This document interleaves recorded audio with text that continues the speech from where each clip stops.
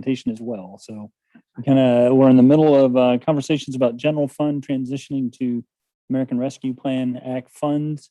I know Debbie's prepared to speak to that, and we've had a few developments in the intervening week that we'll speak to as well. So with that, I'll turn it over to Debbie. Thank you, Debbie Pack, Director of Finance. We did kind of finish up with the general fund balance in excess of target last week. We talked about some of the proposed uses of that funding. We also talked about some of the eligible uses for the American Rescue Act funding.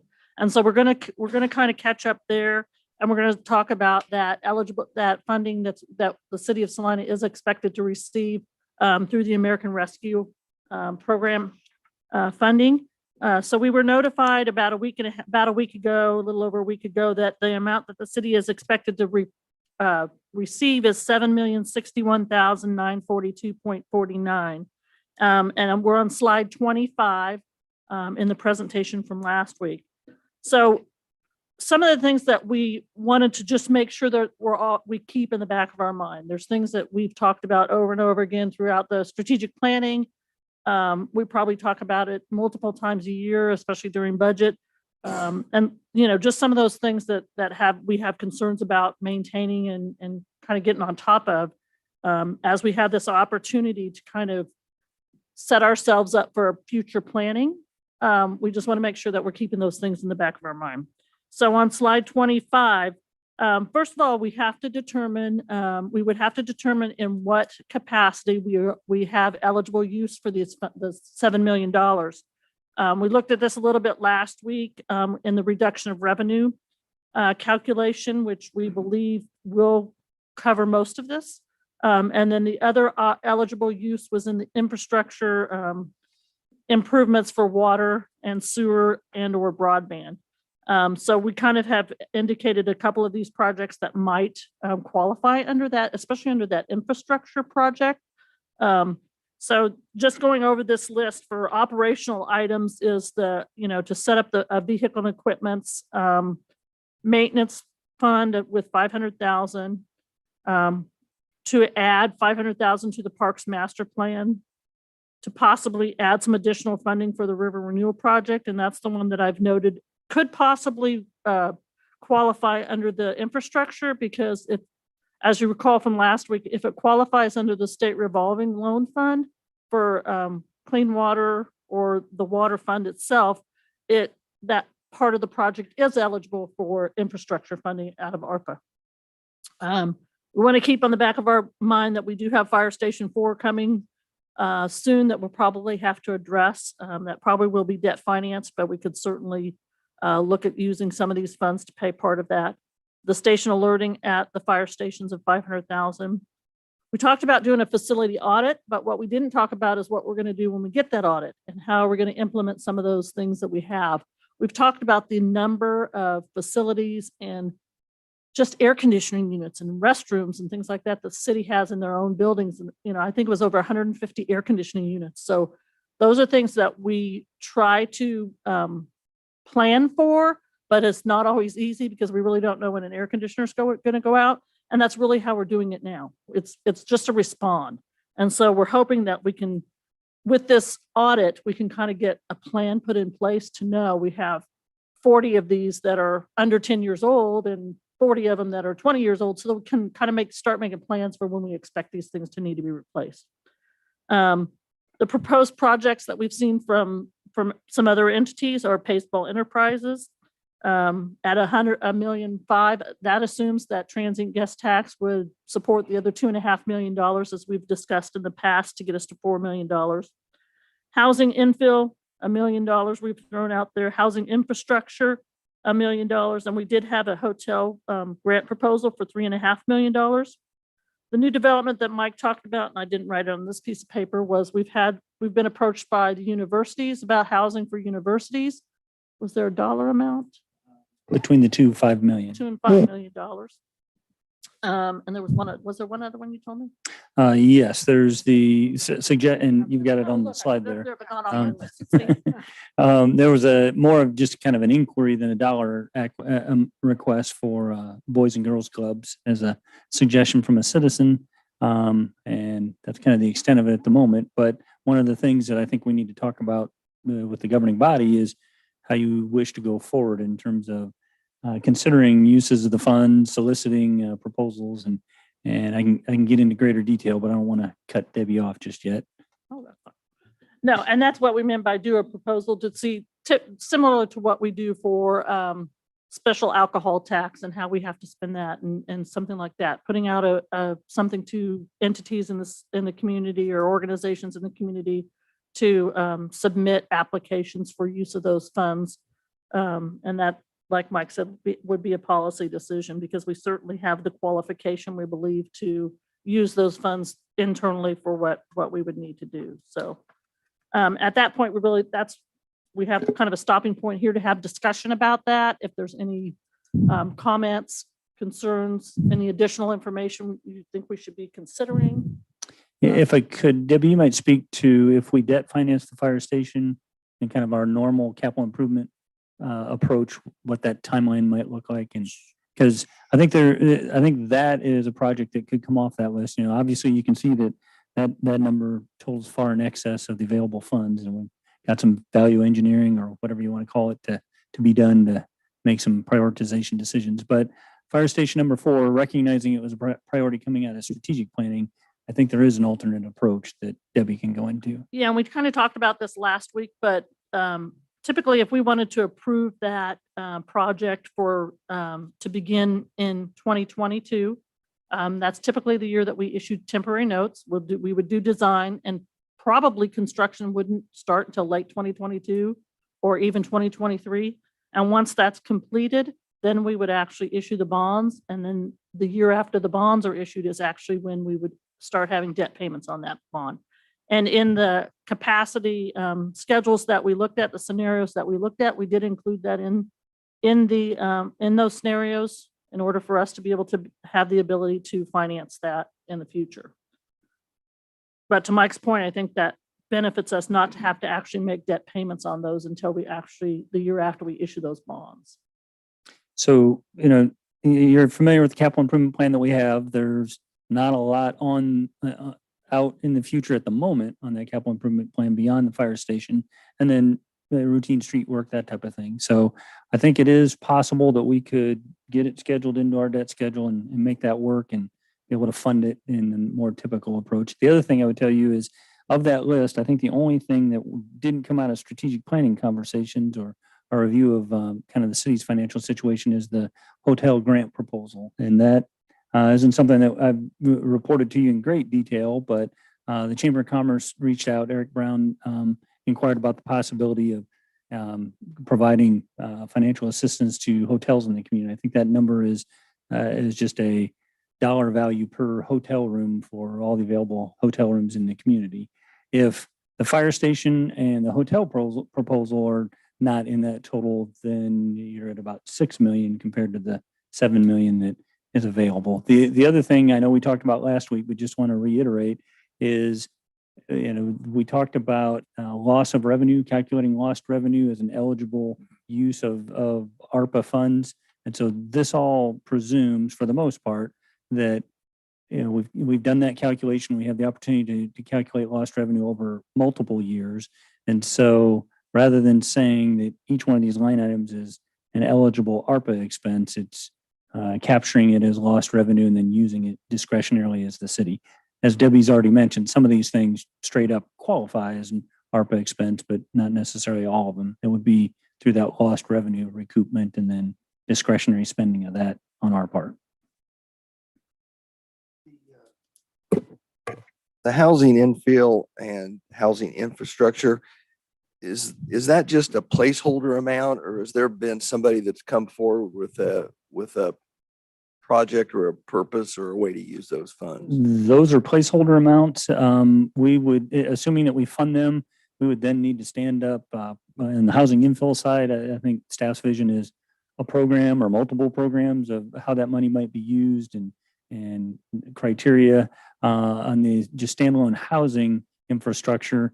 The thinking there was separate and distinct from infill, trying to facilitate housing development. As we Marty Sugar and RDG is working on reporting back to you. So one of the things we've tasked him with is identifying possible development areas and trying to help create some prioritization criteria, whether that's dollar invested per acre freed up for development, turnaround time.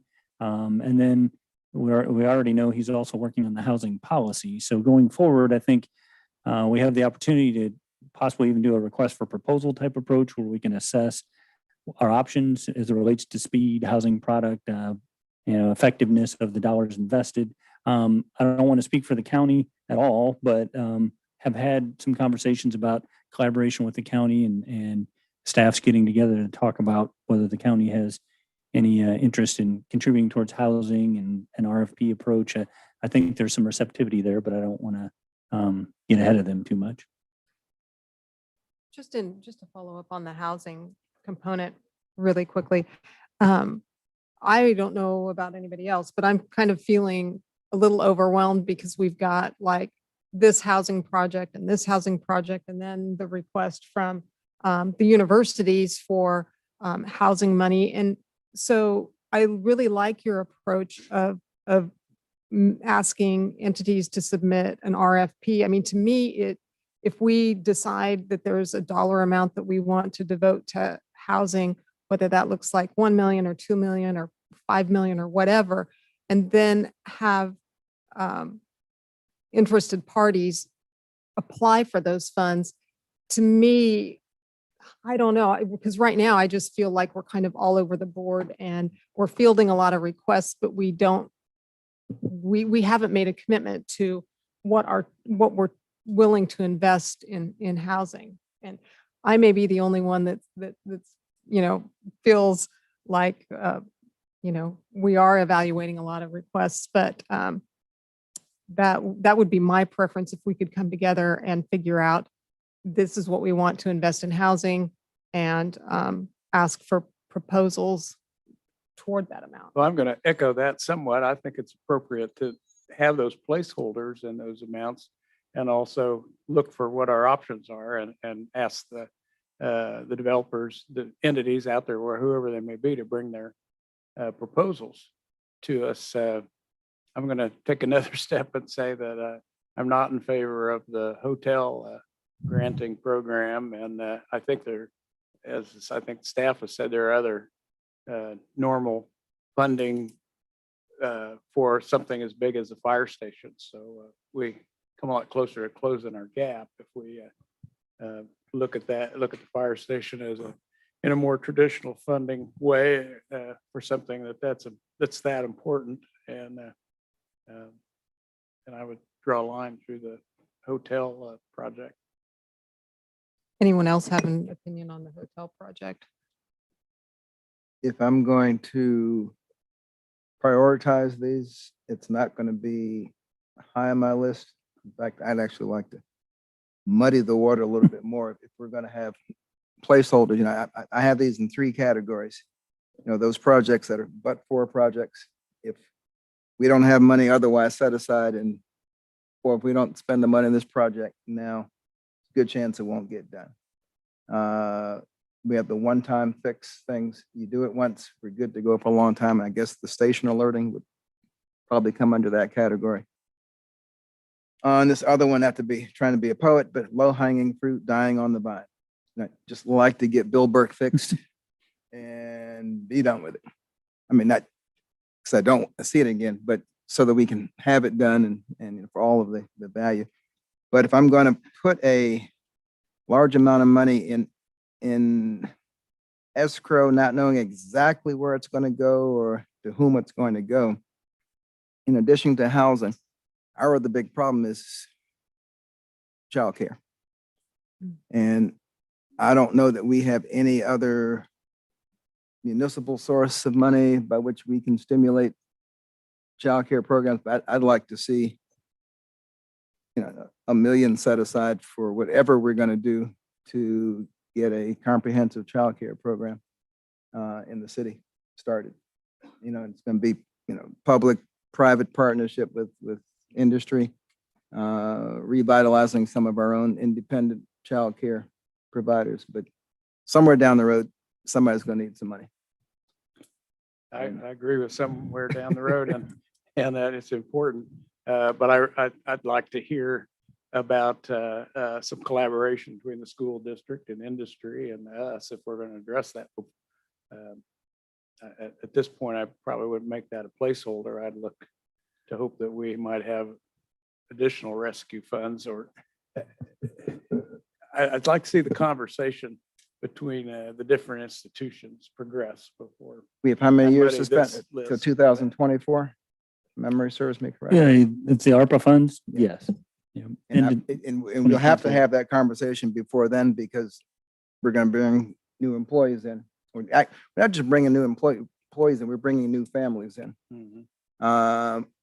And somewhere down the line, not only do these people need a place to live, but they gotta have a place to send their kids. And, you know, and if all the partnerships produce the funds we need, release the money for something. We're very good at rediverting funds. But I don't know if we would ever have $1 million just floating around, sitting there, that we could just yank out the sky. Yeah, and again, we attended the seminar in Garden City and I'm okay putting some kind of placeholder funds there. Again, I think on childcare, from attending that, it was obvious there's going to have to be some type of subsidy. I'm not sure that's a governmental subsidy as much as it is the private sector. Well, not so much a subsidy for ongoing expenses, That's but a catalyst to get the whole thing stood up. because that's the one thing you've got to look at is how's childcare going to be if it is subsidized for a long period of time, and that's part of getting that set up. And so that's a conversation we need to have. I don't know to me, that should almost fall on the EDO/chamber to try to lead that. I mean, because They can lead it. I mean, what's the most important benefit for employees now? It's healthcare. Childcare may need to be number 2. And we may need to get businesses to, again, I don't even know how it will work, look on Yeah. paper, but help subsidize it. I mean, it's a real expense that it's really the elephant in the living room that nobody's talking about. It's expensive. But it's necessary if we don't have a place for kids to go. It's expensive and it's so tenuous. I mean, Right, you and I have talked about the fact that, yeah, I'm driving 7.5 hours some weeks to babysit when there's an issue with our granddaughter's childcare. If it's helpful at all, I think that conversation has evolved from the initial time that you were approached as a governing body from a dollar amount to subsidized wages, which is kind of a one-time unsustainable expense. I know there's community conversation going on. Eric Brown with the chamber is very involved with childcare aware and the local efforts. I don't know the details of those conversations or where they're headed, but I do know the chamber's plugged in and they are trying to continue that conversation. And I think there are ARPA funds possibly at the state and federal level. But if that's a placeholder for further consideration, certainly doesn't commit you to spending it in any particular way, but at least And the keep money that might option not open. be needed for anything more than to pay consultants to come in to devise the plan or, meeting about this, meeting about that, just really being the catalyst. Because it's not going to sustain paying for the childcare. I wouldn't want it to be for that purpose. But a lot of things are easier to keep going once you get them started. I just would be more excited about putting in a placeholder for a future childcare project, facility or consultant or whatever, than I would be the hotel grant proposal. I mean, I'm fine with striking the hotel grant proposal and maybe keeping some of these funds, whether it ends up being for childcare or items turned up by our facility audit. It might just be nice to save a cushion there so that we can respond if we do get a childcare proposal, or if we do find out that 40 of our air conditioners are 30 years old and we know that we're going to need to be putting some money aside for that. So if we were to strike Fire Station 4, which I still think we seriously need to address, we would debt service that through property tax. Yes, the debt schedule that we're looking at, that we put together is trying to maintain the debt mill rate constant, but identify debt capacity that we gain in the upcoming years to fund that. Debbie, have you calculated what the monthly or what the annual debt service would be on that? I have not, but I believe for 20-year financing right now is about $75,000 a year per million. So. Okay, 75,000 per month. I was gonna say, that's cheap. Yeah. Wow, Per million. I'm gonna go borrow some. A mill and a half. We need a million. 75,000 per million. Okay. that's Oh, okay, so Per that's million. 375. 150, 300,000, Yeah. Okay. something less than a mil. So, yeah, about 370. Yeah, if you took those off, then you've taken off, you're down to a requirement of 6 versus, what we have Mhm. available. Another question and I don't know if I ever got an on the river renewal project, we have 500,000 in there. Is that because we think we're short on funds? What? Because we're Yes. collecting special sales Yep. tax for that. That was Yes, my question. and that was my initiation. We've had the conversation about confirming that everything we promised is there and will be going forward. But just the conversations we're having with HDR and the Corps and pricing, felt like, and in all honesty, 500,000 doesn't really move the needle on that river project, but just knowing that, that's a big project that's gonna have a hard time coming in on budget, trying to squeeze out a little bit more.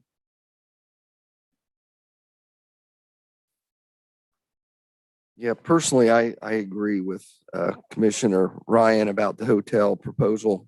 I'd probably move the fire station off of this, at least a portion of that anyway. I mean, if you wanted to use a couple million to lower your debt financing, you could do that. I also had a little bit of problem with the college request for dorms. I know their thought process is if they build new dorms, that will free up some rental properties. Again, we lose control of how quickly that happens. And I do know they also, I think, made a request to the county for the same amount.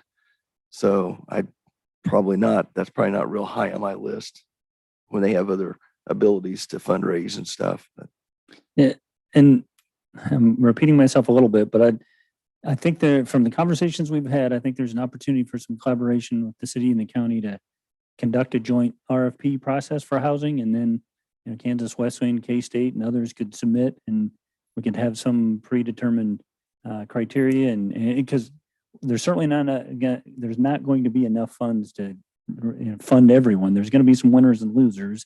Recognizing the timing issues that we've talked about before, we're still processing the projects that we brought to you before as RHIDs. In fact, got confirmation from the Department of Commerce of their initial approval of that geographic designation. And so we're proceeding the RHID path, the IRB path. And I do think, once we kind of get our thoughts collected on the housing policy and finalizing the housing study, and we have some funds available through ARPA, that's a first pass at housing funding. And then we're probably still going to have ongoing conversations about additional tools to, on a case-by-case basis, fund housing projects if the numbers are such that we need more and the housing product's the right housing type. And I think it's a combination of all the above. When do we hear the next housing presentation? Shortly, early July 12th maybe, but don't quote me on that. I know RDG has some deliverables for us in early July. And with the fire department project, how much will we have? None of that's been planned or site planned or designed yet. Will we Right. be able to enter into that process in advance of the construction? There was that initial study that kind of confirmed the viability of the site there at the north end of Berkeley Family Recreation Area, but it's not to the level of design. So kind of that process that Debbie was describing is funding that initial design in 2021 and then putting it out to bid most likely into 2021, So that's 2022. moving forward. Right. So Mayor Hodges' comments it makes some sense to me as well. It's kind of an odd categorization, but if I could get clarification, what's your receptivity to a combined placeholder of facility audit / childcare, knowing that we're just gonna have to sort the details of that out going forward? Is that's the one thing I've heard Look weird on suggested the that line. it would. Which three again? The facility audit / childcare, setting aside a million for those two. You know, That worked. million. Yeah. Well, it just points out that we're keeping childcare in our thinking. Mhm. Is that consensus? Oh, yes. I'm sorry. Million? I mean, I, Yeah. I would even be happy going higher, but if everyone else is comfortable with a million, I'm fine with a million. If you go with the million, back out the fire station and the hotels, we're balanced. Yeah. But if there's consensus among you. No, that works. Now, after your comments about the river renewal, way I was thinking is, I'm just wondering if, as big as that project is, I mean, if what seems like that little bit of money will make a difference. I'm sure we can use it. But that's money would be spent probably 3-4 years down the road. Well, hey, that's a fair question. In October, HDR should be coming back with details, having kind of solidified things with the Corps of Engineers, or at least a proposal to the Corps of Engineers, and be able to provide some phasing. But we're trying to, at the staff level, trying to manage it on multiple fronts. One is finalizing the scope that's responsive to the Corps of Engineers $10 million funding that's available for what they call habitat lift. They essentially acknowledge that the bypass work that they did years ago had a negative impact on the habitat in the community, and they're willing to fund aspects of the project that fix the impacts of that. So they're carving out that portion of it. Then we're also trying to look at the basic elements that were promised in terms of phase one scope, and in light of our available budget, the matching we have to put in for the Corps, the funds the Corps would have, zero in what that frees up for the rest of the river project. If anything had to be dialed back, I think the first thing that's probably going to be looked at is that 4th Street Plaza and aesthetics of the bridges and things like that. So this 500 might help kind of keep the aesthetics of some of those improvements up. In terms of timing, there's a recognition on HDR's part that it's been a while and wanting to carve out work that we can get started on. So that's probably trail work and some preliminary work coming up possibly in 2022. So I think we'll start spending then. And we may know enough about the budget, our budget, Corps budget, to say that $500,000 is in play next year. Just spitballing here, but I'm thinking about the facility audit and childcare placeholder of $1 million. And I know that for any sort of stimulus type amount that's going to get something going, it does take a great deal of money. But it seems like it just seems like this arbitrary number that may address something, it may not address something. 3/4 of it might go to something a facility audit shows. Some of it might go to child. It just feels a little bit willy-nilly. What about, I mean, does $500,000 do much as a placeholder for those two items, and another $500,000 move the dial more on the river project? And I'm just, I thought you were going to go at 3/4 each. And Recognizing that I reserve the right to always change my mind, it's a good point. I think the list just keeps us focused on those items that we're talking about, and next commission may shift this. Well, we're in, I mean, there's no bigger supporter of the river renewal than me, believe me. But we talked about on our parks, let's fix what we have before we build more. And we've got childcare that's not fixed, and we've got parks that aren't fixed. And, you know, I just see this as an infusion of money, which would truly get those needles moving, because we've been kicking childcare. I mean, every project in the country, I guess, got a 1.5 year reprieve because of COVID, but theoretically, the kids are coming. And we need something, and we're going to need money again, you know, not necessarily to build buildings or even to pay teachers, but just get programs. That we may have to help get teachers licensed. We may have to, I can't even think of all the things we need, but it's going to require some seed money. And if we put some money in, I think that would be assigned to large business and even small business, that they should kick money in. I think we're getting hung up a little bit here on the dollar amount. I think we need to look at, you know, where our priorities are, because we have no idea. And I think this is maybe where Commissioner Peck was kind of headed, is let's show them as a placeholder. We don't know if we're going to spend 250,000 or what on childcare to help get it started. Housing infill, depending on how that comes out, we may only pay 750. And these numbers are going to all change as we move along. And at some point, as we get towards the end of 2024, we have to spend it. So we're going to figure out what can be spent now. So, I mean, so to me, it's okay putting a dollar amount in there. It just gives you kind of a goal, but it's not a hard and fast number, I don't think. So Do me a very brief, remind me again what the housing infrastructure, what type of projects would that include? Water, sewer, streets, just trying to provide most likely infrastructure to greenfield that can be developed for housing. But that's something for which we have a funding mechanism. Well, you have RHID and industrial revenue bonds as the things we've identified as probably your other alternatives. A little bit of conversation about community improvement districts, but typically that's in the city or Yes. greenfield development. well, when I say greenfield, either a vacant lot in the city or on the edge of the city that can be annexed. So in the city. Right, because typically developers have been financing. that. Yes, It- but it becomes a real reflection of what the cost of that.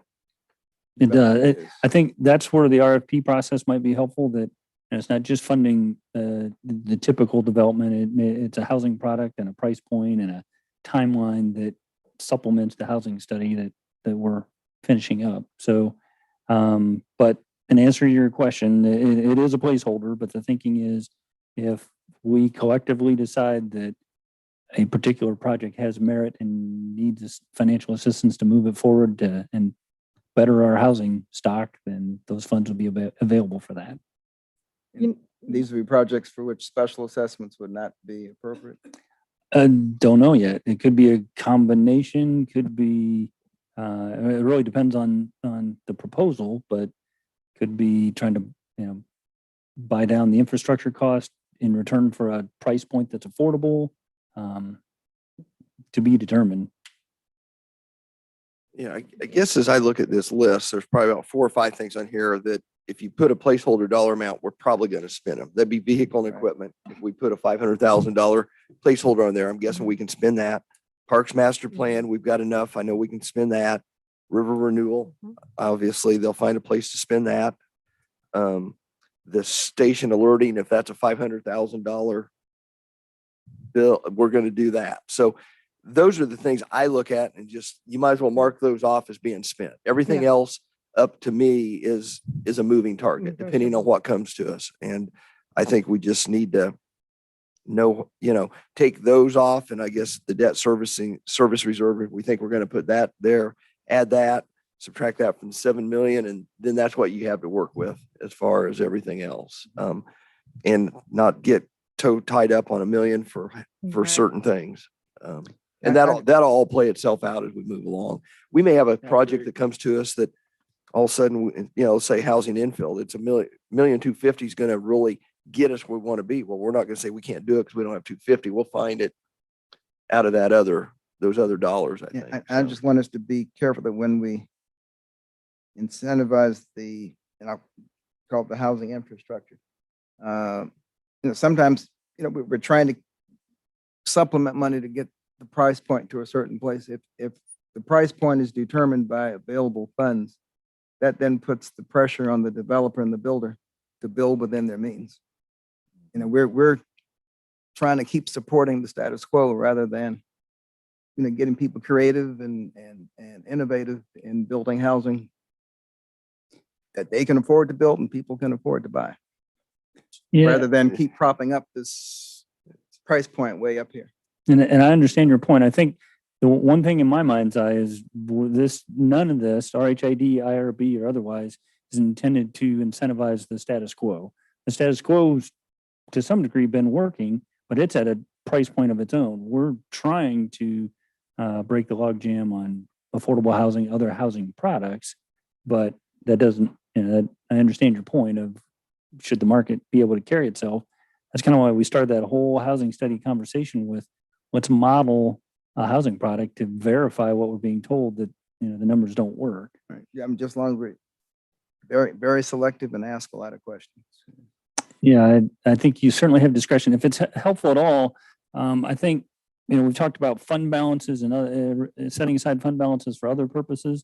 I've had, in my mind, not necessarily a formal policy, but at least adopting that by resolution. So if we reach consensus on all of this, I think we can formalize that and we can build into that some confirmation that this still gives you broad discretion. These are general goals, general purposes, subject to review and revision and discretionary decision-making by the governing body going forward. But we've at least kind of articulated the intention. And I know that we need to devote sufficient time to this, and I don't feel like we're probably done discussing it, but in an effort, could we either come back to this, or would you like to hear from commissioners directly, just in order to finish up the materials from last week and at least get a start on the ones from this week? I feel like you're really, really close as a governing Okay, body. okay. I think the spirit of what Commissioner Hoppett was saying is true. We have general categories with the discretion to shift hundreds of thousands where we need them. So maybe instead of putting the designation housing infill versus housing infrastructure, do we just want to put affordable housing in general and see what projects come up? Yeah. I think, that's, Yeah, sure. The reason I separated that way was frankly to communicate to you as a governing body, it isn't all greenfield, that, we haven't lost sight of infill development, but Well, I like that because, if folks know this money is available only if they're doing something, I'm hoping it'll stimulate somebody to say, wow, what can I do? you town. certainly could say housing, infill and new development in $1 amount. Again, giving yourselves broad discretion. No, I think infill will come in distant second place. And that's been our business Yeah. as usual for the last and 10 I don't, years. and I don't know when you're talking infill, I also look at housing rehab as being part of that. I think we have housing that's not satisfactory that, people can go in and there's some different programs I know we've looked at that, you could rehab. Exactly. So when we talk infill, I don't think it has to be new build infill. I think it can be rehabbing what we have also. You So- may get more bang for the buck if it's Yeah. primarily rehab, So- to be honest with And you're not committing to a specific No. criteria. Right. So I think kind of what Mike's saying is we're kind of trying to focus on how many dollars do we want to set aside? For budget purposes, we only need to know how much money we're going to spend next year. Right. But this money comes in over the next 2 years and we have 3 years to spend it. So we don't have to, if we're saying, well, we're going to set this aside for what we think is important projects of housing or whatever at this point, then that kind of gives us the direction to say, okay, it's not available for spending this year. These things are available for spending this year and we move on. So as we have it right now, facility audit implementation on childcare would be $1 million. Remove the fire station, remove the hotel grant proposal, and leave all the other broad categories as they are. Yeah, I've got recategorized housing as affordable housing, parentheses, infill/new I development. kind of like them separate. I mean, Yeah, I get your it point. it puts some pressure on incentive. our Yeah. creativity to Okay. some problems we had. If there's consensus, I think the one remaining question is whether your river renewal stays at 500,000 or whether you want to redirect some of the, I'd of leave it at dollars half a that million way. for now. I'm comfortable. Yeah. Makes sense to me. I'm not looking to my left because I don't want to. Well, hey, if we're off by 5 million, we're gonna have to come up with a much more Yeah, creative so. solution anyway. But The other Yeah, I- thing I haven't heard is baseball enterprise. yeah, well, they didn't take it off the list. I would like to commit that and I'm with Commissioner Davis on that. get it done.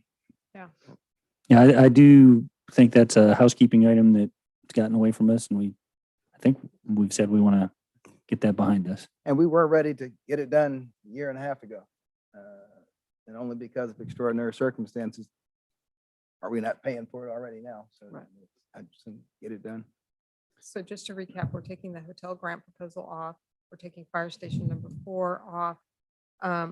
And then that would leave us with about $1 million to get us up to the $7 Mhm. million mark. And we would, at this point, appropriate that $1 million toward facility audit implementation and potential childcare stimulus funds. Is that what we're all understanding? Got 62,000 left. There you go. So, Don't get it all at That'll once. get us a consultant or something, right? Maybe. Mhm. For childcare. Thank you, commissioners. That was huge. Thank you. The one other decision point is just proposals, incoming proposals. I certainly can't tell people they can't make a suggestion to you, but, and we'll continue to convey them to you. And as we've said, you do have discretion. If something comes along that, right, becomes a priority for you, I guess you can reallocate if you see fit. But I guess my question is, do you want to conduct a more formalized request for proposal process as if ARPA funds are available as a grant program that we're going to administer? I wouldn't want to refuse any. I'm not going to think I'm one of the 5 smartest people in town. Somebody may have a good idea out there. The boys club could technically, boys and girls club, excuse me, could technically come under childcare. Mhm. There's just a lot of things we've just had just sort of dangling around the Mhm. community conscience for 5 or 6 years and just, they haven't gone anywhere. This would be a nice chance to. Yeah, I wouldn't move see in forward. favor of a formal, we're gonna advertise, we're looking for proposals, but The only thing I would is for the housing. I mean, I think that that would be, I mean, Yeah, for people to That's a be whole Yep. aware. appeal. but- That's- Yeah. but- as soon as we get through the housing study and some of that, I see Right. staff coming Yeah. back to you with a process for Right. that. So if there's consensus, I think my response is going to be, you're certainly willing to suggest it. We're not conducting a formal request for proposal process. Governing body has provided guidance on uses of those funds. If you want to make a proposal, they'll take it under consideration, but it would need to rise to a level that they choose to reprioritize, to find a way to fund your suggested program. Okay, You got 1 page down. I'm willing to, I'm tempted to call it a day. We better keep moving. We're gonna go to Sonic. Right. Hopefully the next section won't be as quite as difficult. So at this time of the year, we also look at departments provide us with information as far as comprehensive fee schedules and what their anticipated increases in those are. Typically, what most departments will do is review other jurisdictions and what they're charging for specific uses, what the cost of that service looks like, and look back to the CPI to see what the cost of living is really doing to society and how much it's costing. So most of these, the whole schedule is updated by resolution. I did want to provide the information that the average CPI is about 1.5%. So anything between 2% and 3% is typical for our increases. There are some exceptions that we do not, and we don't have the statutory authority to change fees. For example, alcohol, the court fees are set by the judge, the municipal court fees. Water and wastewater will come later in the year, as we do typically in the fall, October, November, after we get the summer fees or collections in the data. Recreation fees are typically not included. Those are adopted by the parks revenue and pricing policy that they have scheduled. So information about the consumer price index, like I said, the average over the last year was about 1.5%. Slide 28 begins with I've just provided you the list of what is being recommended to increase. There were no decreases this year. There are a couple of new ones. First one for the excessive plan review, third plan review is added as a new item at $500. The alternative permits, new cell tower permit, that's a 9.1% increase. As you can see, as you look through these, the percent of increases in here. Sometimes that percentage looks a little bit high because of rounding. We always try to round to an administrative dollar amount so that as we're collecting these fees, it doesn't go crazy on us by trying to collect 50 cents or $1 or something like that. So if you have any questions about any of these specific fees, I believe most of the department heads are either here or probably on Zoom. Otherwise, we will not go through each one individually. Do we compare these fees to other communities, especially in the planning and development areas? I can't speak for planning and development, whether they did or not, but that would be what I would do if I was in planning and development. I'm not sure if Lawrence is here or on Zoom, so I could check. I could certainly check by the Just next time. Curious how I hear that both directions sometimes. So So these fees more or less correlate with the number of man hours required to complete the work. In many cases, I think they probably fall short of the Oh, actual yeah. staff cost. But we, quite some time ago, recognized that we had fallen into a habit of not making any changes for 5 or 10 years, and then we found ourselves making drastic changes and resolved to be more incremental and try to keep up a bit. But some of them are more directly related to cost, but admittedly, planning and zoning is kind of a type of application and a fee. They can vary greatly. That third plan review fee, when you're in that realm, we got a lot more hours invested in a well-prepared set of plans that gets approved in the first set, but we're just trying to have a placeholder that's middle of the road maybe. And I will say some of the fees, especially when you get to like sanitation and the landfill, they're based on what somebody else is charging us to dispose of those things. So that's why you might see a little bit of change in some of those fees as far as greater than the normal 2%. If somebody's charging us more now to dispose of tires, and we certainly have to recoup that cost as we charge people to take them. So if there are any concerns about these, I can certainly take them back. The department has more discussion and have them provide additional information. I will check with the planning department to see if they've kind of checked with other entities to make sure they're in line with those numbers. And then this will come back to you as a comprehensive fee schedule amendment by resolution. So you'll Yes. take action on it. For budget purposes, it just helps us as we prepare revenue estimates. And I don't know that there's anything in here that makes a significant increase in revenue, but now's the time to talk about it. The only one I had a question was about the fees for the police media reports, just because I know that we had talked about that.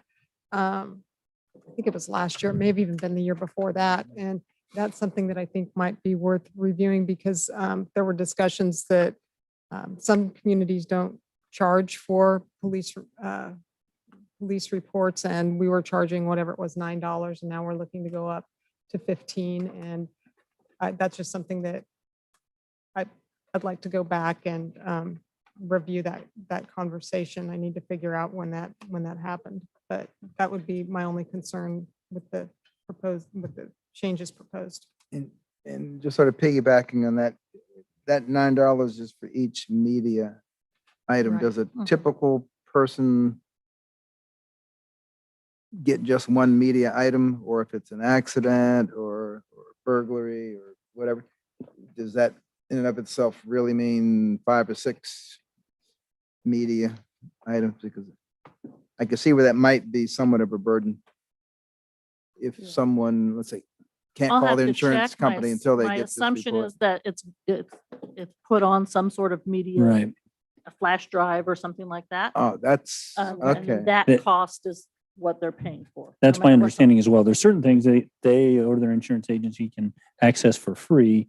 And then if it's photos or some type of document, it's either put on a CD or a USB drive. So it's all kind of So compiled. it's more That covers the cost of the entire request that they may ask for various. I believe so. documents Yes. and Well, items. That's the Yeah. way I I read mean, it. if you had no charge at okay. all, Right. there'd be you could abuse that. If, Mhm. yeah, but it's not $15 per photo, if that's the question. So it's just for the flash drive or the CD? or- Right. Right. We'll verify, but that's my understanding as well. Thank you. Is it less if they bring their own CD? Or their own Probably- flash drive? We probably wouldn't take it because it might corrupt our. Yeah. That's right. IT is not listening right No now. CDs. or DVD. No, probably not like. that. So that concludes last week's study session item. If we want to move on to this week's, You're right. hopefully they're not quite as I don't even own a DVD player. difficult. So this week, we're going to talk about, there's a few budgets that we need to amend, and then we're going to talk about kind of our assumptions on revenues, why we made those assumptions, and kind of get your consensus on if you feel that we're making, kind of a good decision on where we're going with those assumptions, or if we're being too conservative, not conservative enough, just so that we can tie those revenues down. Because in order to determine whether we need to raise property taxes, we need to determine where we're going to lie with all of those other revenues, especially in the general fund. Yeah, I Um, guess I would add to that, as we figure out the revenue projections, then we can figure out how close we are to balance, Yes. and then figure out how we're going to balance it, whether that's raising revenue or reducing expenses. So the city is required to amend the budget if we anticipate that we're going to spend. We get budget authority a year, the year ahead of time. And it only gives us the authority to spend that amount of money. If we deem the necessity to spend more than that, a budget amendment is required. It's required in the year that you're doing the spending. And typically what we do is towards the end of the year, we look at the funds and see if any of them are going to go over at the end of the year, just to make sure that we have that budget amendment done. However, we have recognized that there are a few funds this year that we recognize that there was a reason we're going to go over, and we need to get those budget amendments done so that we have the authority to actually spend that money before the end of the year. Those particular funds for this year, the Special Parks and Rec Fund, the Debt Service Fund, and the Water and Wastewater Fund, those would need to be provided or amended prior to that time. And at this time of the year, when we're doing the regular budget, is as good as any, because we're holding a public hearing, which we have to do for the regular budget. We have to do the same for an amended budget. So it's easier just to kind of combine those and do them together. As far as these particular funds, the Special Recs and Park Fund, we budgeted $251,000. That was set aside in this particular year for purchase of equipment, mostly mowers. And we did purchase those mowers. We underspent that budget of about $45,000. However, with the inclusion of the project, the tennis project, and the city's commitment to do some of the work over there at the Kenwood Pool and the rodeo grounds, in order to allow us to move forward with that project this year, that total was about $330,000. So we're recommending that we just increase that budget to $581,500, just to make sure that we have enough in there. That doesn't mean we'll do all these, and these will come back to you for approval, but at least we have the budget authority to do that when we get ready to do those items. In the Debt Service Fund, and I don't need decisions on this, this is just information so that when you see this in the process and when we're doing city action, you'll know kind of what the history of this was. The debt service one, we budgeted $6,021,700 in debt service payments out of the debt service fund. That number is going to be increased by about $300,000 due to the early debt servicing of the radio project, the Quint, and the SCBA. Those were all projects that we originally, when we did our budget last year in June or July, those projects weren't as far along, so we didn't intend. The radio project came in very quickly. We did a refunding in October and chose to go ahead and fund these three projects. But that did make our debt service fund out of whack by a little bit. So we're proposing that be amended by the $300,000 to $6,312,700. The water and wastewater fund for capital outlay was budgeted for $2,697,500, bless you. And I provided on slide 8 the list of what that was proposed to be for 2021. The project that was not included in that budget was water main replacements. This is the first year that we're actually paying for those out of cash. We've always funded those through the Kansas revolving loan in the past.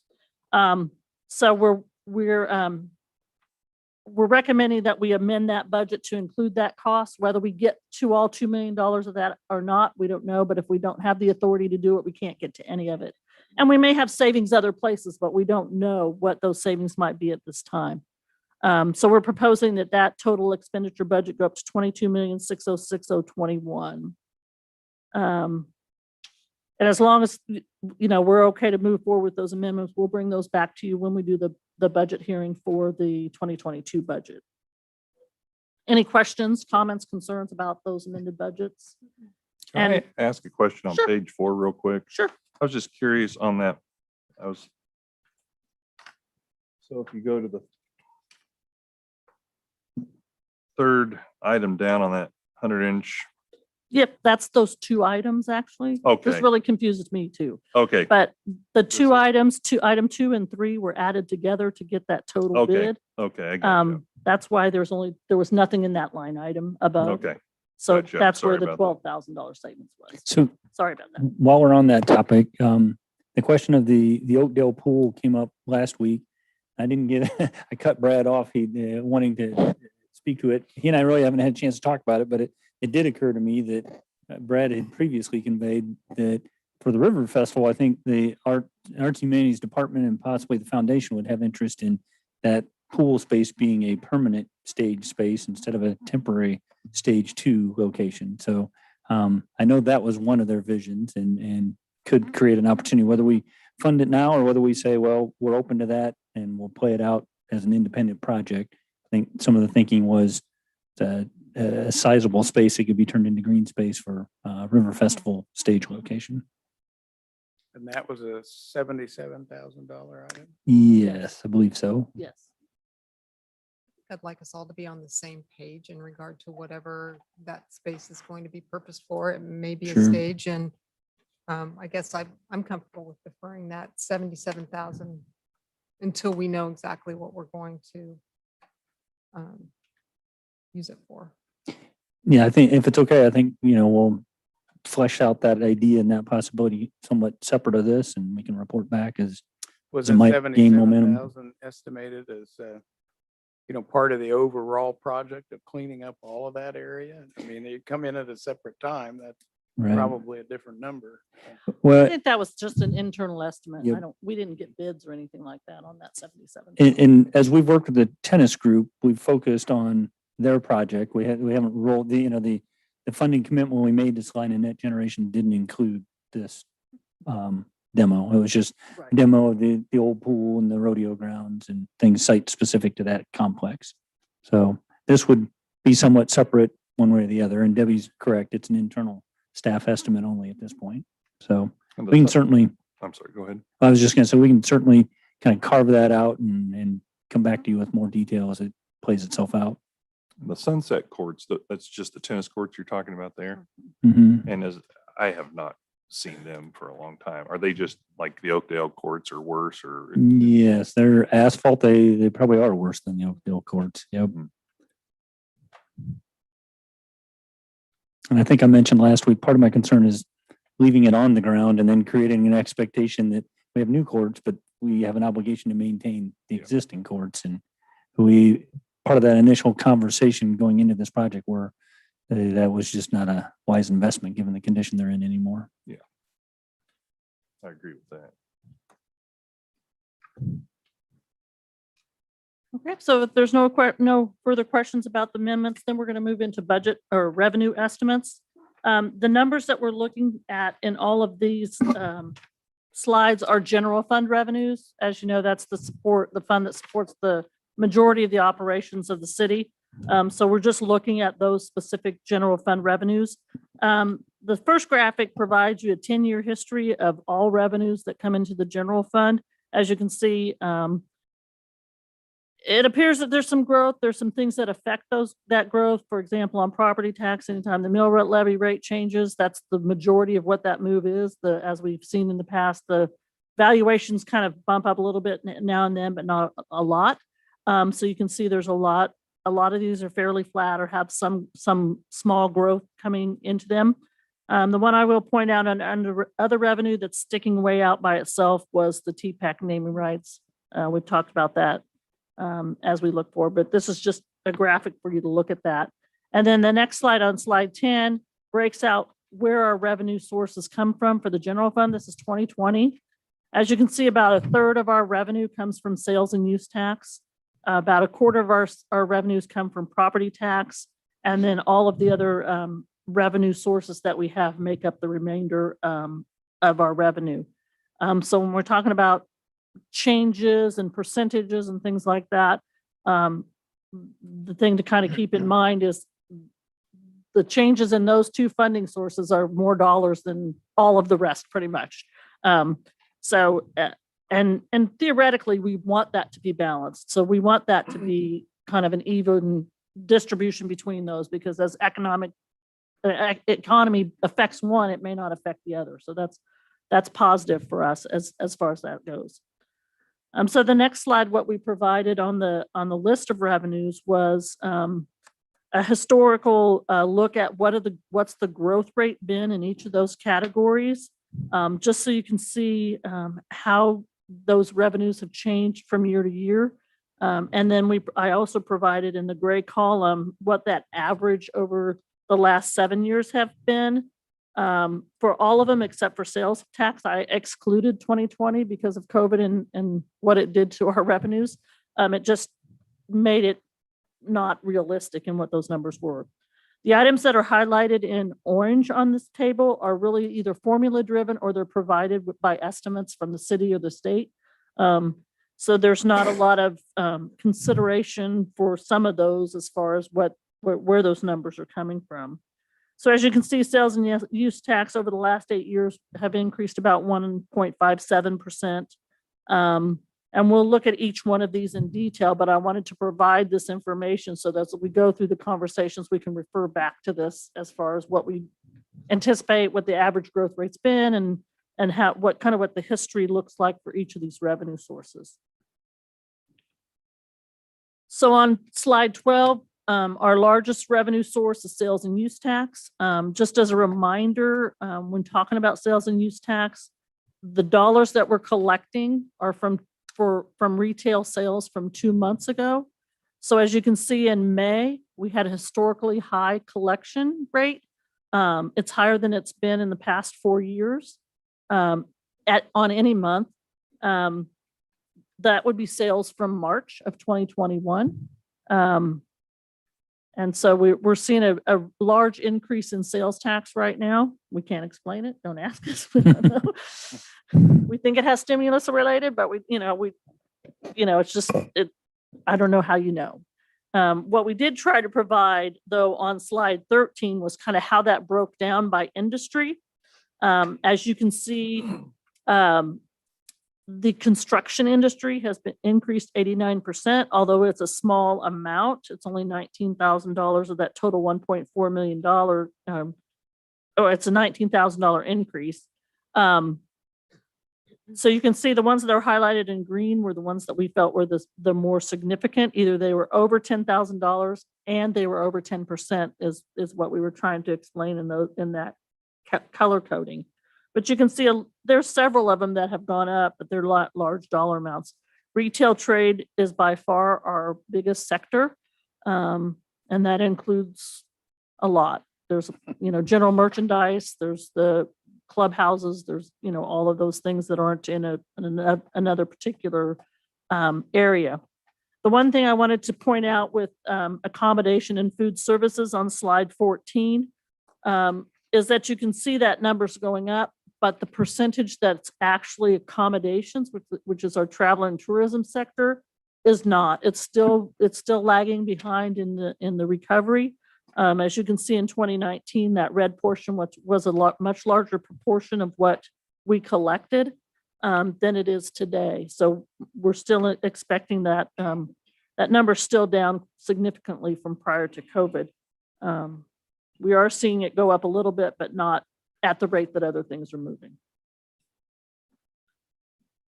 In sales tax on the general fund, the next slide is just that percentage graphically of those numbers that we looked at in the historical data of where that growth is.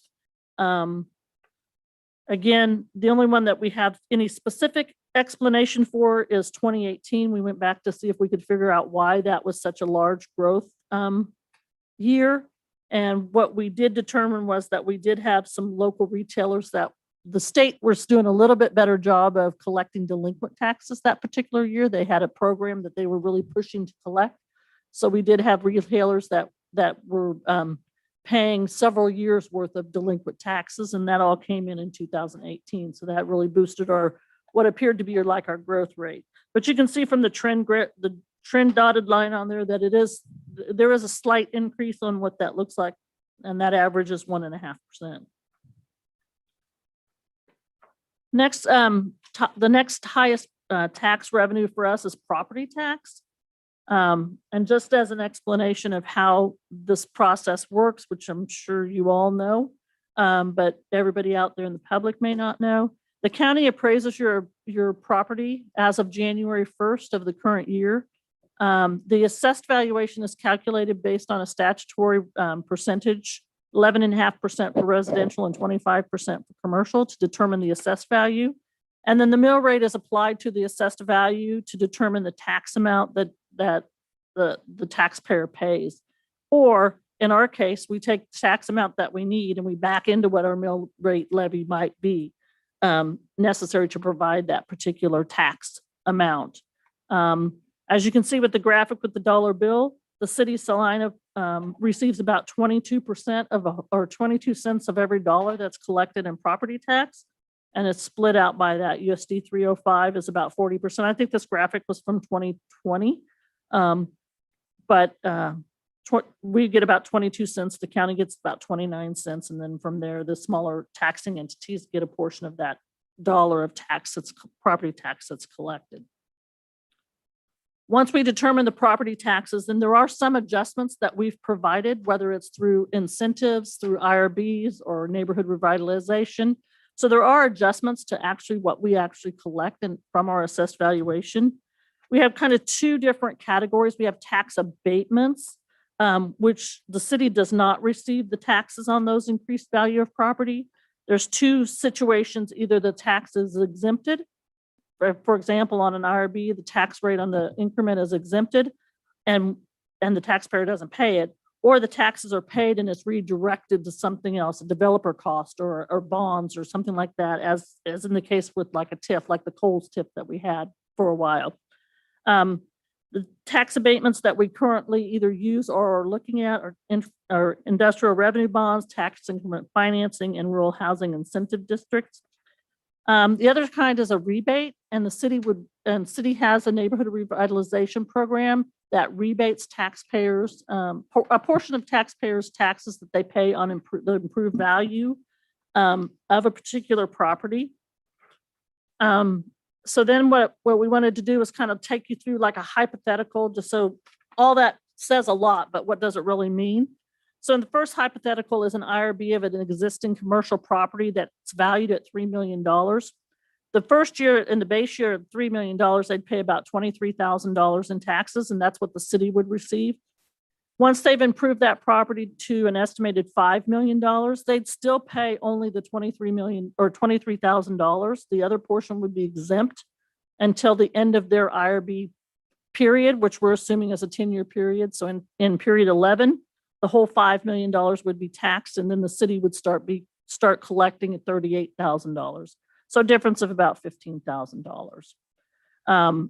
The thing to note on most of these incentives is that if the property owner didn't improve the property, the city was never getting the money in the first place. And I think people kind of forget that it's not tax dollars we're currently getting and giving away. It's tax dollars that we're deferring to a later date. The next slide is an example of a neighborhood revitalization. This is a rebate. So in this case, if somebody has a $50,000 appraised house and they're paying about $176,000 or $176 in city taxes. And they improved that house to $250,000. They would then be paying about $881. If the city was rebating 95% of that for 3 years or 5 years, whatever that period would be, the taxpayer would get back $669.70.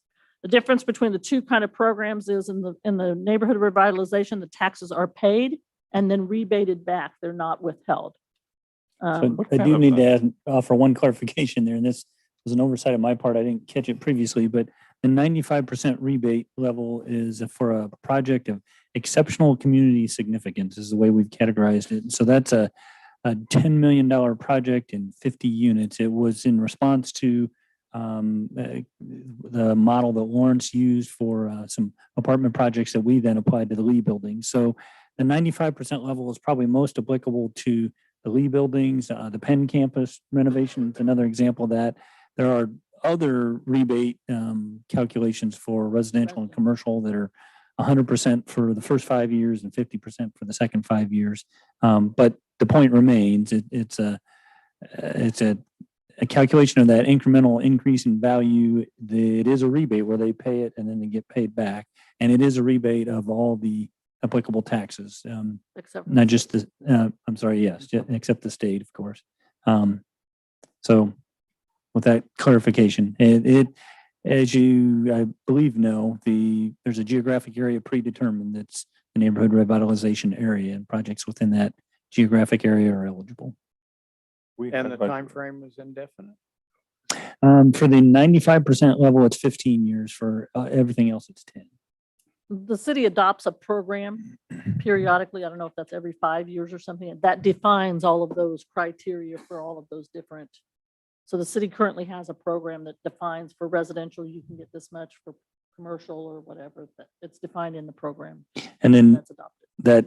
that 5-year adoption, as well as any amendments in between, all has to be ratified by all the other taxing entities. Did you have a question? I was thinking, I was just curious what kind of participation we had on the residential level typically. We have probably a couple hundred that participate currently. Over the course of, So they've come in from whenever they I've been 10 years. started or whatever. We get new ones every year. So some fall off, some come on throughout that program period. And if it's helpful at all, in my observation, there's about 3 different categories. You've got developers that this is part of their business model and they're running the numbers to decide whether they're going to take on a project. The Lee Lofts is an example of that, and they use this and a number of other tools. You've got some experienced developers, flippers that know the program well, and they probably factored into their business model as well.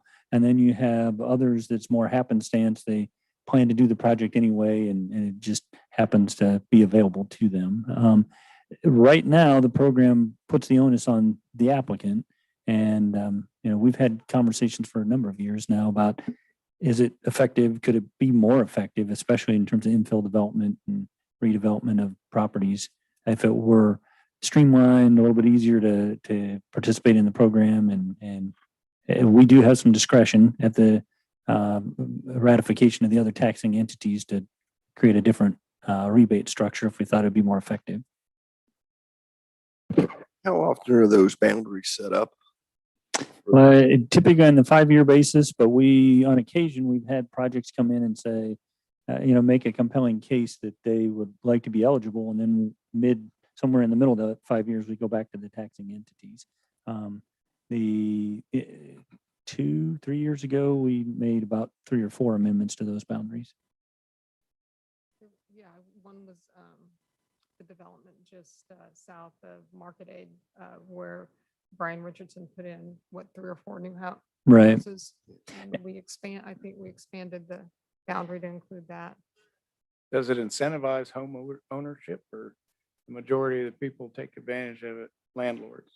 I think in my observation, you have a few homeowners that take advantage of it as they're improving their properties.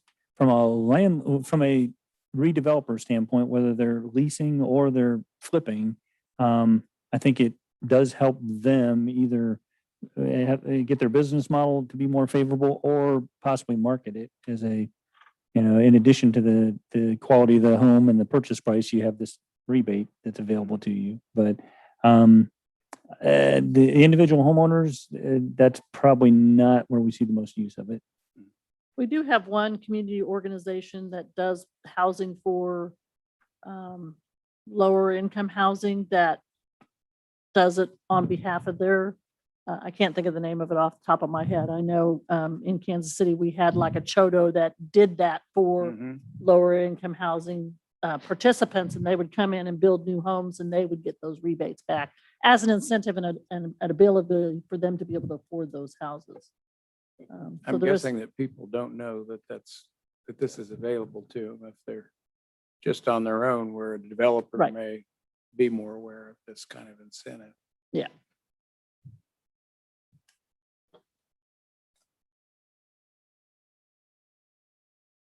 Okay, so then slide 21, we're providing you the numbers.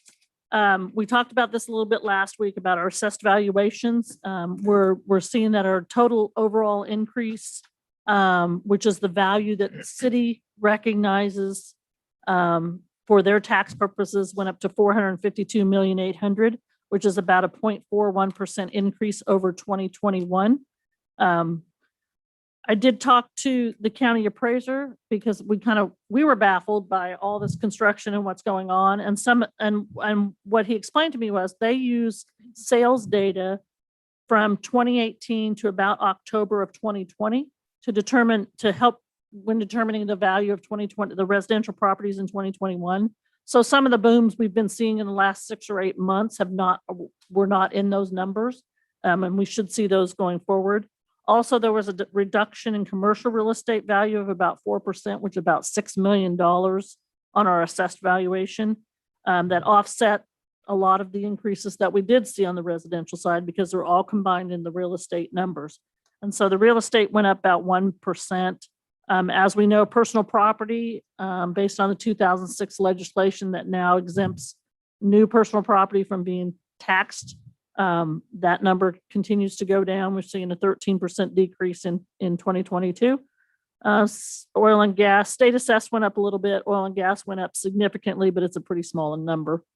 As you can see, our TIF value went up a little bit based on the downtown improvements. So that left us with $452 million in assessed valuation, which equates about to $452,000 of tax for every mill rate that we levy. That, I should probably know this, but that 23.6, that's the regular mill levy, the 6.7 is debt service? What? Yes, Okay. that's correct. Sorry. I And kind the of skipped that. 4% change in commercial, any speculation about that? We haven't exempted people or something like that out of. He did not go into any detail about what that included. So I don't honestly know what caused that. Yeah, but correct me if I'm wrong, if it were attributable to an exemption, it would first show up in that real estate value and then it'd be backed out as an exemption. So just the fact that real estate value is flat or shows very little No. growth. Not in what he's thinking, I don't think. If it was an IRB and we were exempting it, then it would never show up in the original value. Okay.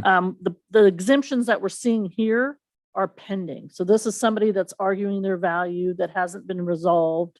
And in order to keep people whole when they're trying to budget, they're providing those pending exemptions so that we can deduct those out of the value of the property so that in case the exemptions do come through. So, But if it's totally exempt from the very beginning, it would not be included in that number to begin with. so TIF is backed out after the fact. TIF is but- backed out after the fact. The incremental value of the TIF.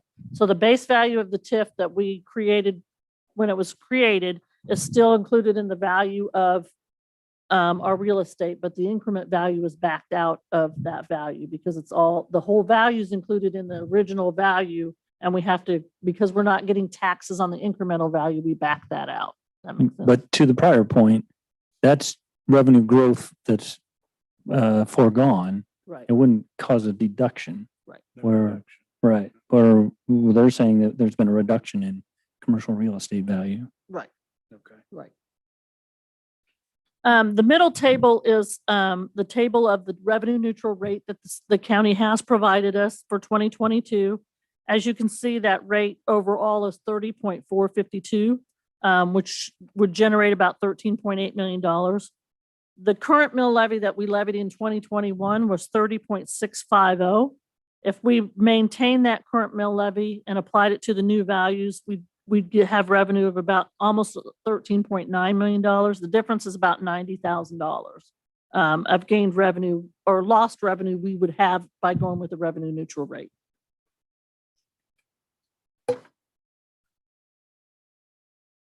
Any more questions on property tax? And I want to pause there. We've talked about revenue neutral, but I know that can be confusing, and I've had conversations with you individually. If it's helpful to, if you have any questions, don't hesitate to ask as it relates to this new process. I have If my we were to notes. keep our current mill levy where it is, obviously that would require public notification then. Correct. So in order to not do the whole public notification and public hearing, then we would have to reduce our mill. That's rate- correct. Mill levy rate, okay. That's correct. Yep. We'd have to reduce it to the 30.452. Yep. And we do, just to point out from Mike's comment, we do have to notify the county by July 20th, whether we're going to go over that 30.452. And then once we notify them of what that rate's going to be, and we establish a public hearing date, they will send out a notification for all taxing entities on one notification. And then that way, just notifying them of the time, the place, and what that effect on their taxes would be. That responsibility lies with the county. We just have to notify them by July 20th. And that notification for this year will not be, in the future, it'll be a letter. This year, though, it's not a letter that's actually sent out. It's just a notification published in the paper, but that will change. So. Oh, okay. And we will have to bear the expense in the future. In the future, yes. I was reading, because you made that comment last time, I was reading that there's a fund set up for the first year or 2 years at the state level that will reimburse the county for those costs. But in the future, that cost will be borne by those entities that actually have to publish that. So if there's 4 of us, then we split the cost by 4. Anybody throwing a number at that? The publication cost? Yeah. Yeah. It's I haven't heard probably out one. there somewhere, but I don't know what it is off the top of my head. I know that Melanie at the library actually got information in terms of what it would cost to do a mailing, and for the life of me, I can't remember. So that's not super helpful, but I know that she's taken a look at it in terms of, the getting the list from the county clerk, getting the postage, paying for their time to generate it. And I want to say it was several $1,000s. So. Right. By the time you got all that figured in. Right. So then the next revenue type that we'll look at is franchise fees. These are established by agreement with each of the utilities. I can't tell you off the top of my head what they are right now, but I know that the electric was increased to 6% in 2020. So the graphic on page or slide 22 gives you kind of the year by year of all of them together, what they look like. They're pretty flat. I will remind you that as far as the electric is concerned, there was an effect of the merger of Evergy about a year and a half ago. I think that was 2019, beginning of 2019 or the beginning of 2020. So there were some reductions in fees based on that merger.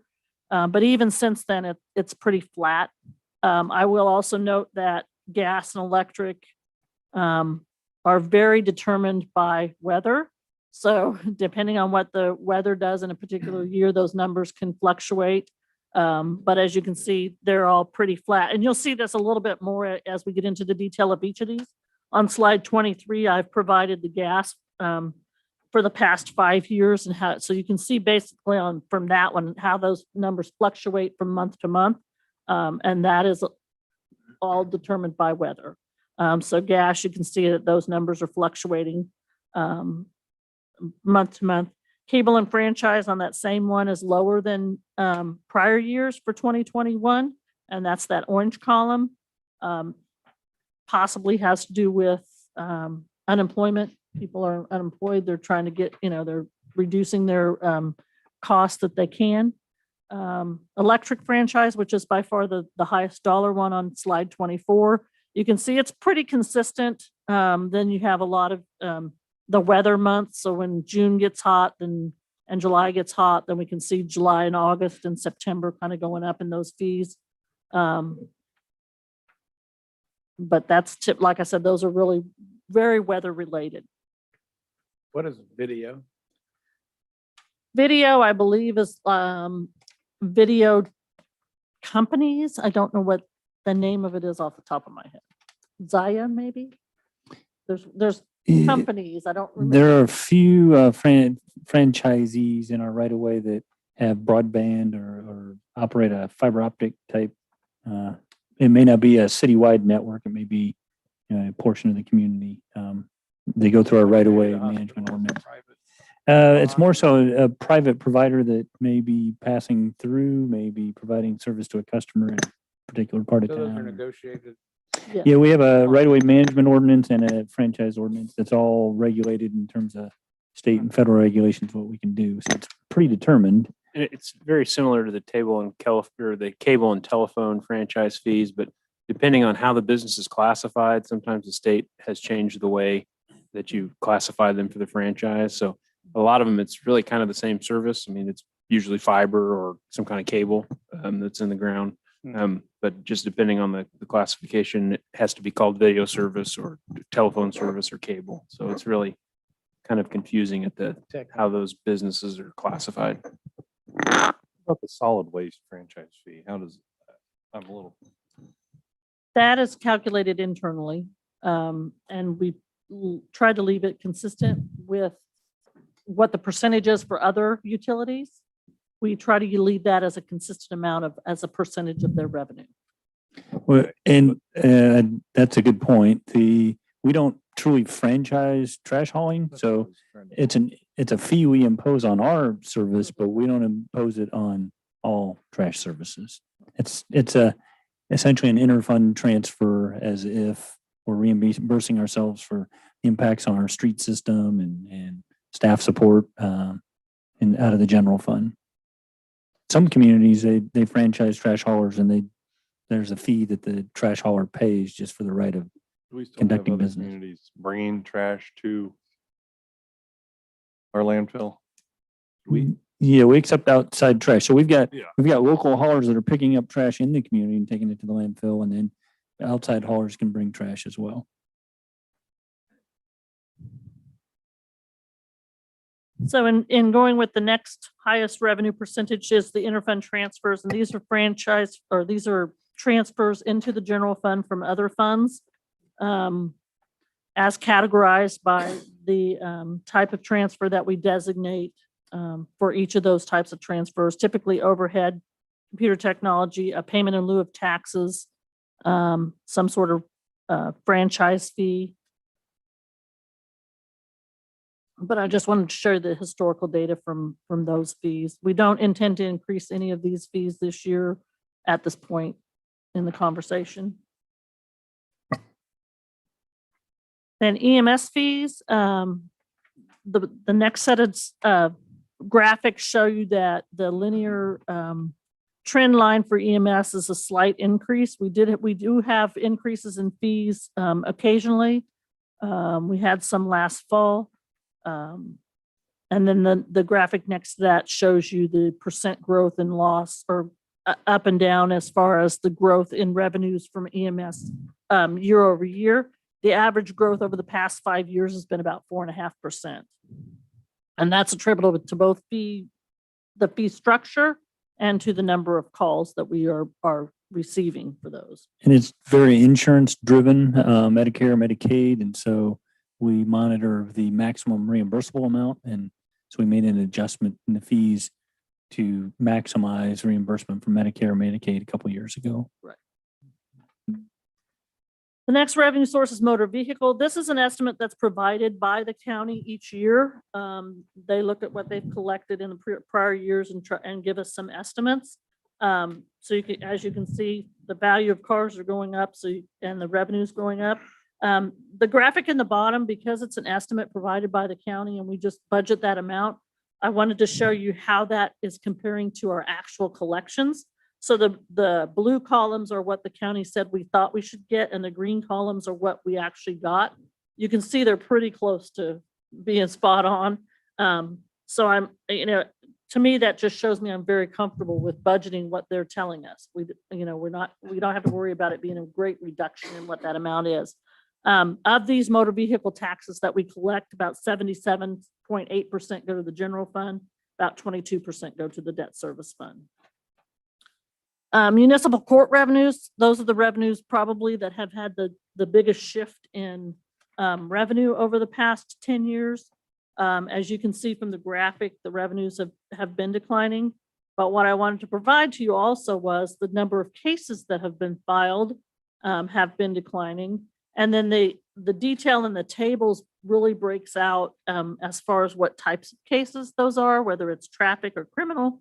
And you can see that those numbers of cases that have been filed have increased. There's also the cases that have been disposed that affect those revenue totals. So there's a lot of information here, but it kind of explains kind of where those numbers, why those numbers have gone where they've gone. And I also have Judge Stoss here that would be happy to explain any of that information if you have any questions about those particular fees. Yeah, in fairness to Judge Stoss, she's on the receiving end. It starts at the police department, and that's a conversation we've been having for quite a while in terms of their staffing levels. And as their staffing levels are less than full staffing, then they pull back from traffic enforcement. Just from a theoretical standpoint, if everybody obeyed the law and nobody got in trouble, We go broke, I guess. well, yeah, I mean, were courts originally set up to? Be a revenue generator? I hate these.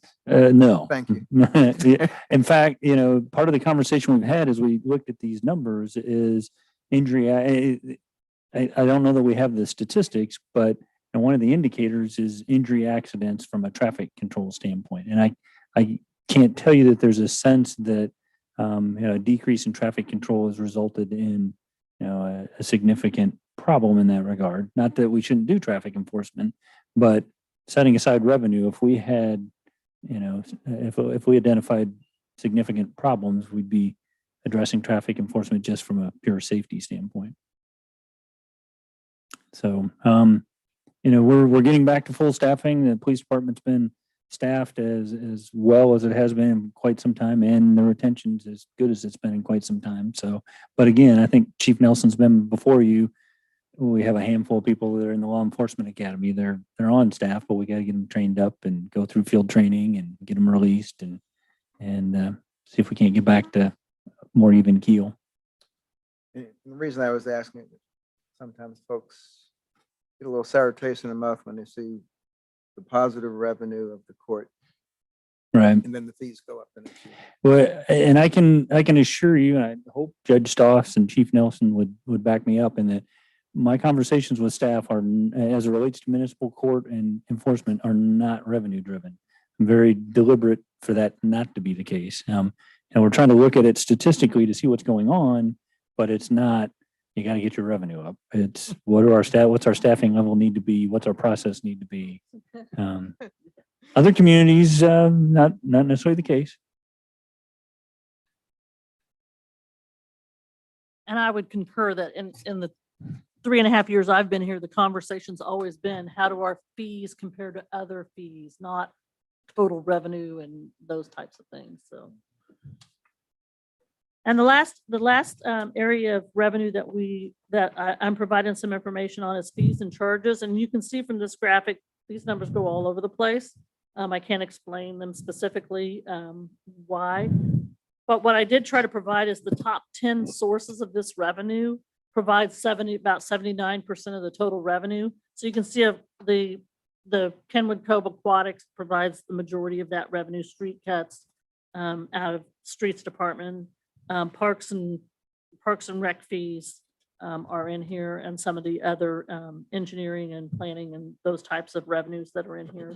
And those top 10 over the last two, or 2018 and 2019. I didn't provide 2020 because those numbers we know were not something that we want to look at. So just to give you an idea of what those numbers mean, because we say fees and charges and it's like, well, what does that mean? So that's why I wanted to provide that.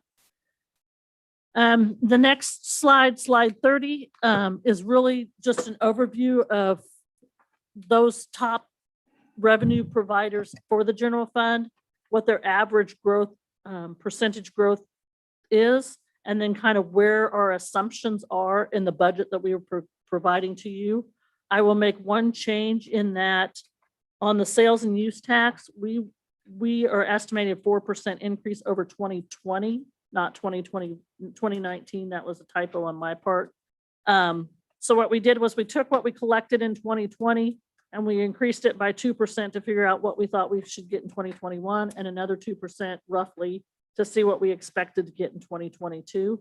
And as we've mentioned before, as of May, and we know this number is cyclical, our revenue, our collections of sales tax are up about 10% from May of last year. But we see this happen every year. And so I would kind of tell you, don't be too excited, because we see our numbers go up and then they kind of filter off and they kind of settle in an amount less than what we topped out at. And it's always about this time of the year. So we'll see those numbers move.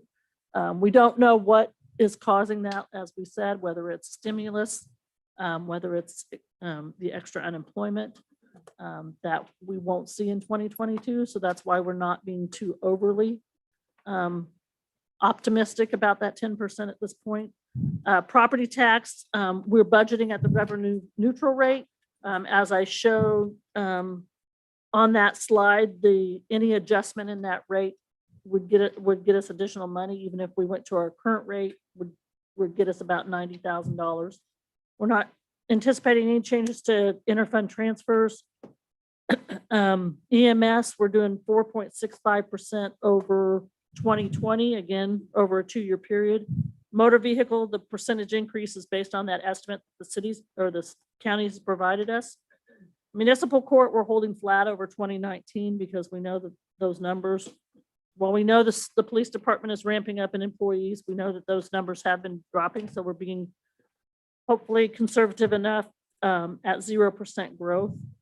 Fees and charges, we're going 4.16% over 2019. That average growth is about 0.02, but again, that's over 3 years now, 2019 to 2020, 2020 to 21, and 21 to 22. So that's about 1.4% growth a year. And that's all I have. If you can see by my question tab, I don't know if anybody caught it, the lady with her head like this. Yeah. I knew that's where we would be. But That was it- intentional because that's how I felt last week. And I would tell you that we've had enough conversation, at the staff level in terms of those initial budget requests from the departments, and we recognize we need to work those to try to get them back to the revenue projections. But for the most part, the departments did a great job of holding the line on 2019, but we still have some unavoidable growth there, and we have some identified needs. And so while we have revenue growth here, I have every reason to expect we're going to be right back in that same conversation we've had year after year, that if we hold the line, this might be enough to get us into the next year without pay raises. Or at least this is not enough growth in and of itself to support significant pay raises. And that takes us back to the conversation we have annually about our willingness to increase taxes for that purpose. I think I've shared with you as a group and individually, this year feels as odd as any to be talking about fund balances and stimulus money and significant dollar amounts available for one-time expenditures. But we've had this conversation time and time again about the lack of year-over-year growth to support expansion in that ongoing budget. And that's the challenge we're going to be up against again. As Debbie said at the outset, the first question is, what's our comfort level with assumptions about revenue? That then helps us kind of bring you back a comparison of how the budget shakes out as it currently sits, and then we can start having a detailed conversation about where we go from there. So I'm just trying to forewarn you, 4% in any individual line item does not convey 4% across the budget, nor does it convey 4% of salary increases. When personnel expenses are 70% of the overall budget, it just doesn't translate one for one.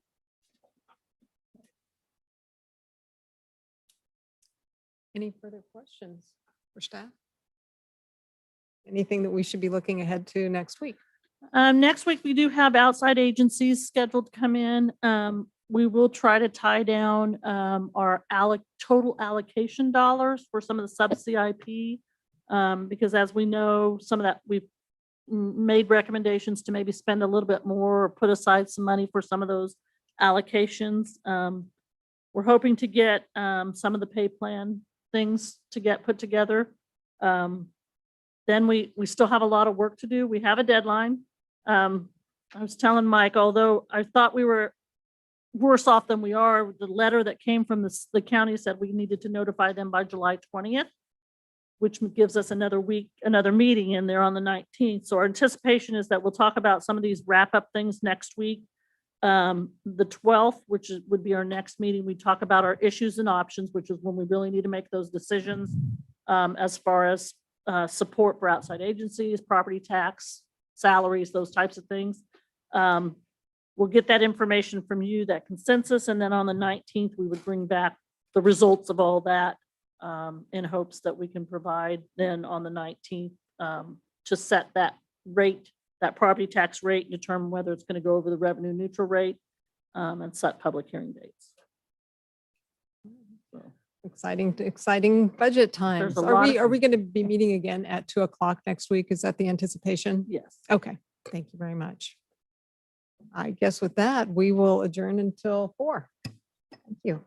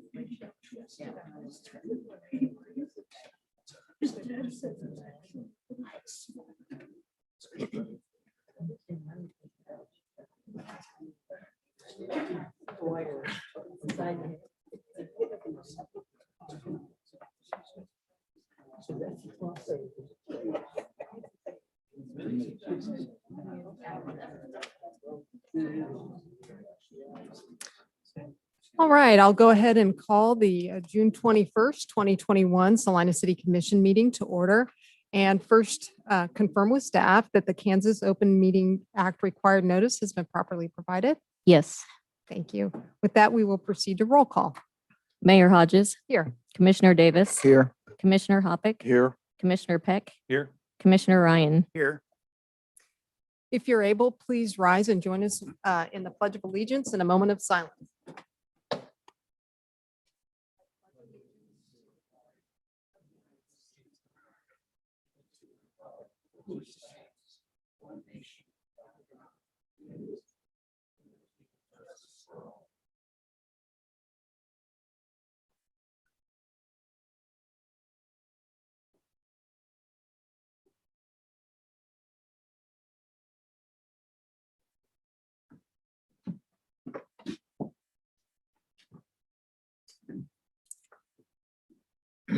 All right, we'll start with awards and proclamations. Item 3.1, recognition of June 19, 2021 as the 156th anniversary of Juneteenth in the city of Salina. Gabriel Sharp will read the proclamation. All right, Mr. Sharp, if you'd like to step up to the podium and adjust the mic so that it's comfortable for you. There we go. This is the thing for Juneteenth. Whereas Juneteenth, also known as Freedom Day, Jubilee Day, Liberation Day, and Emancipation Day, is a holiday celebrating the emancipation of those who have been enslaved in the United States. And whereas on June 19th, 1865, General Gordon Granger announced that slaves in Texas were free by order of the President of the United States. The announcement came 2.5 years after President Lincoln's Emancipation Proclamation, which would become official January 1st, 1863. And whereas Freedom in Texas organized the first of what became the annual celebration of Jubilee Day on June 19th, and whereas June 19th has a special meaning to Black Americans, and it's called Juneteenth, combining the words June and 19th, and has been celebrated for over 150 years. Whereas the city of Salina encourages everyone to observe Juneteenth as an opportunity to reflect, rejoice, and plan for a brighter future as we continue to address racial injustices in our society today. And whereas the U.S. Senate unanimously recognized the importance of Juneteenth and unanimously passed a bill Tuesday to recognize June 19th as an official federal holiday. Now, therefore, be it resolved that the mayor and city commissioners of the city of Salina do hereby recognize June 19th, 2021 as the 156th anniversary of Juneteenth and urge everyone to become more aware of the significance of the celebration in Black history and the heritage of our nation and town. Proclaimed this 21st day of June 2021. Thank you very much, Mr. Sharp. You did a great job, and thank you for reading today. If you'd like to come forward, I have a copy, the official copy of the proclamation. Thank you very much. Appreciate it. And when that proclamation was written, we didn't know it yet, but we officially have a new federal holiday. So we add Juneteenth, the recognition of Juneteenth to our list of federal holidays. And I'd like to again thank Mr. Sharp for doing such a great job on reading the proclamation. This takes us to Citizens Forum. Citizens Forum is an opportunity for members of the community to approach the commission and speak on any item that's not on today's agenda. We would ask that you identify yourself and where you're from and limit your remarks to 3 minutes. Norman Mount, Salina. Who is the liaison with the Salina Airport Authority? Is anybody on the board? Dr. Davis, thank you. I'd like to Not talk- on the board, but liaison. What Slight difference. do, I don't vote on their board. I attend the meeting. but you raised concerns with them? I could. Okay. Thank you. Thank you, Mr. Mantle. And I think that we have at least two kind of distinct groups today, and I know don't normally like ask people to speak in block, but I think today it probably makes sense. I see that we have some representatives from Salina Media Connection here, and I see that we also have some representatives of car dealers. And so I would propose that we go ahead and start with people who are here to speak on one of the issues, and then go to the people that are here to speak on the other issue. And then we can kind of get to everyone else as kind of the cleanup at the end. So I would invite the folks that are here to speak about Salina Media Connection. If you'd like to come forward and speak to the commission. Hello there. My name is Zach Bloomquist. I currently live in Los Angeles, California, but I grew up here in Salina. And I wanted to speak today to, explain my support and relationship with Salina Media Connection and how it's kind of like started my entire, from my education to my career now as a video editor and cinematographer in Los Angeles. I started at Salina Media Connection when I was 13 years old and volunteered there. And the volunteers there put up with me as a very hyperactive 13-year-old child, which I'm very grateful for, because it gave me a real leg up and an ability to take on video editing projects and cinematography projects throughout college and work professionally as a video editor. And, we don't have resources like that everywhere here in the Midwest. And I didn't stay in Salina, but I come back often. I was just working there today. And it's an amazing team. And I'm proud of the city of Salina for supporting it for this many years. 13 was 14 years ago for me. And it's great that I can go back there and it's still like home. So I just want to explain how important that is to kids in our community and ask that you continue to support it as you have been doing. Thank you. Thank you very much, Mr. Bloomquist. It's really good to hear from people who have gone on to successful careers and use this as a springboard. So thank you.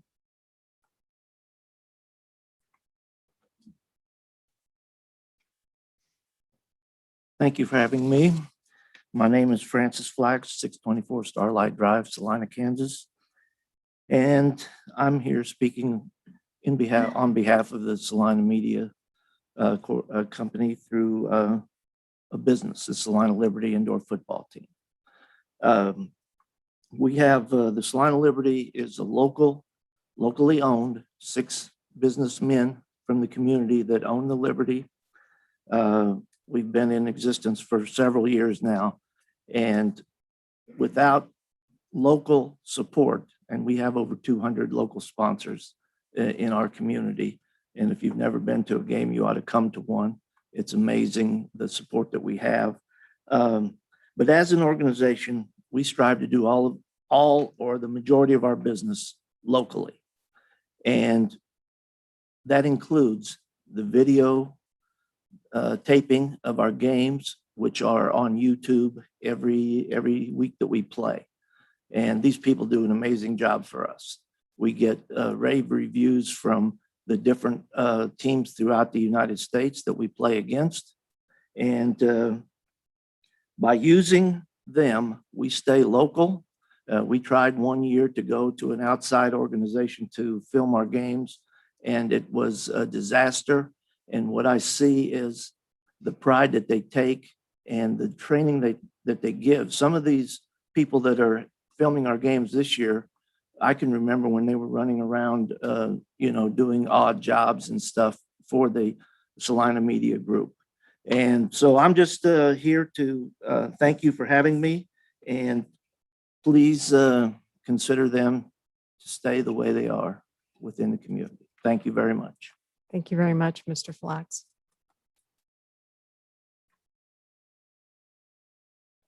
Hello, I'm Heidi Fireharm Smith, and I am from here in Salina.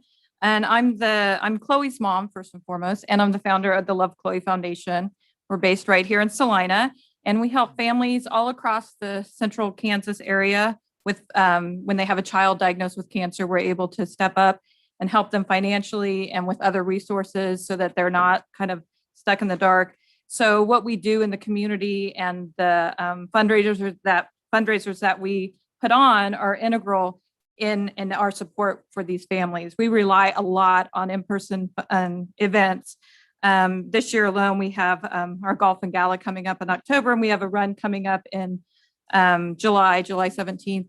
But last year with COVID, we were kind of knocked back because we couldn't have in-person events. And so when it came time to have our annual golf and gala, which typically brings in about 300 or 350 people, and our last in-person gala brought in over $100,000 in the community. So this was a big deal for us. So when we realized we weren't going to be able to have an in-person event, we were kind of stuck in the dark.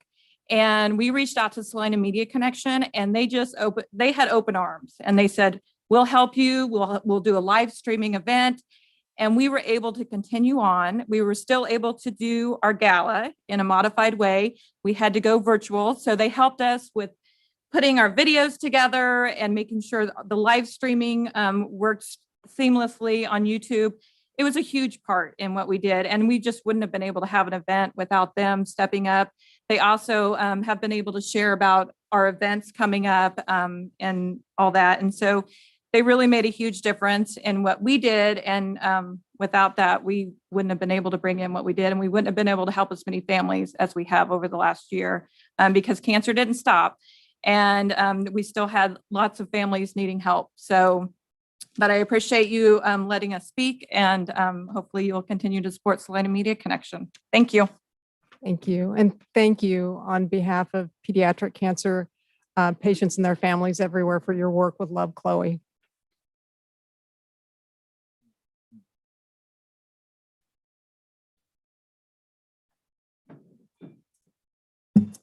Hello and good afternoon. I'm Eric Frank, the Development Director for Catholic Charities of Northern Kansas. Our home office is here in Salina at 1500 South 9th. It's referred to as the old Dillon's building. And we also have offices in Hayes and Manhattan. And we serve 31 counties of North and Northwestern Kansas. We have several different services to help children and families, from financial and housing assistance to basic needs such as food, shelter, and clothing, also diapers. We have counseling services and adoption and pregnancy services and immigration legal services. And we help people all over those 31 counties with those services. And we helped probably about 7,000 families and children last year.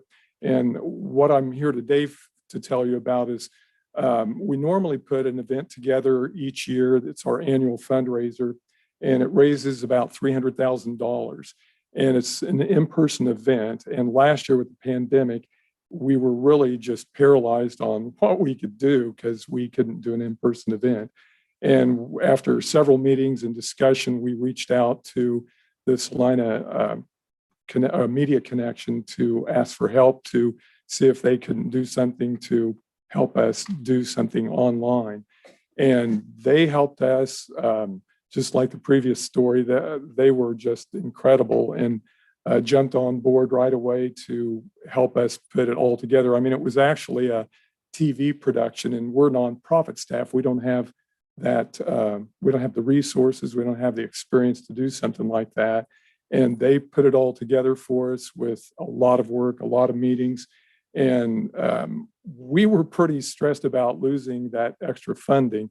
And after what they did and what they helped us do, I really don't know what we would have done without their help. I really don't know. We were pretty worried about it. And we actually went over our goal. I think we raised about $325,000 just because of what they did. But they also helped us reach out to people in several other counties of our service area that tuned in to watch our event to see what all we were doing. But that probably helped us raise even more money. So I'm just here to say, please help Salina Media Connection do what they do, because They've helped a lot of families and children as far as our services are concerned, and it was critical to what we do. And thank you very much. Thank you so much for sharing your experience, Mr. Frank. Is there anyone else that would like to speak about Salina Media Connection?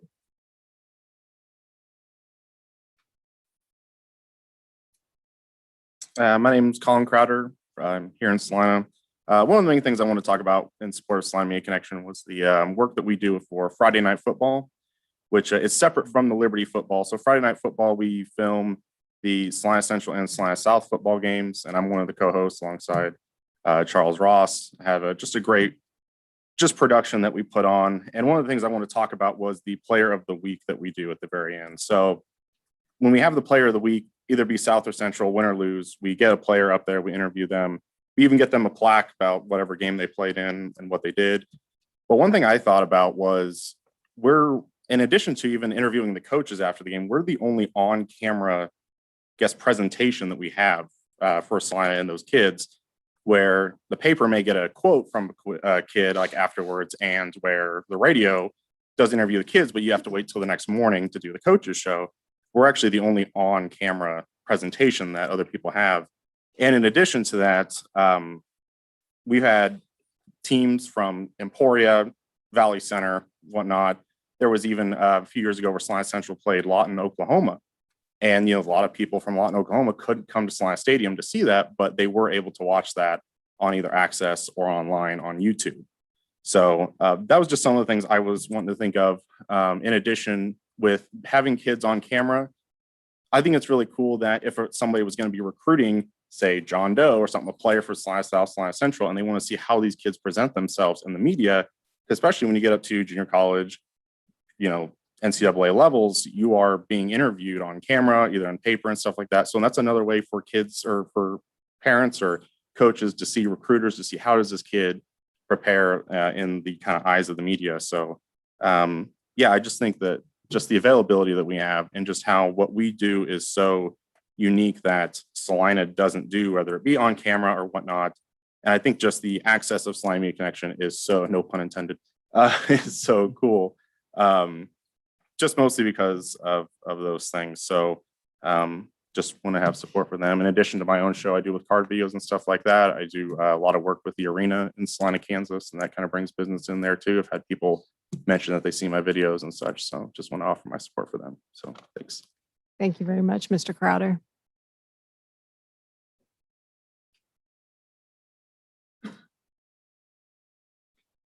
David Norland, 608 East Republic, and I'm glad to hear representation of the variety of programming and services that Salina Media Connection has offered.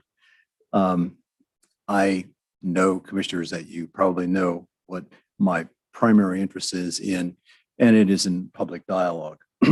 I also, in thinking about the benefits that SMC has provided, or Access TV, whatever you would like to call it, over time, whatever trips off the tongue. For example, during COVID times, we have references to events that could not have happened and gained attention had it not been for Salina Media Connection.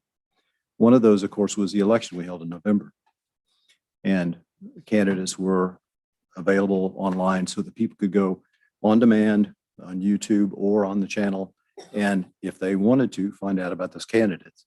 I'm sure that there's no group of people in Salina who are more aware of the fact that there's an election coming up than perhaps you are. So I'll spare any other editorial comment, but that service is there for people to assess the candidates that they want to lead them, and city, state, and whatever. One other brief comment, and again, as I have said, I think that the most important thing for me about Salina Media Connection is the fact that it provides an avenue for citizens to actually talk to one another.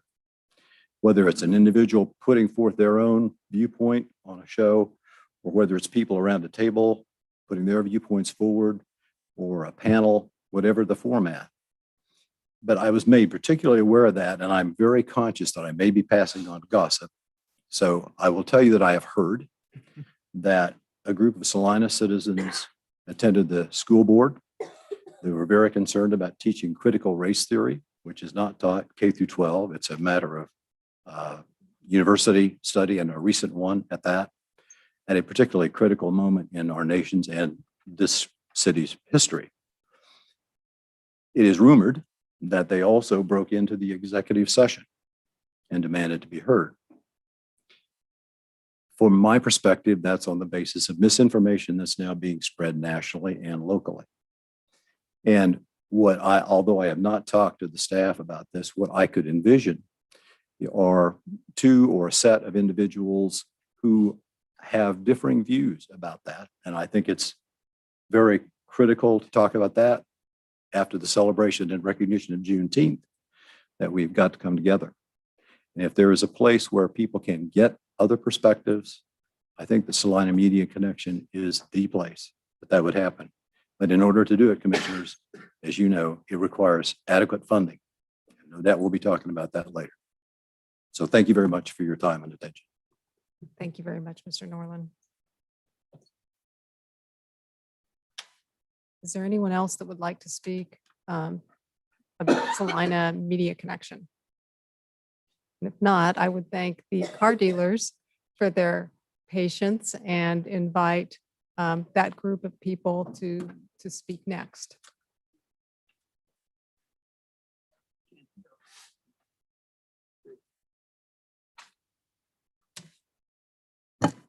Thank you all for listening to our concerns today. I think you've all received a copy of our analysis concerning leasing. Hopefully you've had time to review that analysis.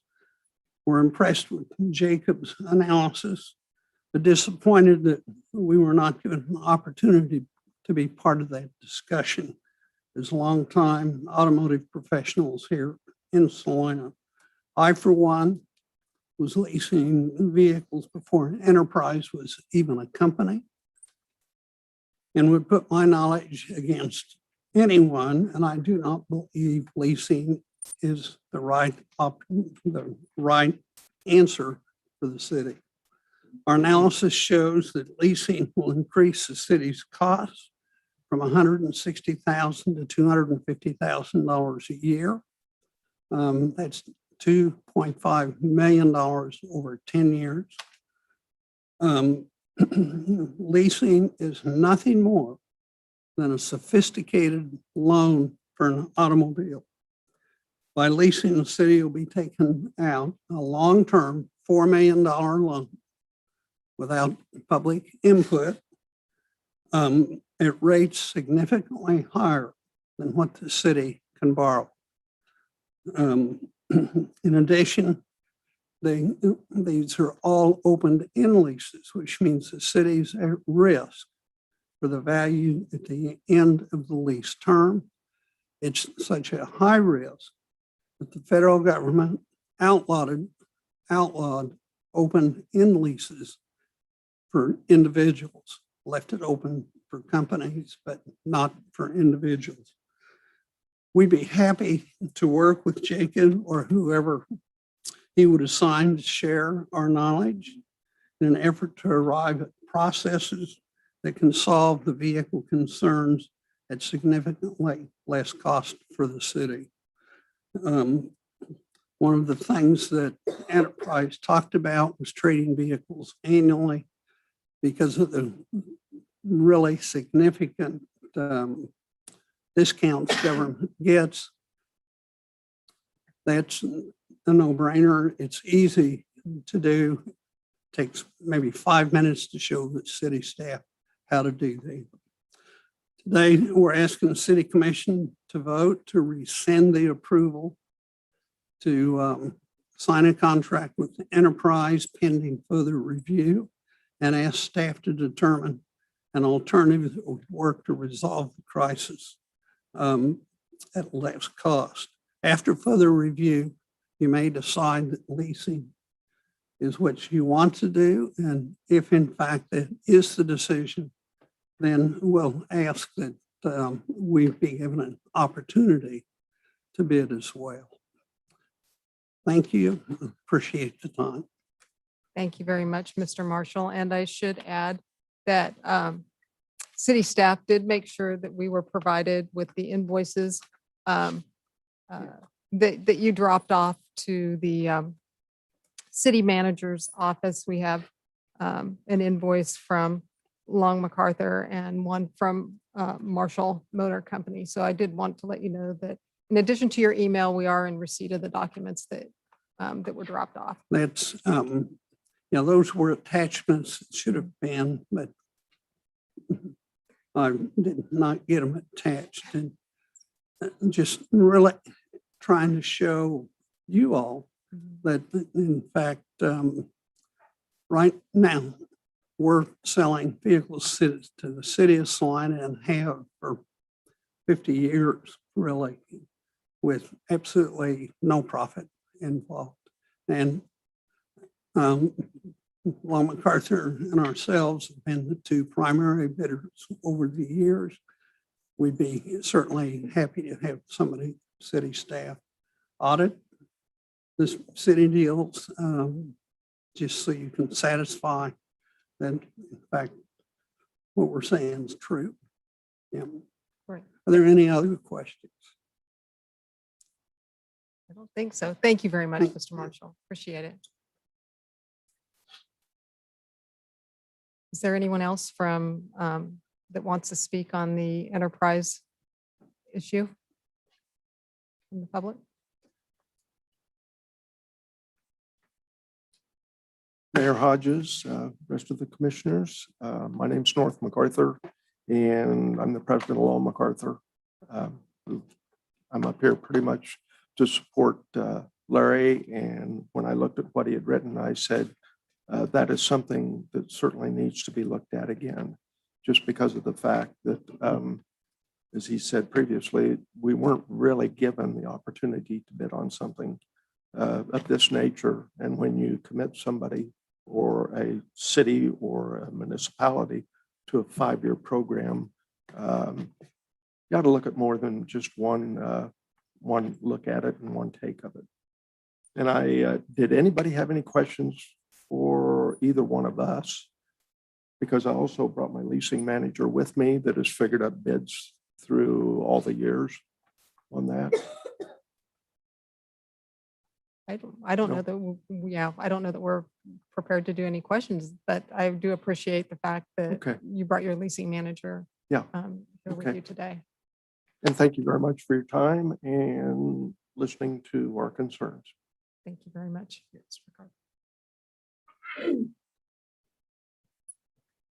Hello, my name is John Blanchard. I'm really impressed with Mr. MacArthur and Mr. Marshall being here.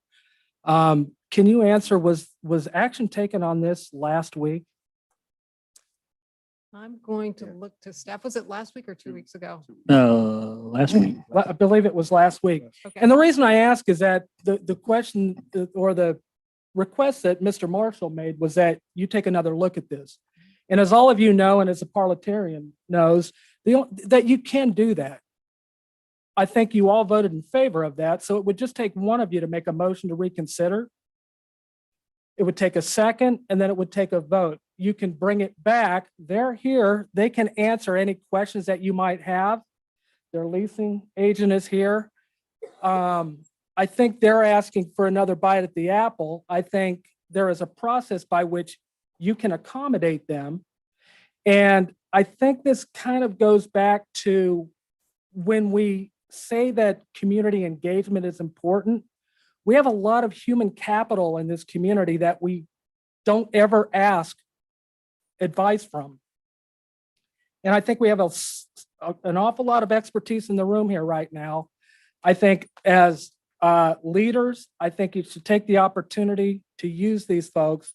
One of you, please make a motion to reconsider, second it, open it back up. And if you have to put it on the table or whatever, I'm at a loss of words for, if you can't make the final determination today, at least postpone consideration to a date certain and bring it back when you can really plug into the expertise that these gentlemen have showed up and have graciously offered. So I hope that you will consider that. Thank you. Thank you, Mr. Blanchard. Is there anyone else that would like to speak to this issue?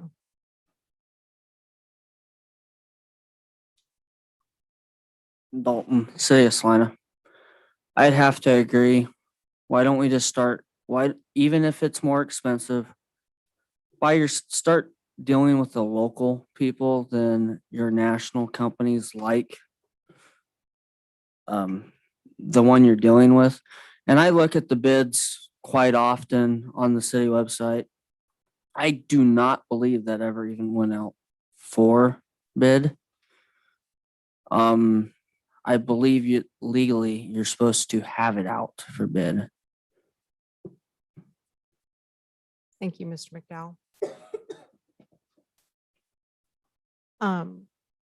If there's no one else to speak to the contract with Enterprise, I guess I would look at my fellow commissioners to see and at staff in terms of our options at this point. First of all, whether or not there's a consensus on the commission to reconsider our earlier decision, and probably first, more importantly, where we're at in terms of the enterprise contract at this point, since we have been signed, since we signed that last week. Yes, the contract's signed and executed and returned. Staff had a meeting with a representative of Enterprise last week about fleet, inventorying the fleet, kind of getting started on that process. But having said that, it's an open-ended agreement and we haven't entered into any leases on vehicles. There's no obligation to lease a particular vehicle or a particular number of vehicles. So while we have an agreement, it doesn't fully bind you if you wish to reconsider.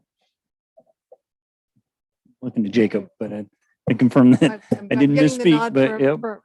From the staff member that's been. Sake of doing this, I guess, in the proper fashion, even if we end up taking no action, I imagine we would need to have this added to our agenda later on during this meeting if we wish to discuss it. Otherwise, we're getting to a Right. full-fledged discussion out of turn here. So I move that we add to the agenda a discussion of the enterprise lease. And we could add that to the agenda under other business, Mr. Bankston, or could we add that to the end of the agenda as item 8.2, since that's under development business? Am I correct that that would normally be an administration item? I think it's at your discretion as to when in the meeting you wish to consider Okay. the matter. Would it be appropriate to do it today, or would it be appropriate to reconsider at a certain date, with that date maybe being next week, to give staff an opportunity to put a little bit more information or get questions from the commission? Under your rules, the critical step would be the motion to reconsider. But as to when you take the item up, should that motion to reconsider prevail, is at your discretion also. And I'm sorry, we do have a motion. on Yours the- wasn't a motion to It was just- reconsider necessarily, was it? Yeah, mine was just to add it to the agenda so we can even have the discussion, but am I correct? The motion to reconsider that would have to be made at today's meeting? Yes, that was my. Right. Could it So be? my motion is just concern. to add it to the agenda so we can discuss it. And I would suggest then, since that normally comes under administration, that we add that as item 7.4 if we choose to add that to today's agenda. And we do have a motion. I'll second that. We have a motion and a second to add an item 7.4, a motion to reconsider for, how did you, Commissioner Davis said that better than I did, just to add it to the agenda To discuss the enterprise leasing agreement. All right. And if we don't have anyone on phone, do we have anyone participating via phone? Okay. Then we can just do a voice vote. All those in favor of adding item 7.4, motion to reconsider the enterprise contract, please say aye. Aye. Any opposed? Motion passes 5-0, and we will put that under item 7.4. Technically, it's a motion to Motion it. to discuss. No, I'm discuss. sorry. I knew I was going to misstate that, and sure enough, I did. Okay, so we'll take that up a little bit later on. Turning to other issues that citizens may be here to speak upon, is there anyone else who would like to participate in Citizens Forum, either here physically or virtually?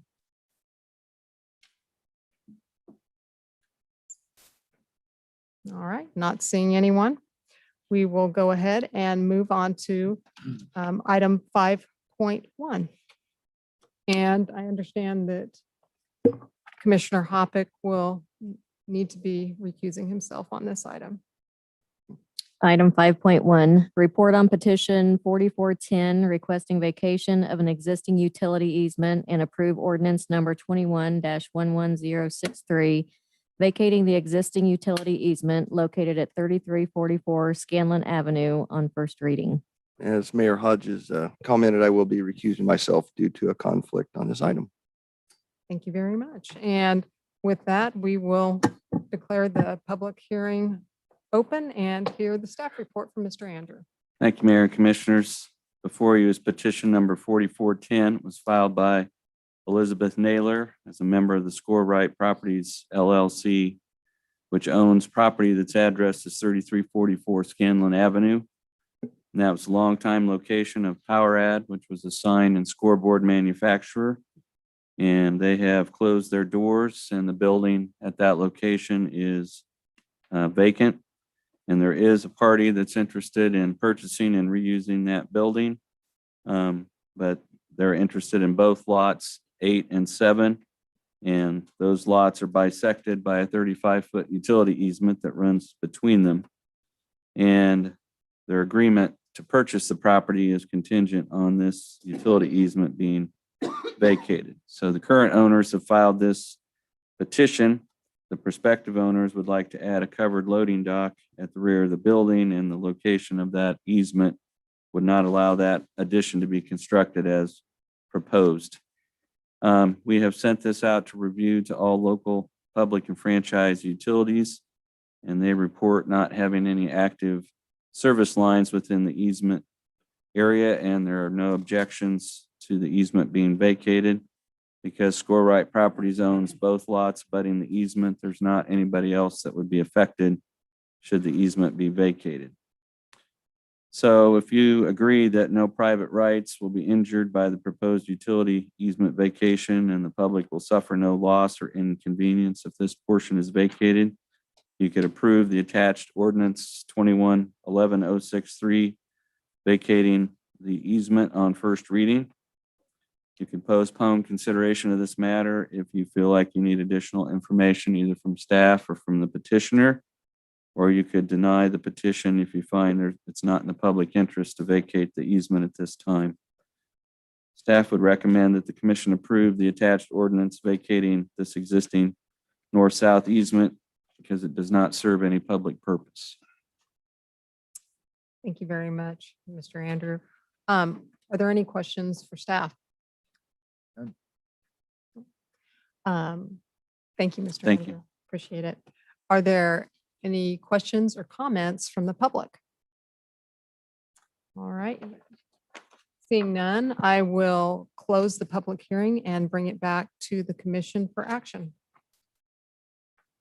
Mayor, I move we approve ordinance number 21-11063, vacating the existing utility easement on first reading. Second. We have a motion and a second to approve ordinance number 21-11063. All those in favor say aye. Aye. Any opposed? Motion passes 4-0. And if we could recall Commissioner Hoppick, there he is. We'll get him back in place.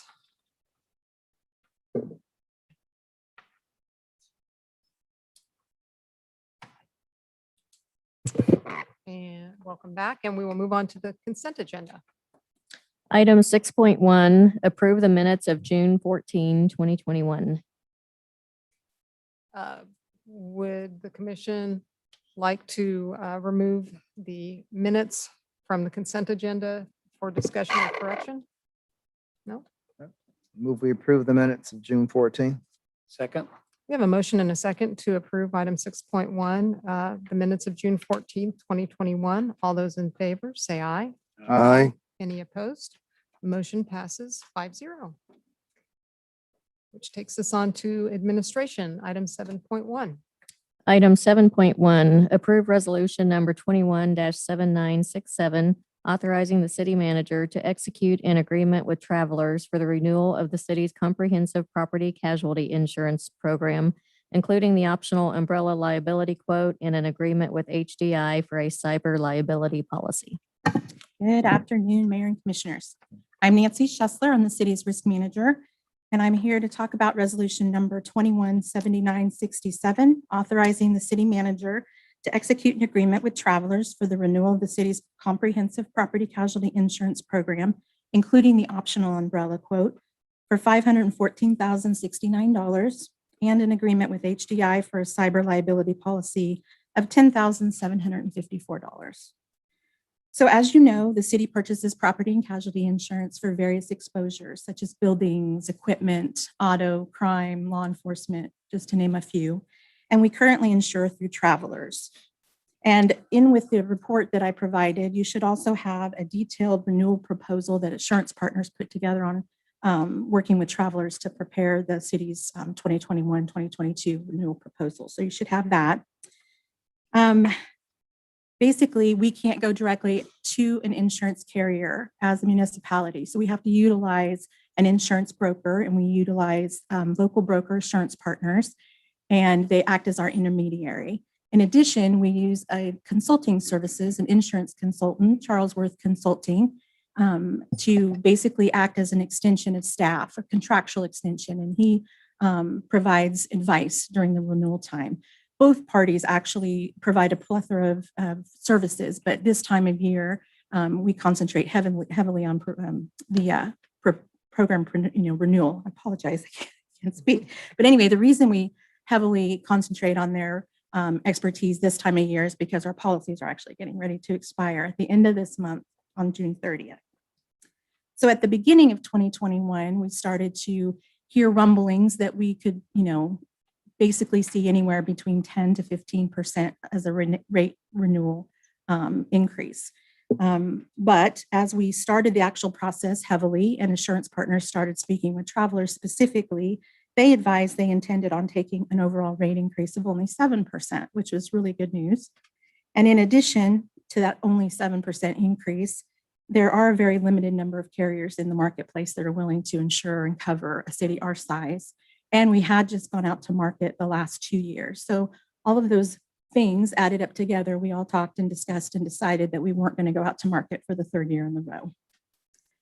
So on the bottom of page 1 and the top of page 2, I want to point out, basically this is by line item, the expiring Travelers premium is on the very first numeric column. And then the renewal proposal is in that second column. And then basically the percentage difference between the expiring premium and the proposal is provided in that final premium change column. And then I also added a rate change because that's basically what Travelers, promised us, is that we couldn't see any higher than a 7% rate increase. And so if you look at the bottom of that table, they did in fact provide for a 7% rate increase. And you can see that they provided for a 12% premium increase. And basically the premium's determined by using rate times exposure. So the premium increase that you're seeing is due to the combination of rate and exposure changes. So and below that table, I basically took all the lines of coverage that we currently have through Travelers, and I provided a more of a narrative type discussion for each line of coverage as to why you're seeing maybe a certain rate increase or decrease, and also why you're seeing a specific premium. So all of that's there. I'm not necessarily planning to go through each item with you, but if you do have questions at the end of the presentation, I'd be happy to answer any of those for you. But I did want to call out specifically at the top of page 3, I wanted to let you know that Travelers is aware of the transition that the city is potentially making over the next few years, contracting with Enterprise to replace around 150 city-owned units. with new leased vehicles. So as you can, I'm sure as you were explained that program, a lot of those vehicles that those 150 vehicles that we currently insure do not carry full coverage due to their age. So we all know that we're going to start seeing some premium increases, and we were trying to get an idea of what we might see over the next couple of years as far as premium increases. So Assurance Partners worked those numbers for us, and they were able to determine that the increase for 2022 would be around just over $6,000. And then for 2023, it'd be just over $500.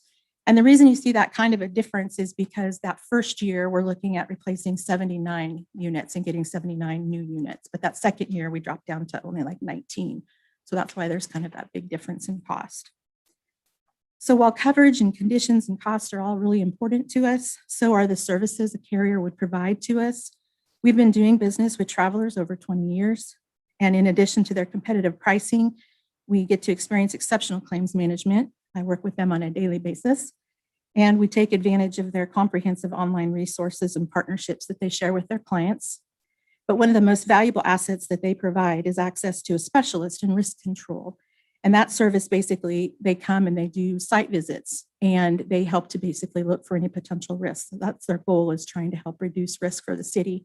So most recently, we had staff from Travelers here to look at the tennis courts. That was one of the areas that they were looking at, the condition of the tennis courts. Last year, they were here and they were looking at the new police department training facility.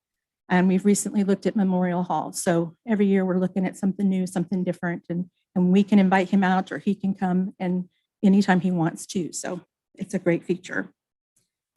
So jumping into the fiscal note, we budgeted for 2021 for insurance and bonds line item, $512,106.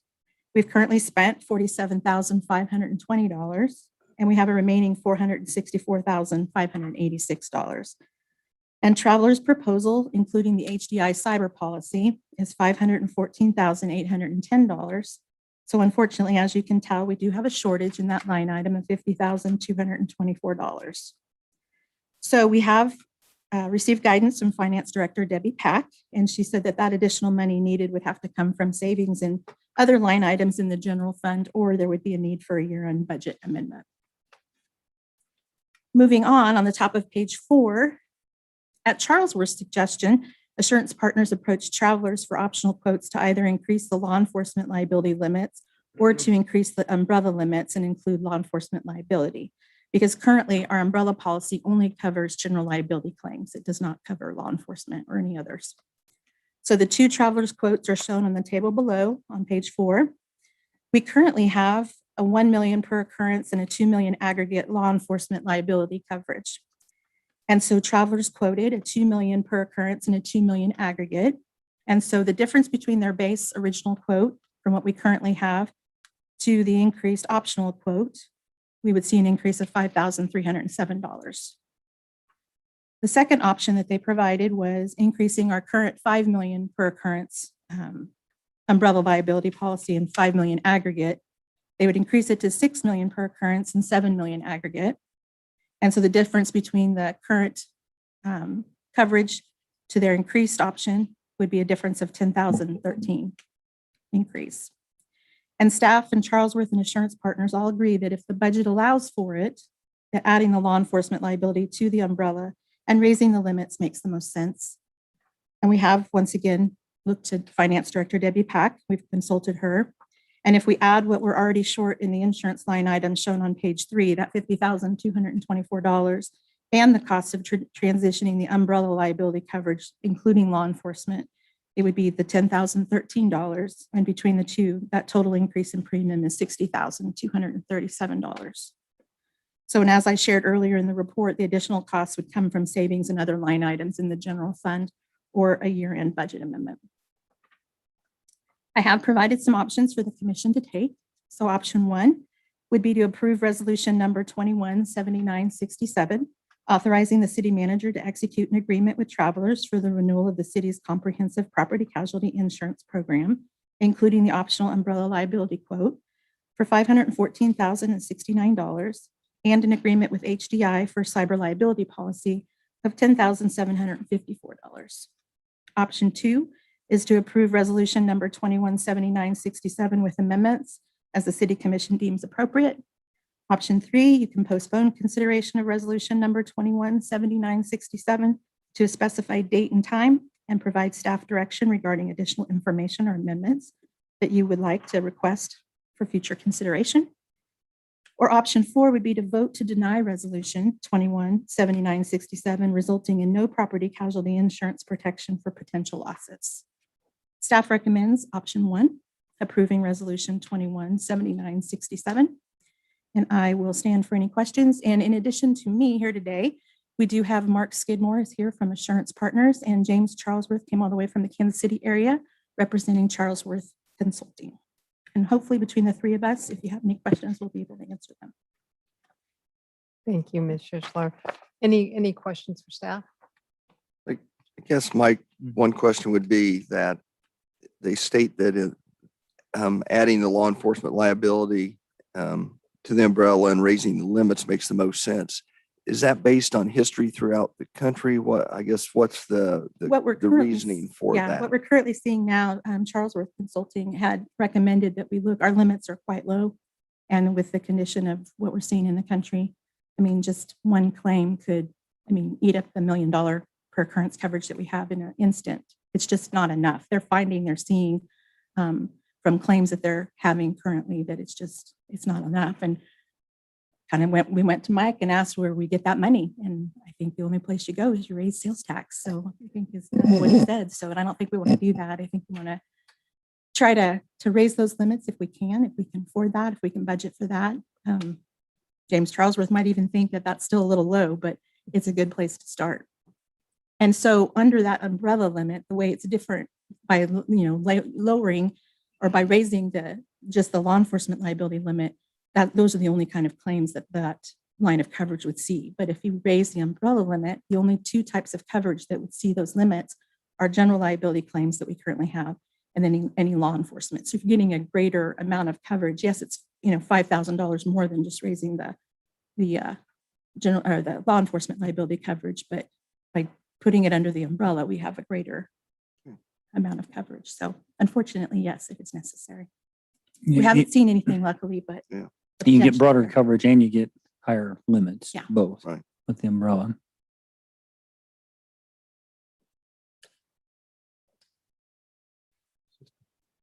A lot of money to pay for something that may never happen, but I know. Lord help you if it Yeah. happens and you don't have it. Yeah.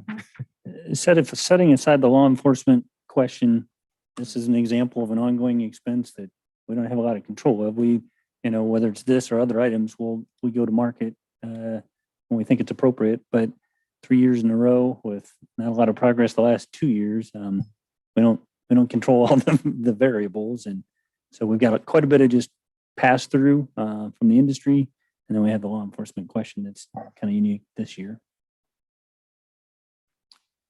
Any other questions for staff or for Mr. Charlesworth? Or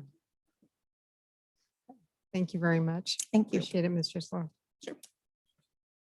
Do we have any questions or comments from the public? And if not, I will bring it back to the commission for further discussion or action. Mayor Hodges, I move we approve resolution number 21-7967, authorizing the city manager to execute an agreement with Travelers for the renewal of the city's comprehensive property / casualty insurance program, including the optional umbrella liability quote of $514,069 and agreement with HDI for a cyber liability policy of $10,754. Second. We have a motion and a second to approve resolution number 21-7967. All those in favor say aye. Aye. Any opposed? Motion passes 5-0. Item 7.2. Item 7.2, approve ordinance number 21-11052, amending the Salina Code pertaining to prohibitions of smoking and the use of electronic cigarettes in enclosed public places, public meetings, and enclosed places of employment, prohibitions of smoking, the use of electronic cigarettes, and the use of tobacco products in city outdoor recreational areas, and repealing the existing sections. Mr. Cotton. And I may actually jump in first. This was definitely a tag team effort by Mr. Cotton and Mr. Bankston. As you know, we kind of had initial citizen contact about banning smoking in city parks. That quickly started to interrelate the indoor air ordinance. So it may be necessary for these two to kind of tag team answering your questions, depending on the topic. All right, well, we'll start out with Mr. Cotton. Good afternoon, Mayor Hodges and members of the commission. Chris Cotton, Director of Parks and Recreation. I'm here today to discuss tobacco and vape-free parks and recreation facilities through the adoption of Ordinance 21-11052. Expanding the scope of existing Ordinance 09-10481 will help to protect the children of Salina from the risk associated with breathing in secondhand smoke and secondhand vape aerosol. This will recognize that as a matter of public health, the need to breathe smoke-free and vapor-free air has priority over the choice to smoke or to use electronic cigarettes in the parks and recreation system. Secondhand smoke has led to over 2.5 million deaths since the effects began to be studied in 1964. Babies and children who are regular users of the park system that breathe secondhand smoke are at higher risk of bronchitis, pneumonia, and ear infections than those that are not exposed to secondhand smoke. For children with asthma, breathing secondhand smoke and secondhand vape aerosol can trigger an asthma attack. While the act of smoking has been discouraged at parks and recreation facilities to help protect the children, there's no current law or mandate to protect the children utilizing these facilities. Around most any city of Salina playground, athletic facility, or bleachers, you will find discarded cigarette butts. These are the areas that children play, exercise, and participate in youth sports. These areas should be safe from breathing in the toxic chemicals emitted by smoking or vaping and allow our children to play and participate freely without running through a cloud of smoke or the sweet smell of vape mist. There are over 60 chemicals in secondhand vape aerosol and secondhand smoke that can cause cancer. 60.4% of citizens that responded to the poll for the Parks and Recreation Master Plan supported banning smoking at city parks. And as you may be aware, this very building and the campus it sits on became tobacco and vape free last June 2020. The only exemption to this request in the Parks and Recreation system is for the municipal golf course. Neither the current city ordinance nor the proposed ordinance regulates or prohibits smoking or vaping on golf courses such as the Country Club or Great Life. Providing an exemption for the municipal golf course would ensure that the muni is treated in the same manner as other golf courses in the community and across the nation.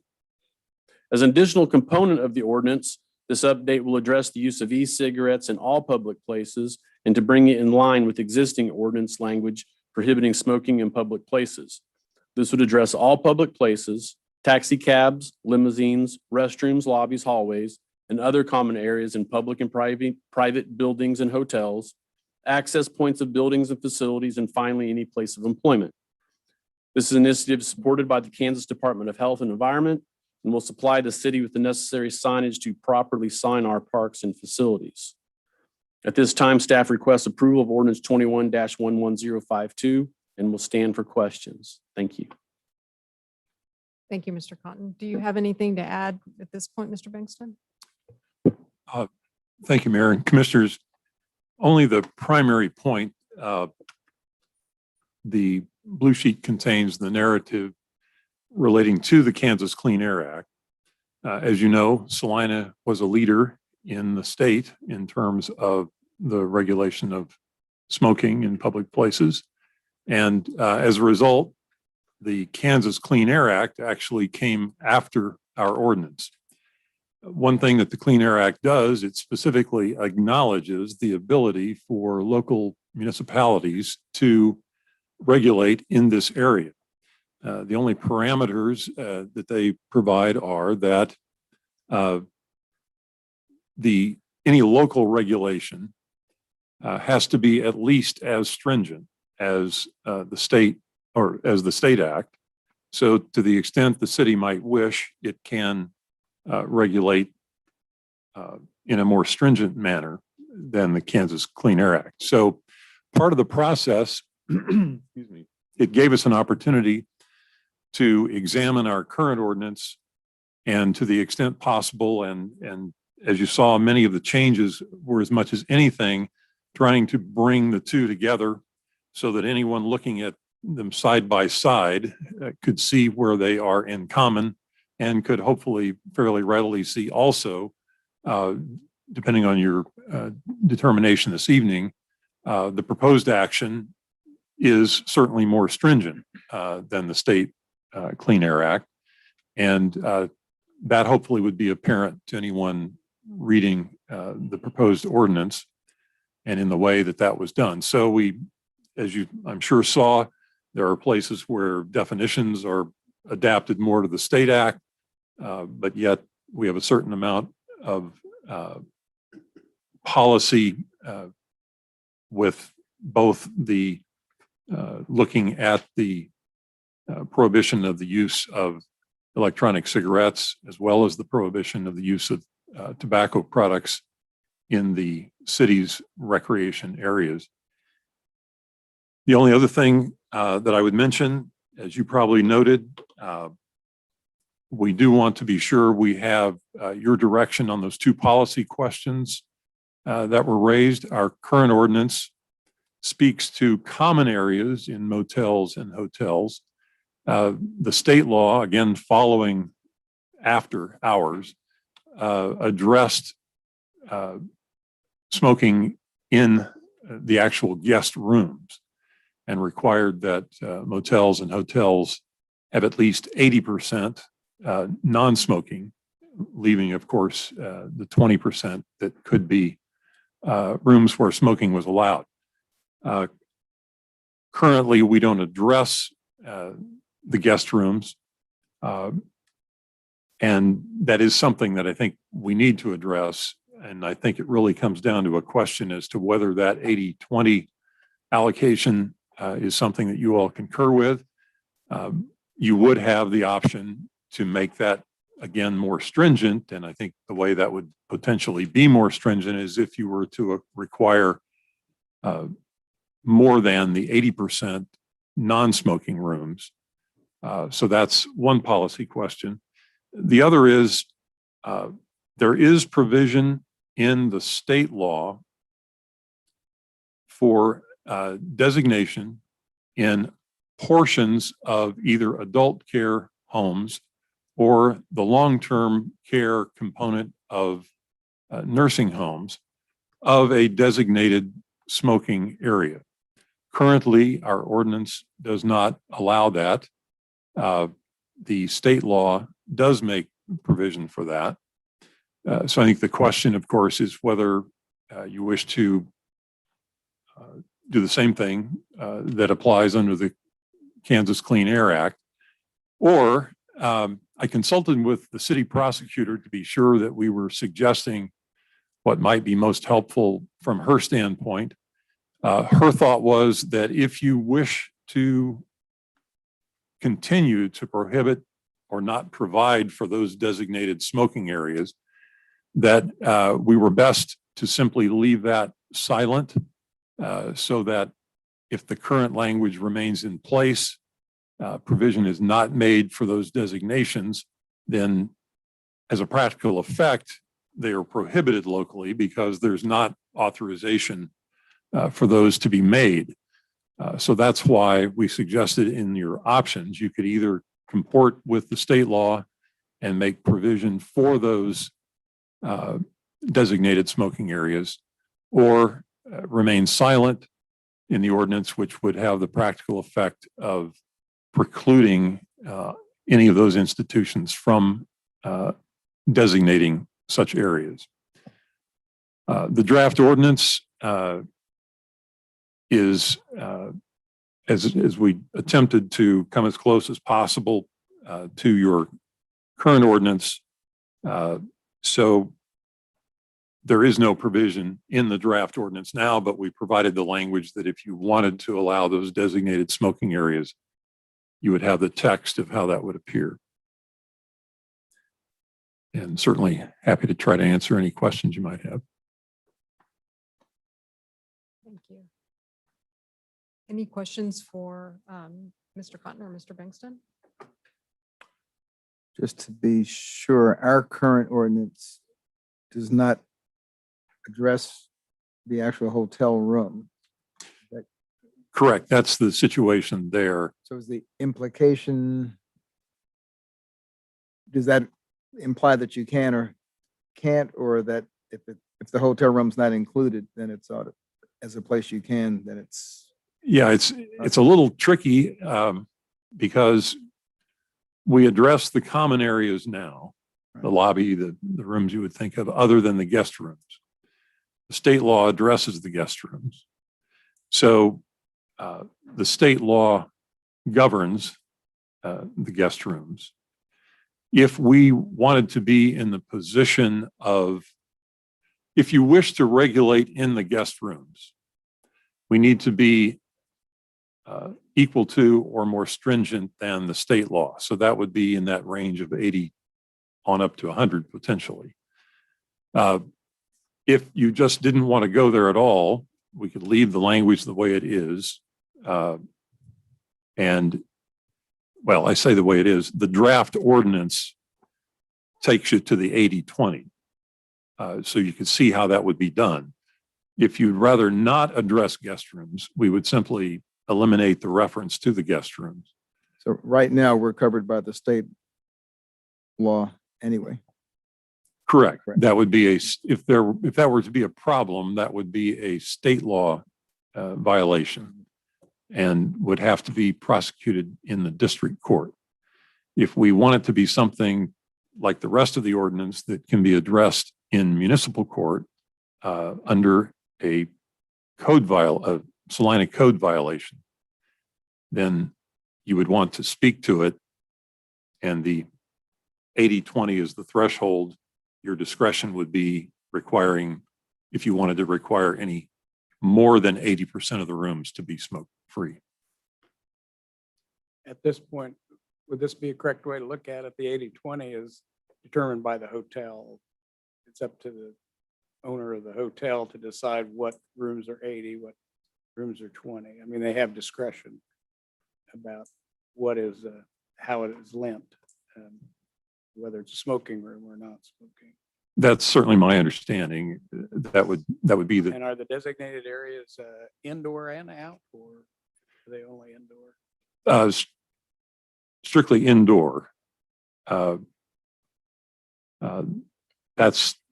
It refers to a portion of what would be their indoor facility.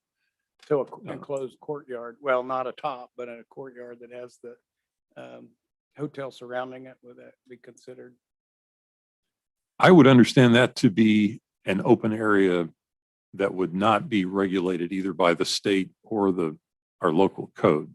As I'm sure you saw, we are speaking of enclosed areas, and then it gives examples of what types of enclosed areas are being regulated. There are setbacks from public entrance points and ventilation points. So in that courtyard, the entirety of the courtyard might not be impacted, but entrance and exit points, and as well as if there's any air conditioning, ventilation, they would be limited in that way.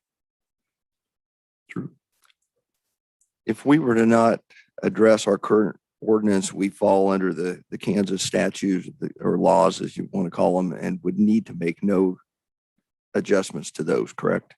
As far as when we're talking about hotels, all that, we're currently compliant.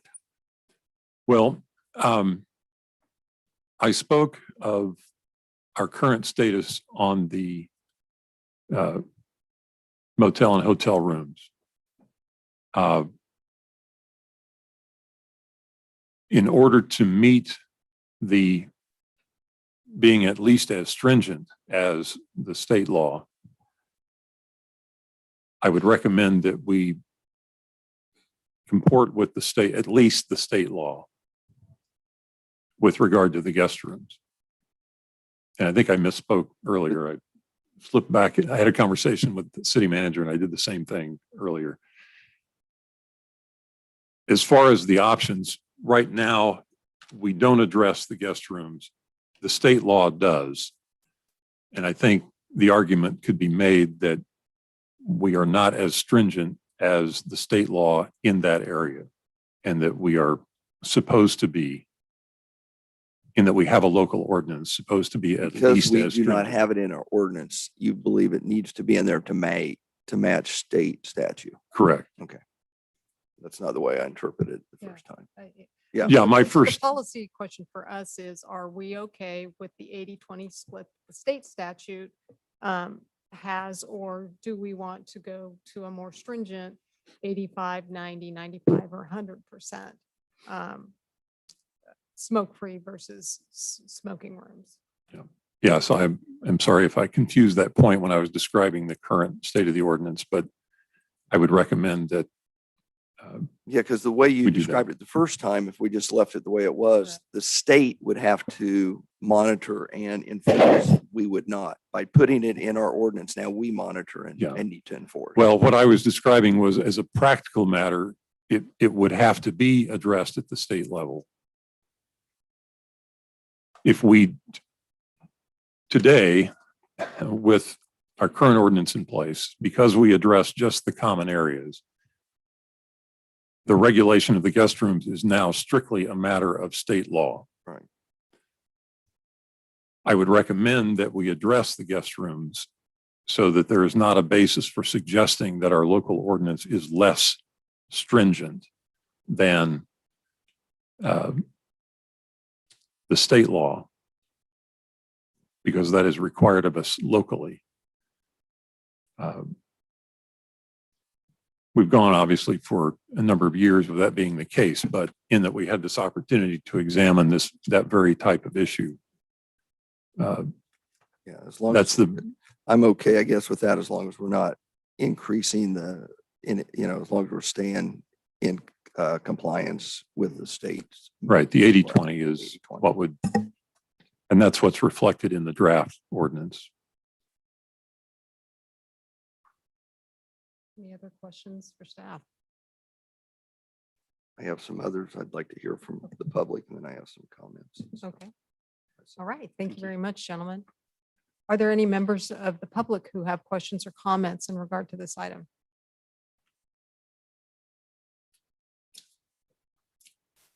Afternoon, Mayor Hodges, Commissioners.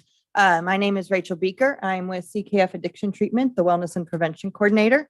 I was with you in August to present on establishing the parks as being tobacco-free, and kind of opened this doorway to including vaping into our already pretty robust smoking ordinance. So I just wanted to reiterate on some of the points and facts that Chris already put forth on the impacts of secondhand smoke and the aerosol that's emitted through vaping. I think sometimes we think of it as sort of a gray area since it is so new, but the ultrafine particles that are exhausted through the aerosol can trigger asthmatic attacks and also exacerbate other respiratory ailments. They also, short-term exposure can cause eye, throat, and airway irritation. And that's just kind of the tip of the iceberg for me as far as when we're looking at public policy when it comes to public health concerns. A statement from the Brookings Institution, a nonprofit public policy organization, is that people are responsible for their individual behaviors, but lifestyle is also influenced by the policies adopted. Cigarette smoking, secondhand smoke inhalation, and societal norms about smoking are influenced by the price of cigarettes, bans on indoor smoking, and advertising regulations. I bring up this point because we have a huge issue going on with our youth as far as vaping is concerned, and we need these public policies to help shift and shape these social norms. Currently, right now in Kansas, we have 48.6% of Kansas high school students have ever tried vape products. And if you ask high school students, they think that number sounds low. They're actually very honest and candid if you take the time to talk to them about their experiences with vaping in the schools. 22% currently use e-cigarettes in the state of Kansas. In our communities that care survey for USD 305, we have 29.2% saying that they do currently smoke e-cigarettes and use vape products. And the average age in USD 305 is age 14 that they start using. And that's our communities that care survey that comes forward. I have schools, I'm working with schools. We're kind of at a loss of like, what are we doing right now? Where gaining our prevention efforts and everything at the moment. But what I need from you is that support, that community support that brings this to the forefront, that sets that social norm that vaping is not okay, that it's harmful, because we have an issue that the Surgeon General deems an epidemic, in which the Surgeon General is calling for communities, for governments to initiate these policies. So with that, I really hope you take a good look at the ordinance. So thank you very much. Quick question. What's the legal age for vaping? 21 now. It's 21 now. And smoking is the same? Yes, all tobacco usage 21 now. And the state's also currently working on flavor bans and items like that. If you start looking at the marketing towards children, it's pretty remarkable. When you really start diving into the vaping issue, it's completely aimed for the youth and younger generation. It's pretty remarkable. So anything? Thank you, Ms. Speaker. Appreciate it. Is there anyone else that would like to speak on this issue? Not? We do have one online. Oh, I'm sorry. Oh, Ms. Gutierrez.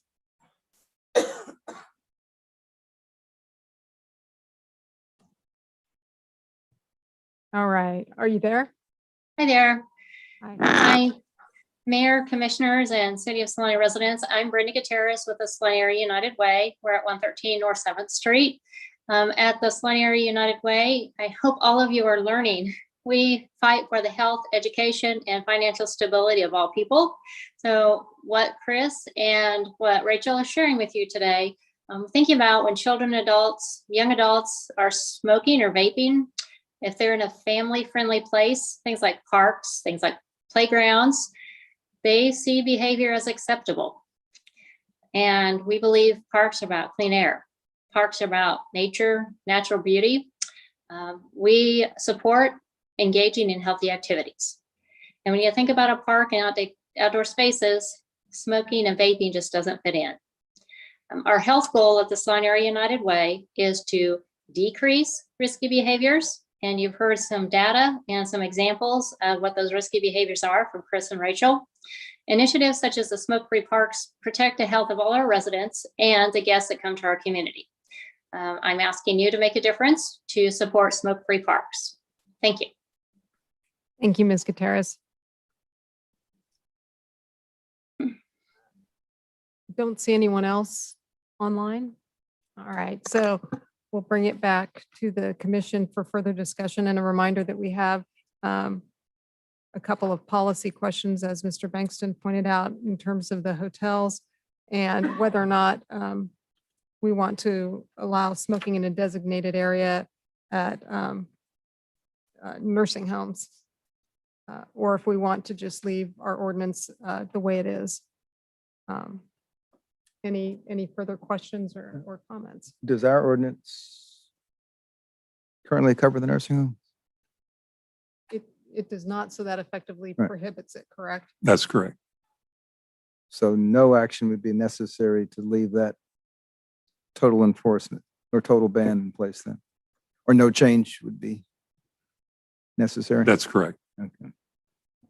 So commissioners, I don't know if it'd be helpful, but just for clarity, maybe it would be helpful to summarize for you. If you adopt the ordinance drafted as it is and attached, it would not have language about nursing homes, which would have the effect of banning it, and would have the 80-20 provision in it, which synchronizes with the state statute. So if you take no initiative with respect to amending that ordinance, that's kind of the starting point. If you want to do something different, then an amendment would be needed. I like easy. I move we approve ordinance number 21-11-0. I have some questions. Oh, I'm sorry. Yeah, comments. Played my hand. So we're basically looking at the current policy we have, and then we're looking at the outdoor. That's a whole separate policy. And I guess my question on the outdoor, do we currently allow smoking at the water park?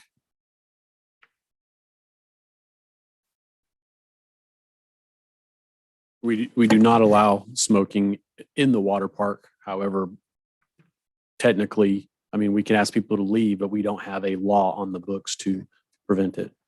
Yeah, I guess part of my concern comes into the fact that with the outdoor smoking is, you're in a park that has a lot of area to it.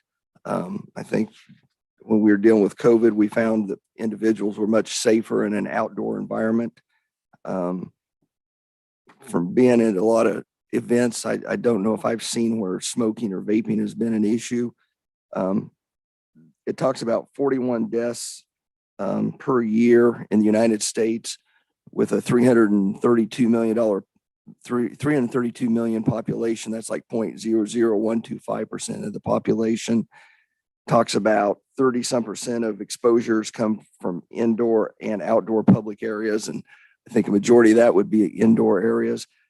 I think it's a policing nightmare for our police department to have to try to police this in the different parks. So I guess I don't really feel that the banning the smoking and vaping in outdoor parks is maybe completely necessary. I disagree. I mean, you have to set the norm somewhere. You can't smoke in Salina Central Stadium during a football game. Nobody smokes. We don't have police walking up and down aisles. It's just accepted that you don't smoke in here. The cost from tobacco is not from deaths. In fact, if people who smoked all died, it really wouldn't be an economic issue at all. It's from the strokes, the bronchitis, the kids in the ER on weekends with coughing and runny nose, the people who can't work because their relatives are home with strokes and heart attacks. So it's a huge, we even have warnings on cigarette packages. And I just see it totally ridiculous that our government puts the warning, but doesn't do the real job of decreasing use. I mean, we spend a lot more on advertising cigarettes than we do on protecting people from them. But if kids go to parks and see adults smoking, they will smoke. Now, our commercials now, if you want to have fun after the football game, what do? You go get a Miller High Life or a beer. It's sending this subliminal message to our football players. You need to be drinking after the game because cool people have fun, drink after a football game. And it's that same message we're sending to our kids. I'd be appalled if I walked into the water park and saw somebody smoking. And that's why I asked. I think we have it just, as a non-smoking area already. it just, What about? we're kind of timid. We're afraid of offending people. There are some people who are going to not follow rules no matter what the rule is. And you don't have to go after that small percentage. But if you can set a norm that influences behavior for the majority of people, then we start seeing the benefit down the road.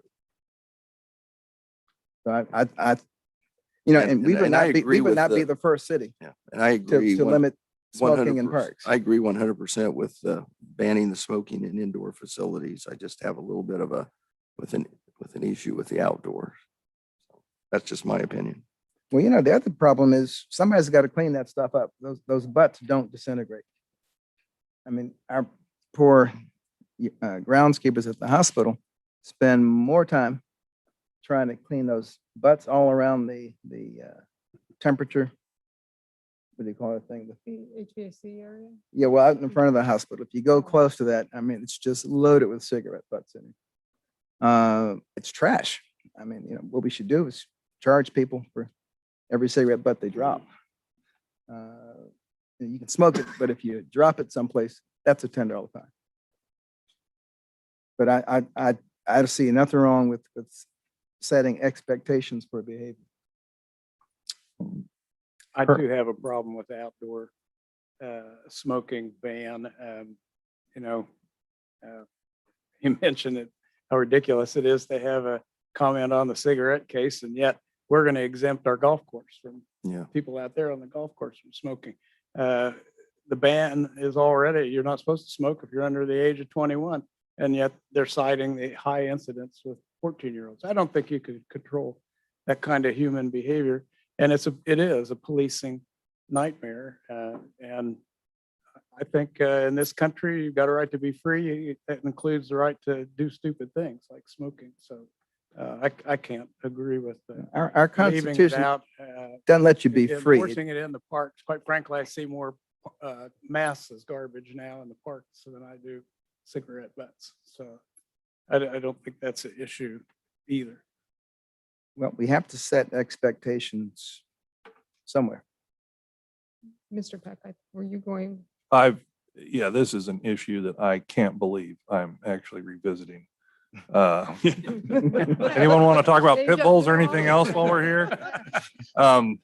And this is something that we took a tremendous amount of heat on when I previously served on the city commission. And I think a lot of the things that we enacted with the clean indoor air ordinance are now considered norms.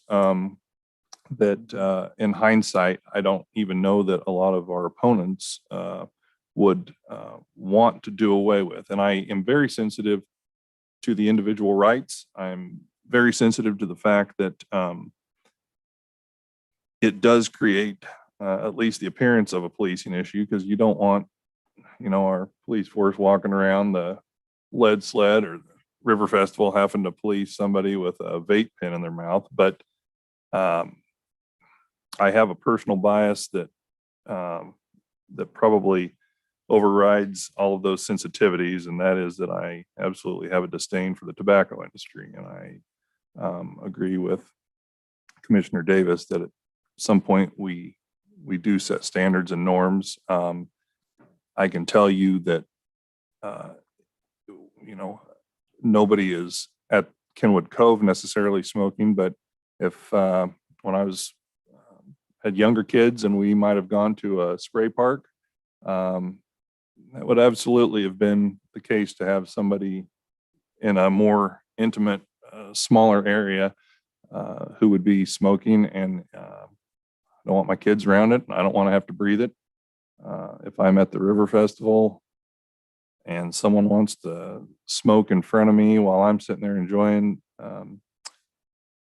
perhaps a music act, it just makes my blood boil. And I sure as heck don't want my kids around it. I don't want my kids to have to breathe it. So while I do remain sensitive to overreach, government overreach, this is something I support.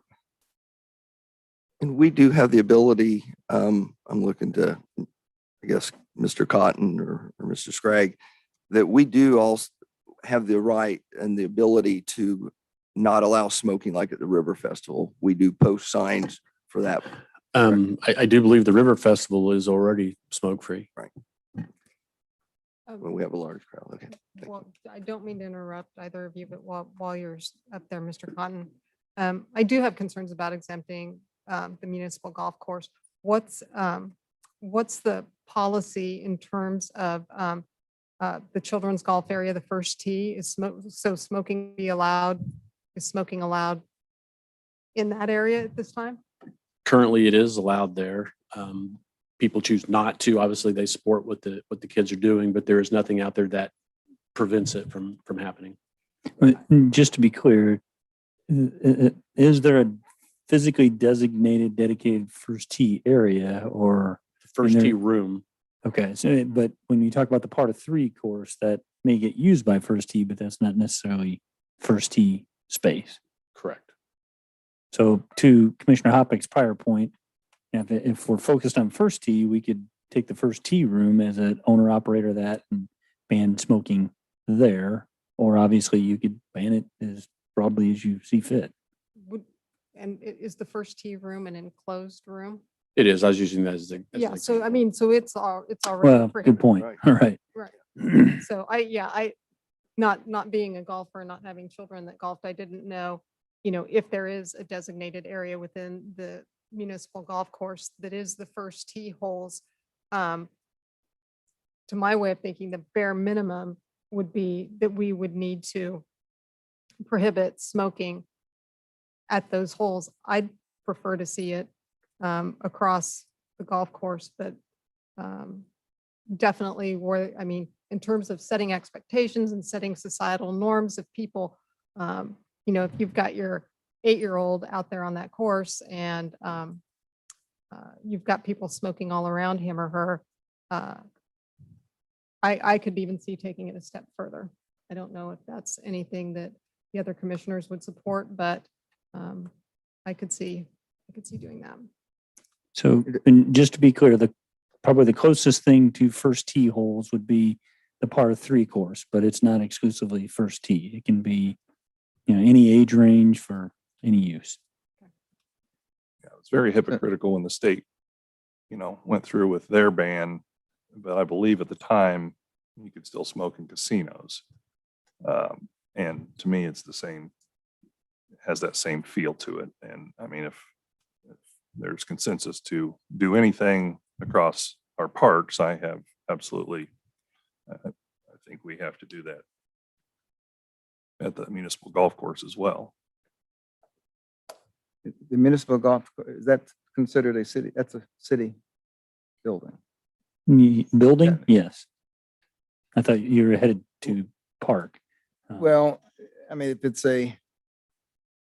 it's as much a city building as The water this plant, technically is. or I'm trying to think of the water plant. water plant. Okay, Mhm. thank you. Correct. So that, So is your question whether smoking is allowed inside the buildings of the golf course currently? that's one of, yeah. And it is not. Currently, if you're a golfer, you can smoke on the course, but you can't smoke inside the building. Okay. But the exemption that's provided in the ordinance is to exempt the outdoor areas of the golf course from the ban on smoking. I guess as a start for a compromise, I'd certainly like to exempt the areas that children use the most. Yeah, I think the difficulty is there's Children no use the entire dedicated, Well, they can use the right. entire course, but is those first, obviously, I'm not out there spinning clubs, but are those first 3 holes, I mean, where the young kid, the beginners, is that where they're congregated? It gets used for lessons and training, but it's not exclusively Exclusively first built. tee grounds. You're splitting hairs at that point, I think. I mean, it's like, to me, kind of saying, well, as long as you're not smoking right by a playground at a park, where the kids are, actually playing. And so one thing I would offer up is, we have first and second reading, so we'll be taking this up on second reading. If the golf course question is something that you want more public input on, you'd have the ability to instruct staff how you'd like to proceed, whether that's full steam ahead, whether that's first reading today and second reading at some specified date other than next week. I think we know from past experience on greens fees, at least, that's a demographic that will give you public feedback. I was trying to be politically correct. I think I did okay, didn't I? Are people actually smoking while they're out there playing golf? Yeah, cigars as well as cigarettes. They smoke more than they play golf.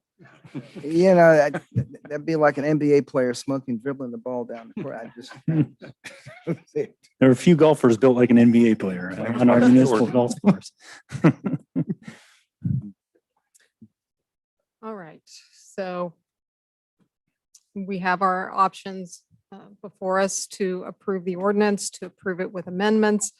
And if anyone's willing to, if we've answered all questions, if anyone's willing to make a motion. No, I move we approve ordinance 21-11052 As written. as written. Do we have a second? All right, that motion dies for lack of a second. Does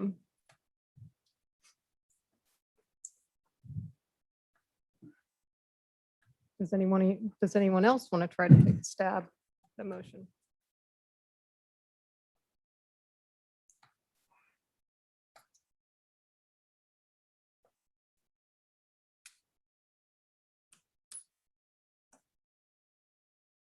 I've got to think on this here just a second on wording. If staff can be of assistance, if you can tell us what you're trying to accomplish, we can try to help you. If it were me, yeah, I mean, I guess I would include, so we would need an amendment for the golf course on this. Yeah, if your desire is to not have the exemption for the golf course, then we need to find that language and strike it from the ordinance draft. It's in 1727, section 3 of the amendment of the proposed ordinance. I'm looking at the red line. So Yeah, so section 3, subsection 17-27, it shall be unlawful with no requirement of a culpable mental state to smoke, to use an electronic cigarette, or to use tobacco products in a city outdoor recreation area, except within the playing area, 27 holes, and the driving range at the Salina Municipal Golf Course. So if your intention is to not allow for that exemption, then you would need to make a motion to amend section 17-27 by striking the portion of subsection 1 that reads, except within the playing areas, parentheses, 27 holes, and the driving range at the Salina Municipal Golf Course.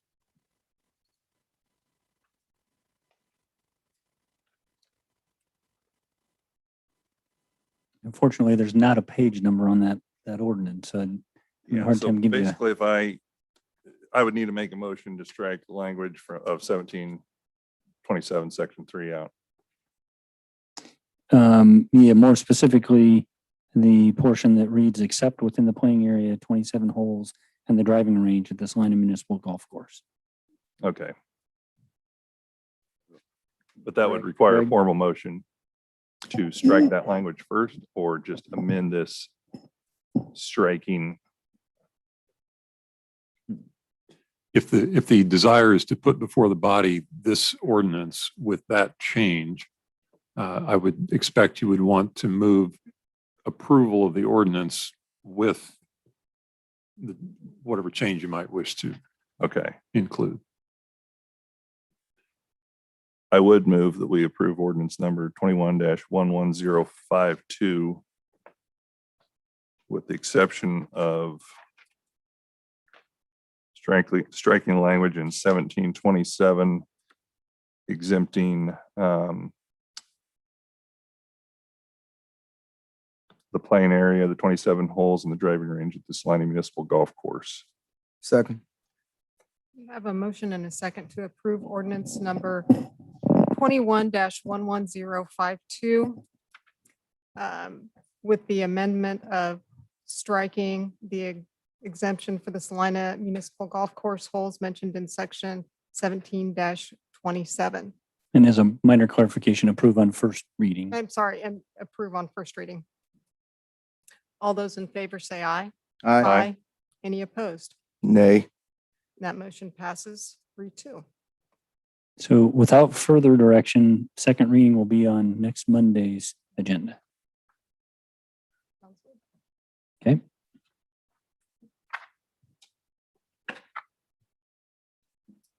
All right. Does anyone need a 5-minute break before we get to item 7.3?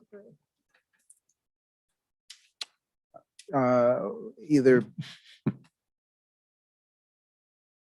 here or after 7.3. Okay. This will be a little lengthy one. Potentially, yes. Yeah, why don't we just take the break now? We'll resume in this room at 5:45. Yeah, that is 5:45 already.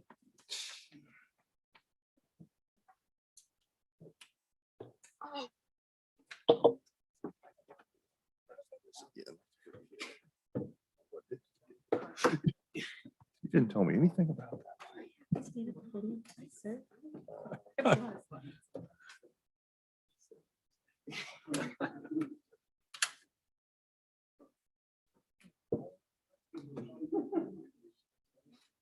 Well, it's a whole.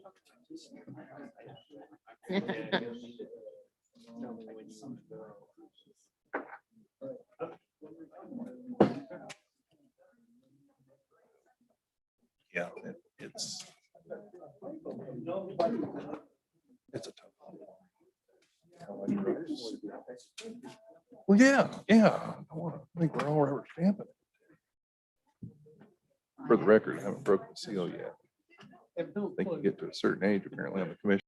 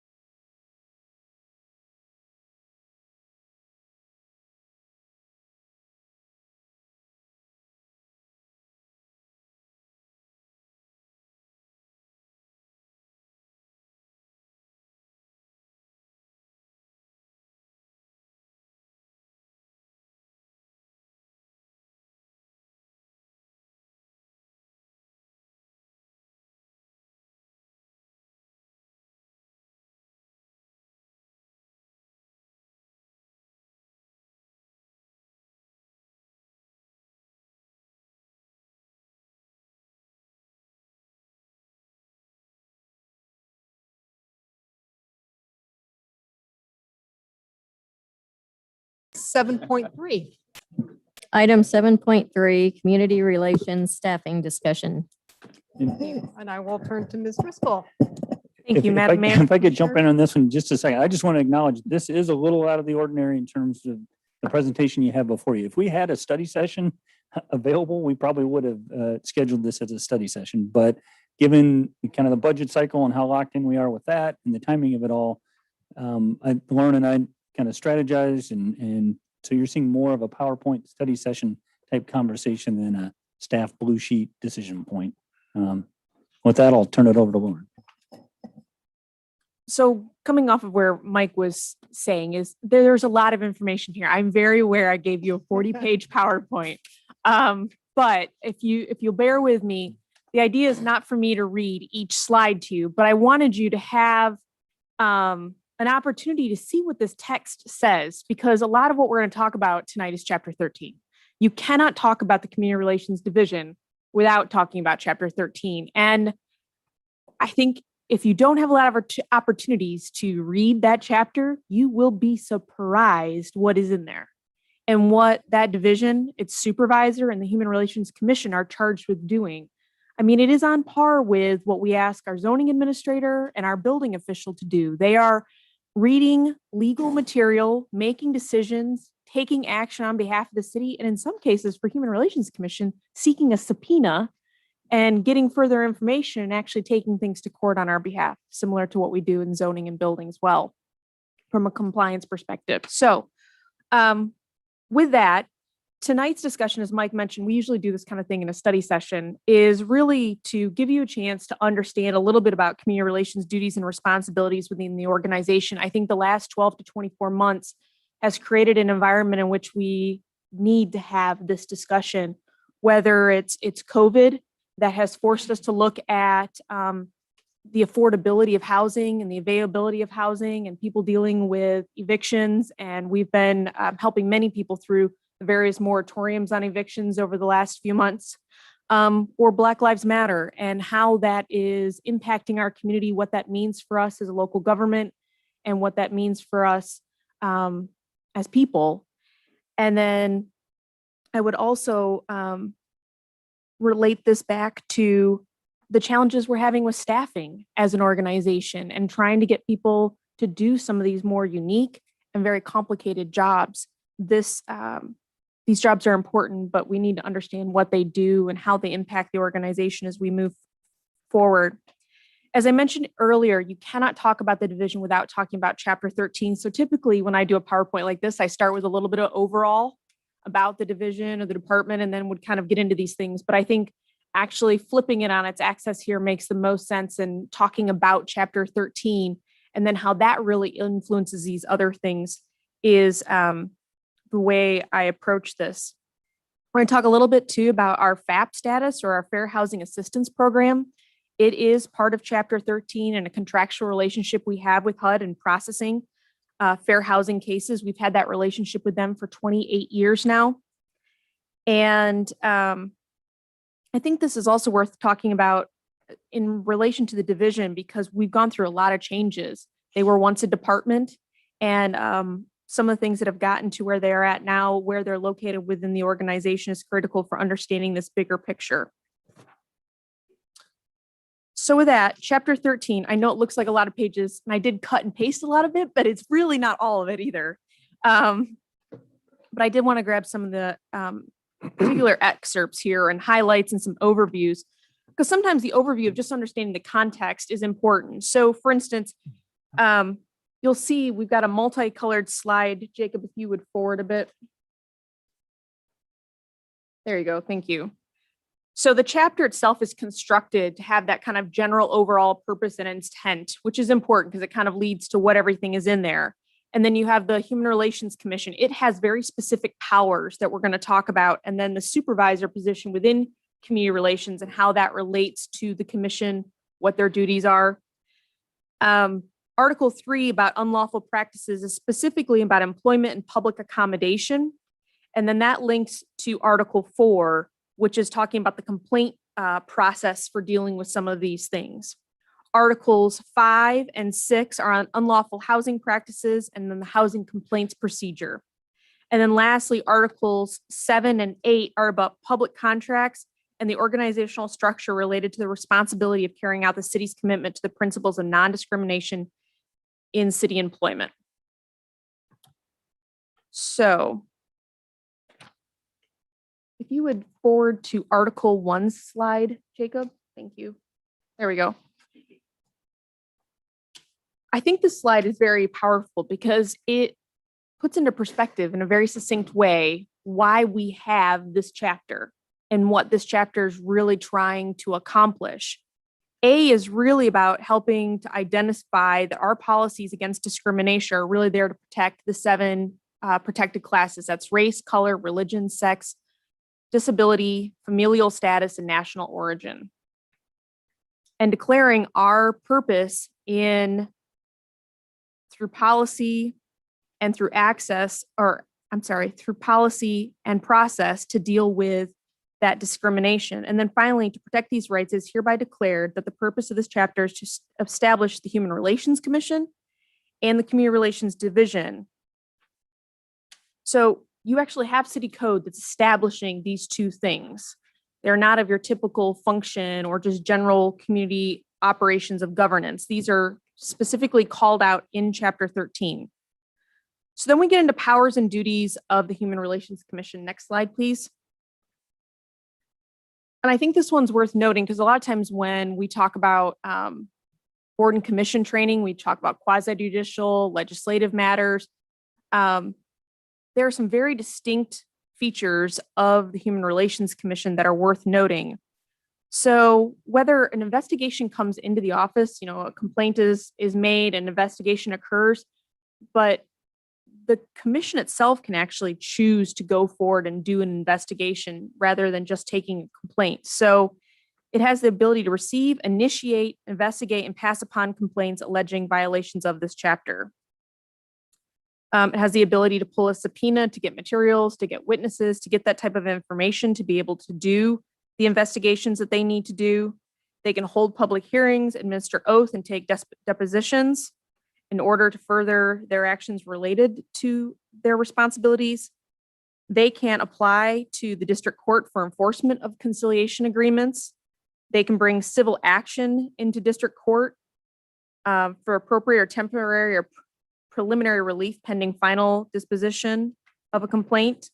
So not only are they taking the complaint forward, if the resolve of that complaint, even if it's done through conciliation, can then be taken to court and they can pursue having that enforced. Next slide, please. They can also create such advisory agencies or conciliation councils to help them in understanding, the same way you could create a blue ribbon committee or something like that. They're charged with creating and are allowed to create committees to get feedback that can inform them to then inform you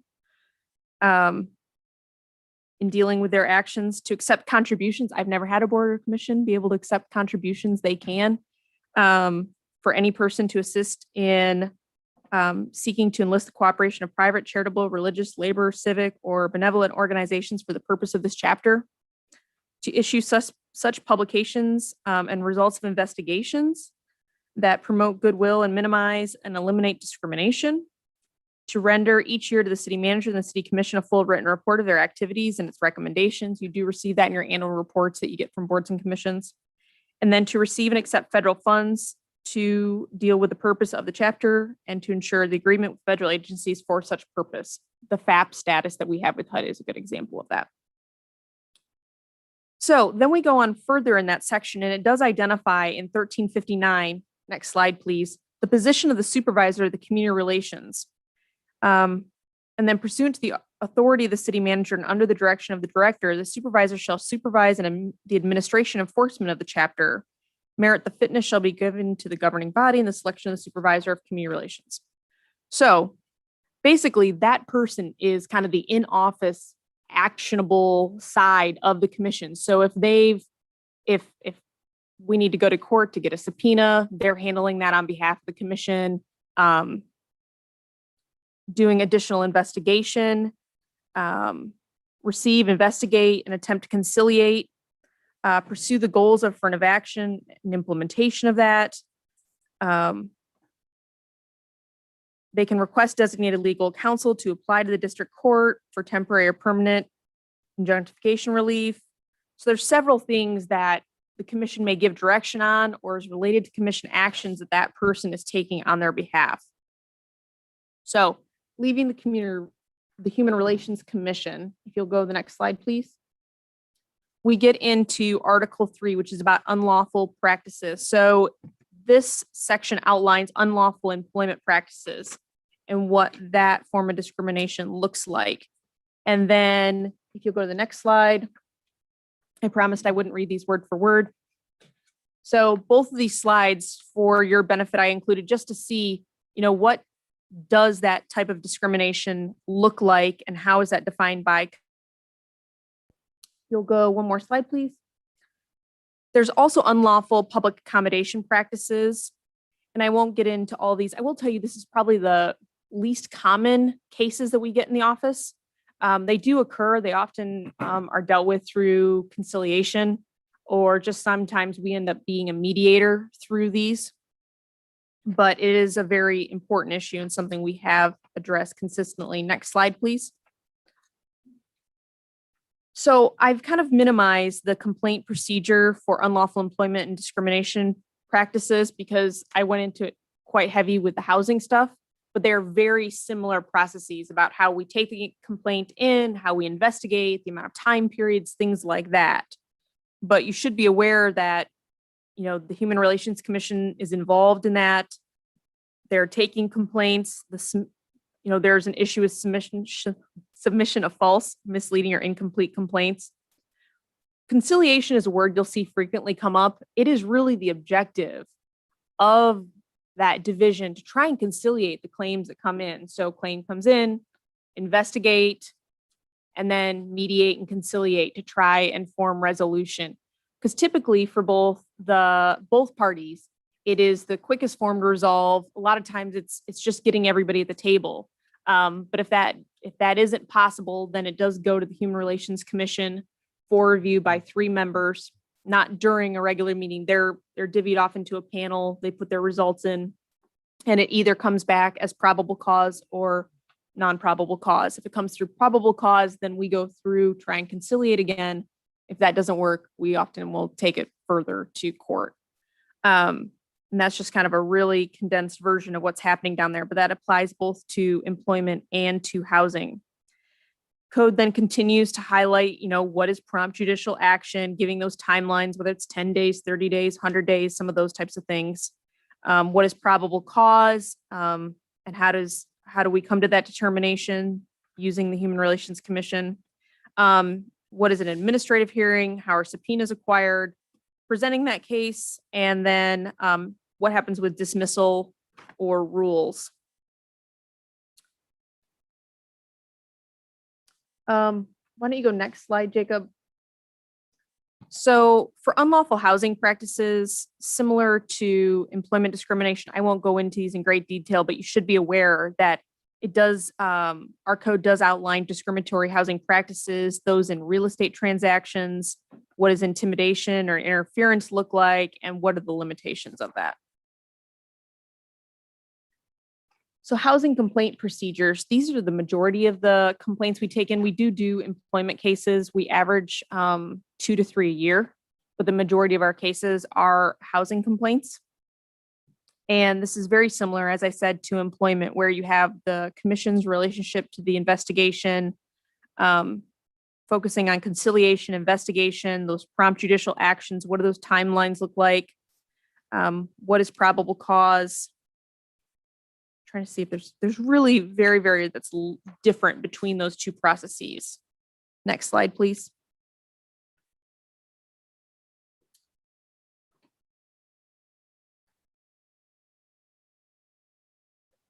I think I talked about we want to facilitate. If you'll go next slide, please.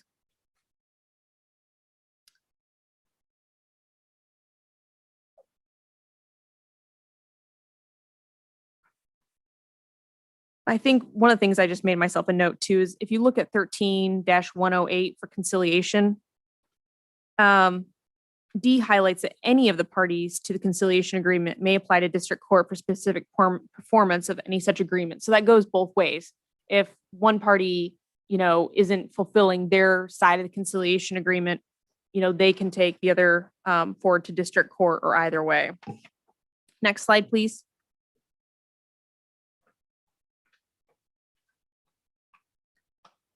Next. What I would highlight too is 13-111 is a good example of kind of that daily process that we talked about of, 3 human relations commissioners will be assigned by the supervisor to determine the majority vote and advise the supervisor if needed to designate legal counsel and whether probable cause exists or does not exist. And then B and C highlight that if it is determined that no probable cause exists for the allegation or the complaint, the supervisor within 10 business days from such determination shall cause to be issued and serve upon the complaint and respondent written notice of that determination. So if no probable cause is found, written notice is given. And then the case is closed. If determined that probable cause exists, then the Human Relations Commission shall serve written notice to such about that determination, and the Human Relations Commission shall proceed to try and eliminate or correct the allegedly unlawful housing practices by informed methods of conference, conciliation, persuasion, which could also mean we go to court if it can't be dealt with. So failure to conciliate leads that way. And then 13, next slide, please. 13-117. What I think is worth noting here is if you can't conciliate, that fails, then these are some of the actions that can be taken by the hearing officer, what we refer as, moving that up to district court level, and starts to break down what those penalties are. And this applies both in employment and the housing side. The both sections end with the rules section that the Human Relations Commission is hereby authorized to adopt rules of practice to govern, expedite the foregoing procedures and their own actions thereunder. So how they go about doing these things that they are told to do, they're also the ability to create that. Articles 7 and 8, next slide, please. I'm not going to get into great detail, but what I wanted to highlight here is that the Human Relations Commission and the supervisor have a role in both of these. So under public contracts, item 3 is if the contract fails to comply with the manner in which the contractor reports to the Human Relations Commission or the State Human Rights Commission in accordance with, and kind of goes on to say that, looking at who we're working with, if their human relations complaints or what they've reported is contrary to that they may have a role in that. And then Article 8, one more slide, please. That the supervisor has a role in reviewing positions as they're being posted to make sure that those applications as they're coming in, we're meeting affirmative action requirements and that we are getting an equal opportunity for people to apply. And then there is a committee that should be reviewing this that the supervisor from community relations should also be a part of. So that's where that role also intersects with the HR and affirmative action side of things. So that is a very nutshell version of chapter 13. And now moving on to the FAP status or Fair Housing Assistance Program. There is an employment version of this type of program, but we don't get enough cases to qualify for it. So similar to what we're going to talk about as far as, each case has a certain dollar amount and you receive training funds and those types of things. We've looked for several years, and in talking with previous directors and managers have looked going quite a ways back, but we just don't tend to get enough cases consistently to get that relationship going. If a case, if there's conflict of interest or something like that, there is the Equal Opportunity Council for the state or the EEOC that we can send those cases to. There is a state version of housing, but HUD's real preference is to have it at the local level because that's where fair housing is best administered. The majority of people who are seeking this assistance are vulnerable populations who the act of trying to get to the federal level or trying to get to that state level is more than time really allows. A lot of these issues are very immediate sometimes too. Though it is not our responsibility, it's hard not to talk about Landlord Tenant Act because it often intersects with these issues. So our staff a lot of times is answering some pretty basic questions and getting people directed in the right direction. But as far as our relationship with HUD, and it's a well-established one, is that when the Fair Housing Act was passed and in order to implement it across the country, HUD's goal was to enact and enforce their own statutes and ordinances through local government to the equivalency of the Fair Housing Act. And so we'll see that language quite often in our HUD language with our contracts or anything related to the FAP is the substantially equivalent language. And so basically we had to adopt via Chapter 13 language that was equivalent to what was fair housing practices. I believe Greg went through a lot of this process and it's quite a bit of back and forth, but adopting that is what creates the ability for us to be a FAP. If our regs, which are Chapter 13 in this case, were not to the level in which this enforcement relationship was valid, then we wouldn't have this status. So what is in Chapter 13 regarding fair housing makes us that substantially equivalent organization. And this bullets following the purpose just identify what we had to go through to get that equivalency rating. So the responsibilities as a FAP is really an intergovernmental enforcement partnership.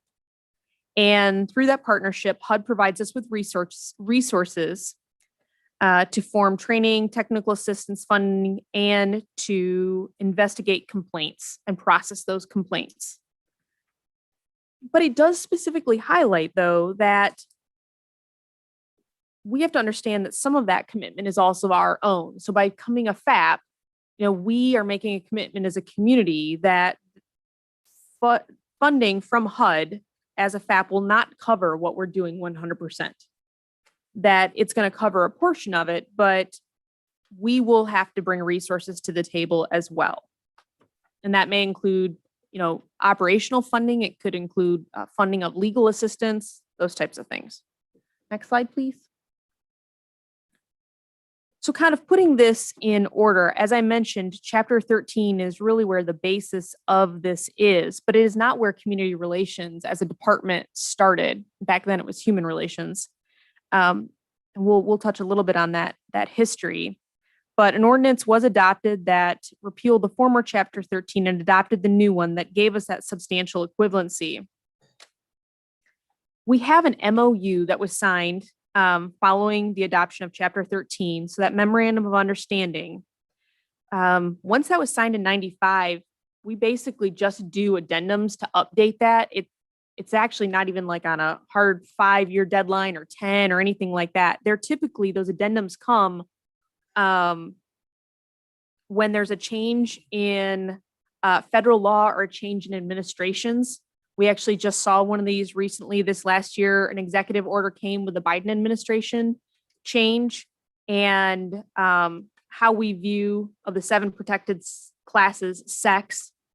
Doesn't just include male, female, it also includes gender identification and same sexual orientation, specifically in dealing with fair housing. So we have, as I've listed here, various addendums we've had over the years. Some of those are just about how HUD would like all FAPs to operate. Maybe our case turnover time had to change or something like that. But those MOUs and those addendums are really the policy side of you're this is how you need to operate or act. And then we have annual cooperative agreements. And I suppose if we stopped signing those, it would probably affect our MOU, but we regularly move forward with those. And that's based on our case numbers, which we do quarterly reporting for, on the documentation that we submit to HEMS, which is basically the electronic filing system that we use to submit our cases, our annual self-certification that has to do with, number of people we're serving, the types of cases we're doing, the number of employees we have working on this. We are subject to auditing And then that's also how we get awarded our funds. So once that contract comes in, we agree to all that. It says this is how much money that we've been prescribed this year based on basically our previous year's work. You'll go to the department timeline and staffing slide, please. Perfect, thank you. So as I mentioned, 1993 is not when this department was created. So, and I know I keep using those words interchangeably, department, division. So originally in 1976, we created the Human Relations Department, and in conjunction with that, the Human Relations Commission. And then in 95, we became a FAP. And then quite a few changes happened. And that's why I kind of highlighted 2013 through 2017. And that's where we see that change going from a department to a division. That department originally had at any one time between 5 and 6 people, typically a supervisor, an admin assistant, a couple investigators, an events and a communications person, and possibly an intake person or a grant sponsor position. So somewhere between 5 and 6. Today we have 3. We have a supervisor and then 2 specialists, which do our intake and investigations. So one of the things that I'm, kind of putting this together is the changes this department to division has gone through, and then also that the expectations and the duties of this team have not changed. In fact, they've increased and they have significantly less people. Next slide, please. I just popped in here an org chart so you could see how they fit into the department. Next slide, please. And this kind of lends to what I was just talking about. I think one of the challenges with this division is there are a lot of expectations for them, and the majority of those expectations are not the same. We have expectations that live in Chapter 13 and expectations that come from HUD. We have expectations from the public, and those are kind of all different levels. We have expectations from boards and commissions. I'll give you an example of an expectation. During last summer, when majority of the building was in lockdown and staffing was very limited, we were also in the midst of kind of the beginning of the Black Lives Matter movement. And one of the things that staff got approached about is why weren't we doing more? Why weren't we doing more to address this problem? And that should be something that community relations is addressing. Do I disagree with that? No. But at the end of the day, with 3 people, where do I put those resources? I had cases that were in the office and those people were depending on us to process those cases. And with only 3 people, or in that case, 2, do we stop processing cases to do that? And how do we reprioritize that into being something that they need to do when they already have these responsibilities? And I think that's the thing with community relations is in our municipal world, you hear the phrase DE&I a lot, diversity, equity, and inclusion. And it seems like anything DEI, we try and put in community relations. And whether that's internally or externally, and that's a lot to put on to a team of 3. And I think one of the things I'm hoping to have a conversation about tonight is I would like to get expectations kind of on the same level to make sure that we're meeting those. And these other things, if we're identifying them as a community, where do we find the resources to do those things? And it may not be in that division. But their responsibilities as required by code are for the Human Relations Commission to deal with fair housing, equal opportunity employment, public accommodations, and that of those very specific jobs assigned to the community relations supervisor, and to follow through with our agreement that we have with HUD through our FAP status. But some of the other things that are, required of us, assumed or perceived is, and I say required because the Accessibility Advisory Board is a great example. That's the second board that division manages. that they're required to deal with. And as you guys are familiar, trying to staff boards and commissions is a lot, and trying to find volunteers that are having a meaningful experience because there's enough to give to them is another challenge. Not to mention the amount of time it takes for staff to properly prep those boards and administer them correctly. Fair housing seminar is something we put on. We do have an obligation through our FAP status to do some training and public outreach. And we have consistently held what is recognized statewide as an excellent training. Our fair housing seminar we hold usually in the spring. It has a good amount of attendance. We've been numbering over 50 the last couple of years and have speakers from all over the state. It's well attended by our landlords. We'd like to get more tenants, but it is well attended. Education, outreach, and training, we've kind of done a little bit of everything from attending the meetings for various committees or nonprofits to working with employers and providing like very specific training to help with DE&I issues or other employment challenges they're having with their teams. We've worked with OCCK and their drivers doing trainings. We've worked with USD 305 doing trainings. We administer grants, sometimes directly related to what we're doing with HUD, sometimes partially directly related to what we're doing with HUD. For instance, the Emergency Solutions Grant is handled in that division, and that deals with the emergency housing that we've talked about. And we've been part of that grant for over 20 years. As I mentioned, Landlord Tenant Act, you cannot talk about fair housing without talking about that same issue, because if somebody's concerned about, can they stay in their house? They're being asked to leave, what is the eviction process? You're going to end up talking about these things. Translators. We're one of the few offices in the city that has a significant amount of multilingual people, and we do a lot of translating. A catch-all. I think you'll see in a couple slides, we've got the number of phone calls we take. If it doesn't fit in some square peg, square hole kind of thing, it often ends up down there. And maybe it's the title. I mean, we've kind of pondered that at the office a long time. Is it community relations? It's such a catch-all kind of title that maybe that's why they get all those phone calls. But at the same time, ask yourself, if they weren't, they still needed the help. So those calls have to go somewhere. And a lot of times they're one of the most in the know groups. Anything housing, anything and everything housing somehow ends up down there, even if it's not fair housing. And as I mentioned, all things diversity, equity, and inclusion.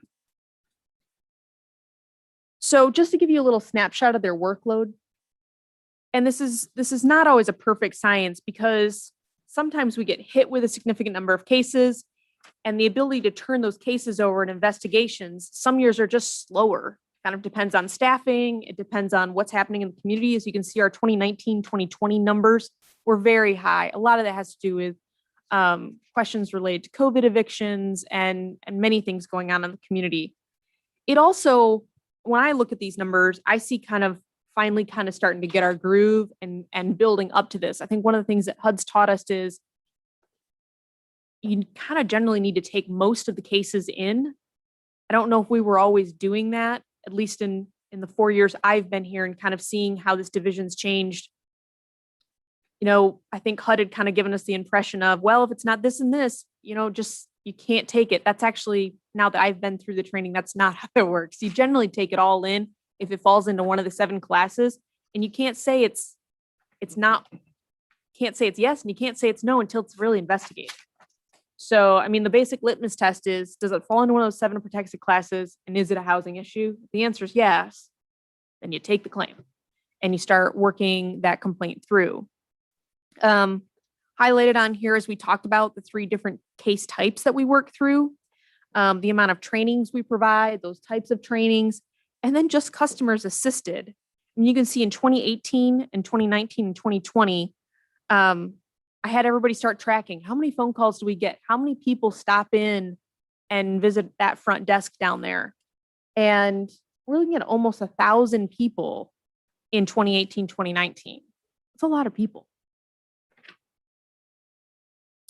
We've mentioned FAP. We've mentioned funding that they provide us.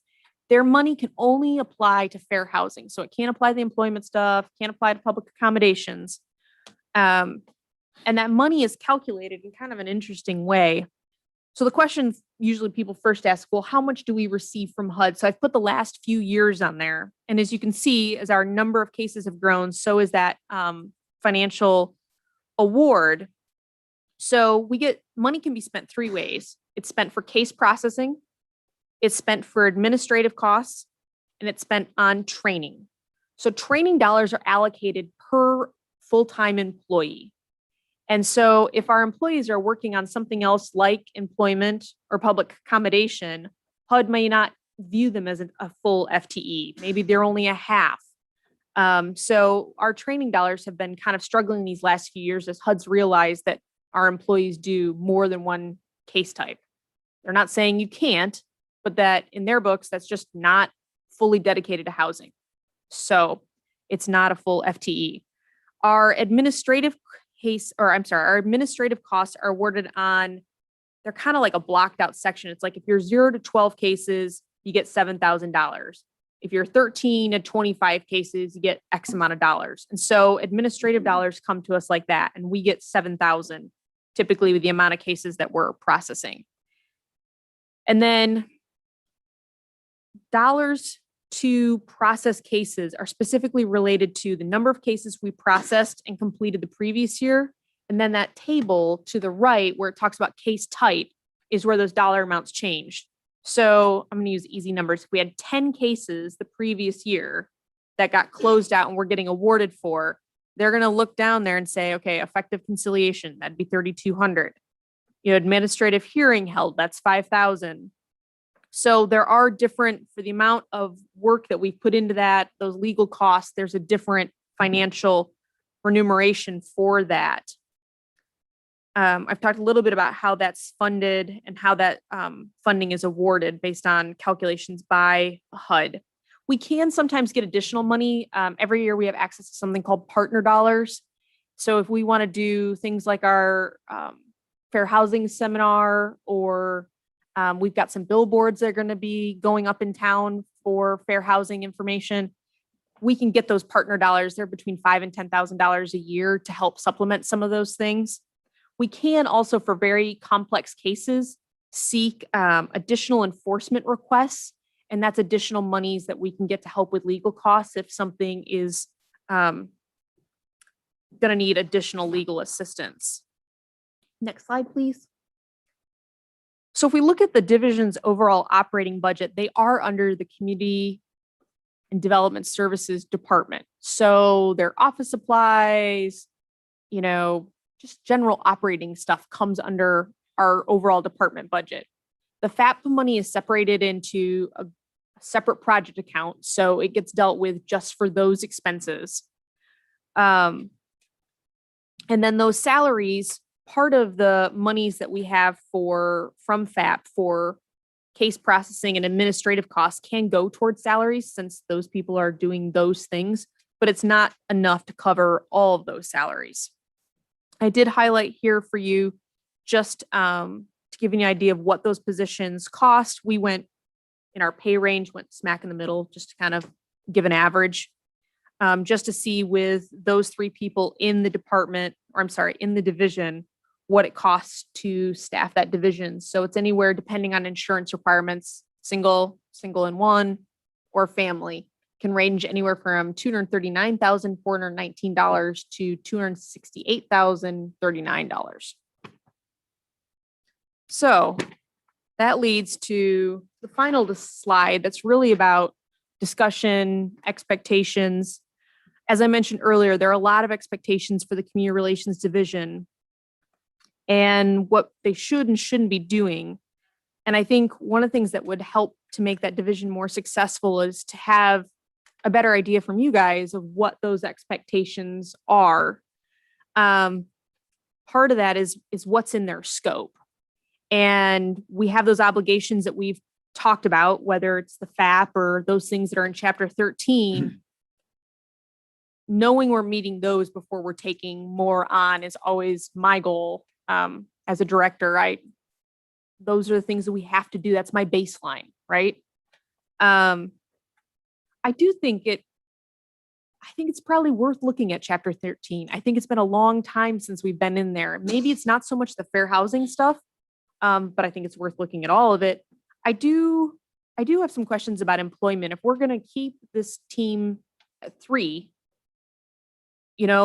is it worth looking at employment cases where if they're a larger entity, like we've had cases from, I'm looking to Greg. I don't think I can tell you, but large companies, large multinational companies, and they're expensive and they're time consuming because they have a lot of lawyers and it's a lot for us to go through. And my question maybe would be when they get to that level, that maybe they go to the EEOC for that level. I mean, if they're a local business, our role seems to make a lot more sense there. A lot of times we can mediate those, discuss those, and if they have to go to court, it's more relevant. But when we're talking about mega corporations, I don't know if we're really the best people to be fighting that cause, but we could still take the complaint and help move that to somebody who maybe has more resources at that state level. That's just something I'm throwing out there.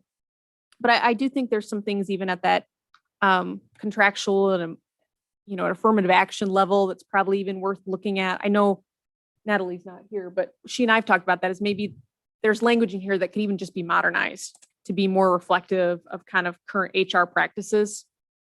And I mean, if it would be helpful, I mean, I'm open to how we do that kind of revision. I don't think it necessarily needs to be done by me in a broom closet by myself and just show it to you. I mean, I think we could put together a committee. I think there's some very committed individuals in the community who might want to be a part of that process.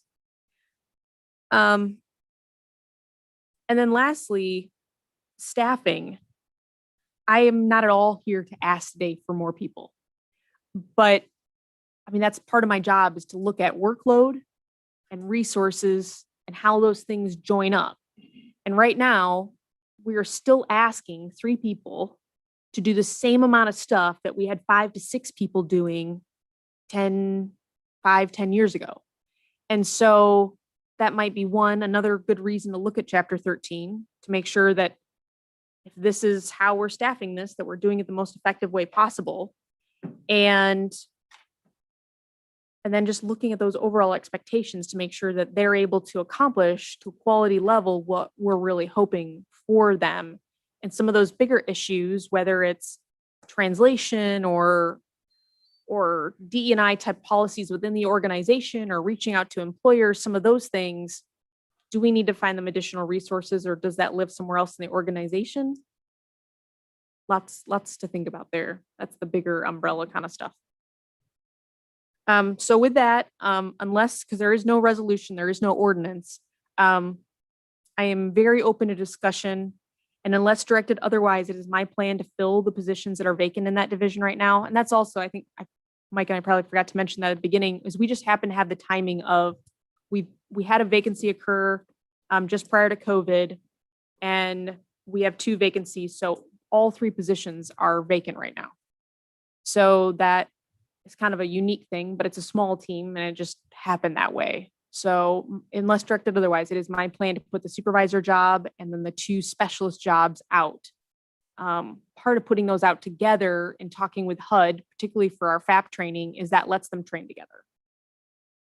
So that's where I want to jump in just a little bit. The reason we felt like there's a sense of urgency and the reason we're bringing it to you rather than just proceeding to fill those positions like we might normally do otherwise is as part of strategic planning, you had a conversation about identifying opportunities identifying services and divisions and opportunities to downsize the organization. And we're not here to recommend that we do away with community relations, but when all 3 positions are open, we felt an obligation in terms of just good governance to bring that to you as a governing body, recognizing the strategic planning conversation that you'd had before we just plow straight forward, filling those positions. Didn't want to, proceed and then have you understandably say, well, shouldn't we have talked about whether we want to continue that function, especially in light of kind of the uniqueness of community relations in terms of provide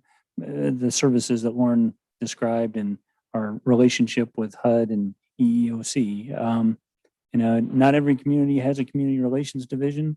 There is an opportunity to just forward those on to the state, but it's a level of service that we provide to the community, and it serves a particular population in the community that we're not necessarily prepared to say that we need to discontinue that service. How are we handling any complaints or things that would usually come to that department now? Are they being sent on to the state? It's all Lauren all day. So Well, we do have a moratorium currently with HUD right now for the next 3 months. So we are taking the cases in here and then we're getting them off to HUD. So they will process them directly. But all of our links right now link directly to their digital page. All of our contact information, particularly for the housing stuff, but if it's employment, and just general housing cases, we still have a lot of calls right now about the eviction moratorium and trying to kind of understand that. And then, but employment and public accommodation are coming through me. on the employment, when you get, and again, I was going to ask on the civil action, we're talking about reimbursement. Do those take, does that require legal counsel to deal with the civil actions being filed, or is that just handled by the current staff? Typically, they're handled by, we have a relationship with Clark Mize Linville, and if there's a conflict with Clark Mize, we have another agency that we work with. But typically, once it's gotten to that level and we've passed conciliation and we've passed the community relations or the Human Relations Commission, then yes. Okay, we would. that was my question. So that those funds that were being reimbursed are also to help us reimburse legal counsel that we had Yes, to. and but that's only for fair housing. Okay. So that wouldn't be for One more employment. question I'll ask you. I just get mine out of the way. As far as the supervisor and the two individuals that you're looking to hire, what are the education/training requirements for those positions? I can't remember off the top of my head. I think for the specialist, it's desirable for a bachelor's degree. I can't remember if it's required. And then I think it's desirable. I don't think it's required. And then the supervisor position, it is required to have an undergrad with a graduate degree desired. I think in having to hiring these positions a couple of times now, and I think that's a part of the expectation thing I'm hoping to have a discussion about, because to do what those people do, it takes a lot of heart. And every day, I mean, just taking these phone calls in the last couple of weeks, in addition to what I knew before, I mean, these are some gut-wrenching stories. And when we take what their just base job is and then we pile all this other stuff, it's a lot to ask somebody to do. And so one of the things that I'm hoping to do is kind of narrow that down, but it is a unique skill set. I mean, you have to be one, good with people in high stress situations. You have to be a good administrator. And then you have to be a neutral party. You have to be able to go through that factual situation and break all that down. It's a unique skill set. Is that a more difficult set of skills to find than what they need to actually perform the job? I mean, with the complaint process and the, investigative things, it doesn't sound like it'd be easy to find people that had that skill set as well. So it is not easy to find people off the bat who have worked for HUD. We find success in people who have been case managers, often in maybe nonprofits dealing with sensitive information, or case managers, people with social work background, things like that. The specialist positions, HUD has some very good training for. I mean, just like all things, the feds used to have, they'd buy these boarding schools on the East Coast and they used to turn them in these training facilities. FEMA has one, there's a variety of them. Well, HUD lost its contract about 5 years ago. It's like right before I got here. And so that kind of put all of their training on hiatus, which really messes with things, because if you have just kind of that baseline, Commissioner Ryan, you can take their training and really be able to do the job. But if their training is off, it kind of throws everything off. But they've come back full circle. And I think COVID actually kind of made them get very good at doing this virtually. So the training resources are much more in line. So I think if we found somebody with some of those base skills that we've learned are best associated with those jobs, we've got the training to get them going much faster than we have previously. is there any relationship between this skill set and what the people at the housing authority are doing? A little bit. I mean, it really helps if you know HUD. It's kind of like a language all of its own. It's just like if you've ever done disaster stuff and you speak FEMA, it's helpful if you speak HUD. It's a little different because they're administering a program and getting people connected to housing where we're often doing that investigative side related to some of those things. But yeah, there's definitely there's some relationship there. At the point where a legal counsel is engaged, is that included in these budget numbers you're telling us, or is that over in our budget in another place? It's over in our budget, probably in other places. I think we cover a little bit of it we use as much as our FAP dollars allow us to cover those legal costs. And like I said, if we have something that we foresee being more than usual, we can apply for some additional dollars, but some of those things probably do cross over a bit with just our regular Clark Mines Linville contract. What is under the scope, and on that last page, what's the public contract review? Is that the arrangement with Yes. HUD and how they're reimbursing us? No, so that's like if we go out to bid and we form a contract for asphalt or construction or something like that, the supervisor in community relations is charged with keeping an eye on that, and the Human Relations Commission, if they're a good employer, if they're an equal opportunity employer, and reviewing that contract. Yeah, that's an affirmative action initiative to confirm that they both advertise the position in terms of EEOC language as well as administer it correctly. I don't know if you noticed in the information, that applies to all public contracts cumulatively valued at $5,000 a year or more. So not only is it an individual contract at $5,000, but it could be a contractor that we have multiple contracts over a year, and when they trip the $5,000 threshold, we're supposed to catch that and administer those provisions. So, and just knowing the number of vendors that we deal with, that's sizable. Commissioner Ryan, one of the things I will add when you were asking about those positions, I think what we found is that supervisor position, if we can find somebody with a law degree, it is really helpful. One of our most previous supervisors was not an attorney, but had a law degree, and it was very helpful in the practice. In fact, she left us to take her dream job at HUD. But we found in that relationship with HUD and working with Clark Mines and Linville and just kind of the legal side of everything. And often, maybe the other parties have attorneys. It's very helpful to have somebody with a little bit of a legal background as that supervisor position, for sure. So our purpose today isn't necessarily to re-engineer the org chart or the responsibilities, but more so to make you aware of the staffing situation as it currently sits, the intention to go forward. But we did feel like as we're having that conversation, we needed to set expectations and not lead you to believe that we're going to fill that position and take on a sizable, significant scope.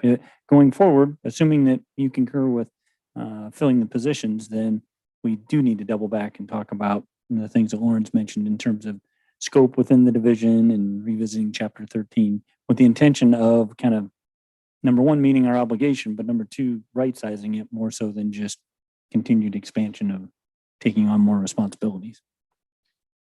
In order to right-size it, we have to define its mission first, because we may find that the mission we want it to have requires 4 people and not 3. I mean, if we want to keep these services, because these are not, well, some of these are services that probably no one else in town is clamoring for the opportunity to do. Is there any federal money to help with the employment? No, we don't qualify for it. There's not enough cases. That's the one we don't have enough cases. Correct. Yeah. Mike and I have talked about a possible admin down there. I mean, with the amount of phone calls and stuff that they have, we use the division up because we're separated as a department. So we use the upstairs front desk as much as possible, but sometimes you just have to have a person at that desk down there because with the through traffic, and if you've got 2 investigators, I mean, it's kind of like hot potato, like who's going to be on desk today? And it can be, I mean, with, 1,000 people roughly a year, that's a lot of traffic coming in and out, and it's really hard to get to things sometimes. So that is one of the challenges they experience down there. And we think we might have some interim funding to temporarily fill that position. Yeah. So if you see a person down there, it's We a didn't go temporary rogue. solution. We have some money in the that hotel emergency solutions grant that came with COVID money to help put somebody down there to deal with questions. Not to sidetrack us too far, but physically, if we had a different configuration, I personally have said that, we might be able to share administrative staff, but with their physical location where it is, they're just kind of a standalone operation. They see the foot traffic coming through the door, and then the sign above the door is community relations, and it just kind of heightens the traffic, I think. And we have looked at trying to kind of move stuff around. There's just no more room in the building. So happy to answer any additional questions you have to kind of frame it, unless you provide us and task us with additional follow-up or provide us direction not to proceed. Our default is that we're prepared to advertise and go back and try to fill those positions. I would like to point out that we have two former community relations division employees here right now. And just from where I'm sitting, I mean, obviously this is a complex division and it has just a huge variety of responsibilities. And I think where I am heading is, if we had some past employees that were willing to, take a deeper look at this and see, what are our essential functions and how many people do we need to have to do that effectively?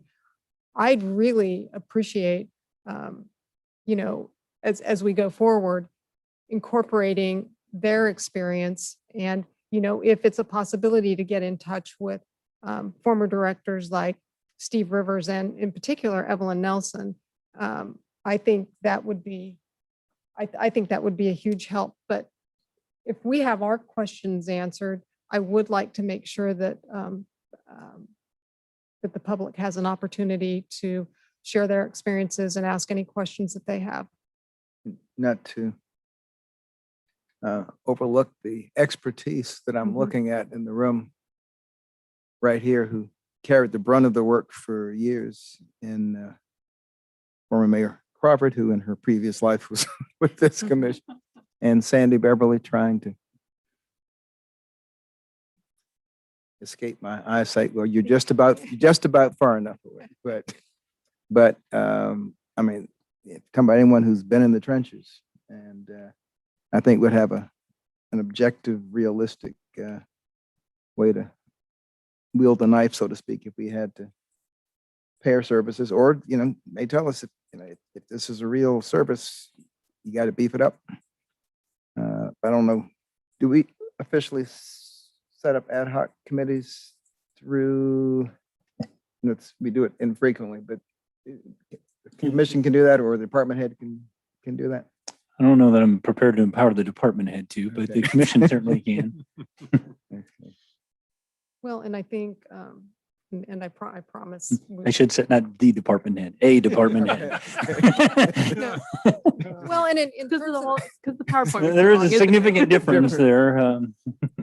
Well, and in terms of the department, I feel like development services has also kind of served as the catch-all in recent years. We'll just send it to development services. And, the fact that that office is isolated and it doesn't physically connect to any other office, I think that it might be a reasonable discussion to determine, does that division fit better someplace else? Do certain responsibilities within that division, are they more applicable to development services, but others are not? I mean, that's where I would really like to hear from Ms. Crawford and Ms. Beverly. On the other issue I would have would be, does this office even need to be in this building? I mean, is there a place in the community where it may be deemed as more accessible? Because sometimes just, the institution, what we used to call it in the 70s, it's a catch-all term, but the establishment, that was it. Scares people about accessing services in certain locations. So it might be something that we'd want to farm out, much like motor vehicles. I'm not for that reason, but motor vehicles has an office outside of the building, but this is a service that might be perceived as more user-friendly outside of this building. And as a little bit of additional history, I think I may be wrong about the timing, but there was definitely discussion about our comprehensive plan from a planning and zoning standpoint, identifying as many as 70 neighborhoods and wanting to do neighborhood engagement and development. And so that ended up in community relations, which is part of why community relations, I think, gravitated to development services. I will tell you, that was one of my first things when I got here. It's like, does this belong here? But the more I've seen kind of the whole world of community and development services evolve the last few years, I mean, it's changing as much as our political climate and our communities are changing. The connection that we make between our compliance staff that's out in the field and trying to help make those connections. We've actually got our data linked up now that when the cases get loaded, we're able to connect addresses to see what kind of other complaints are coming through from the enforcement side of property maintenance to kind of see where we've got consistent behavior or maybe where we've got maybe hoarding issues going on and things like that. So some of the connection between all of those things has been pretty critical, and we haven't really had that before. So having everybody on the same team has been helpful. And I mean, particularly on the planning side, there's a lot of resources out there related to diversity, equity, and inclusion, and how we need to start enfolding that into how we do long range planning. And so the work that's happening down there is really like boots on the ground stuff that applies theory. One more question. It says, should affirmative action review be assigned to HR? How'd that look to you? What's that mean? I mean, sometimes we have to do that, like right now when there's no director down there, and I mean, checking in with Natalie, but I don't think that's a bad thing. I mean, I think one part of having affirmative action identified in code is making sure it gets done. I just don't know if it needs to be done by that supervisor. Oops, sorry, need to turn my microphone on, but that, I think from the department head's perspective, those are brainstorming points in terms of if we're trying to reduce load. Haven't vetted that through these other departments that are mentioned in these bullet points, and they're talking load issues as well. But that's the conversation we're going to have going forward. All right. At this point, I'd like to invite any members of the public that would like to speak to this issue or have questions to come on up to the podium. If you can, at this point, if you haven't fallen asleep in your seat. I have to get up or my hips will let me. I think it's interesting, and I thought I'd bring this to you tonight. 37 years ago, and this month, I came to work as the investigator for the department. 37 years ago. That's telling you something about my age, but it's also telling you something about the department. It's been here a long time. It was organized by a group. Shirley Jakes was one, and many of you remember Shirley. Mr. Rodriguez was one. I don't remember all of them, but they were an organized group, a grassroots group, and they met in churches and homes and in people's basements, in churches, just to get, because they were having so many people bring complaints to them about their homes and employment and so forth, that they decided that something needed to be done. So it started that way. So it's grown through the years. That was in 76. I believe that's when they got through the ordinance. In 84, I came, and I was the investigator, and there were 3 of us on staff. We did pretty good, but that was 37 years ago. So what we worked on for the most part, what my job was to work with housing mostly. And we brought in a lot of money at that time. Rod Franz told me, and we're missing him now, but Rod Franz told me, came down to the department one day and he said, Kay, you bring in a lot of money, but you don't spend it. So, but I was spending it. I was spending it doing my projects.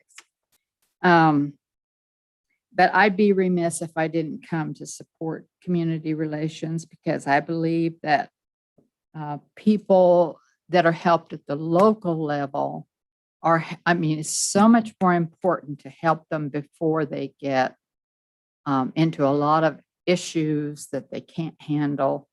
And we had almost totally conciliated almost totally all of our complaints.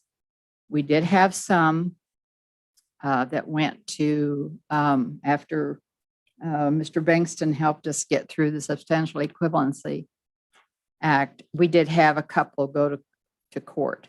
For the most part, most of those are conciliated. If you work with landlords and tenants and employers and employees, generally they want to conciliate. They don't want to go any further with it. I remember having one complaint one time that I knew right off the bat, it was probably a very big complaint. And I just opted to send that to a local. I told the complainant, that I would give him 3 names of 3 attorneys, but that they should go that way because this would be a complaint that I felt like would behoove them to carry it further rather than to go through our local process. I just made that determination, and it's a lawyer in Salina who is still practicing and does civil rights complaints, and that's where they went. So those are some of the kinds of things that we did rather than to try to get the department bogged down in something it couldn't handle. So, and I did try any number of times to get an EEOC contract. In fact, I went to several of their commission meetings and things, but we just never had enough complaints to do that, which is good in a lot of ways. And in some ways, not good because we weren't getting the money. But I'd be happy to help in any way I can to help you until you get kind of on your feet. And I'm sure Sandy would be glad to too. Sandy's a great conciliator. She conciliated a lot of complaints in our department. I worked on them too. And we all just kind of did the same kind of thing in trying to help people on the local level. At one time there was in housing, there was quite a big contingent of landlords that met very often. They finally just gave up because we were providing that stuff with all of the information to landlords that they needed without having forms and all sorts of things, just to get our name out there as helpers with those kind of issues. And it worked.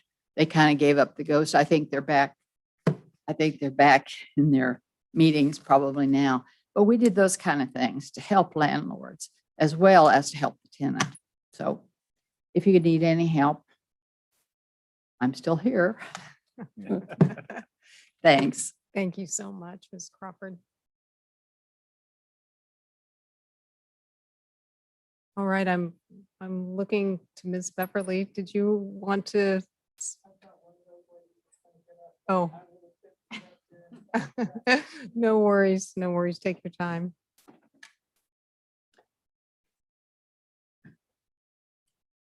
It might be of interest, if I may, Mayor, a couple of points. Well, Sandy comes up. There is some history also in terms of Salina's cases being precedent setting. In 1987, I believe it was, Kay can correct me.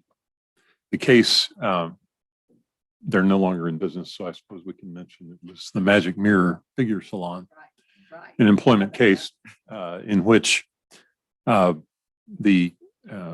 award was made locally, and legislation. Well, actually, Mr. Burnett, the director at the time, approached me about our ability to enforce that.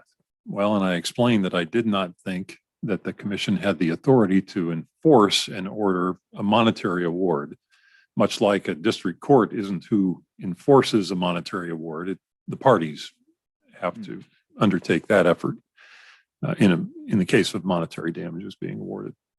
And anyway, legislation ensued that the commissions statewide now have the authority to enforce those monetary awards as a result of that case. I say the case, we obtained an attorney general's opinion. The attorney general acknowledged that I was correct that we couldn't do that under the current legislation, but it prompted the legislation that gave local human relations commissions the ability to enforce those awards, as well as that was the initiation of the subpoena power that the commission also has. So I'm sorry. Yeah, I'm sorry, Sandy. I didn't mean to hold you up. No, but at least I'm standing. Good afternoon, Sandy Beverly. Yes, I am a former employee of the city of Salina with the Human Relations Department, and I was the investigator. This department is valuable for many things. When you take care of the least of us, you take care of the rest of us. And that's exactly what that department did and does. I know that we need to study some things and change some things. As Lauren has said, I feel that there are some things that could be done. We have to change with the times. I get that. But I also understand that people in the community need this department.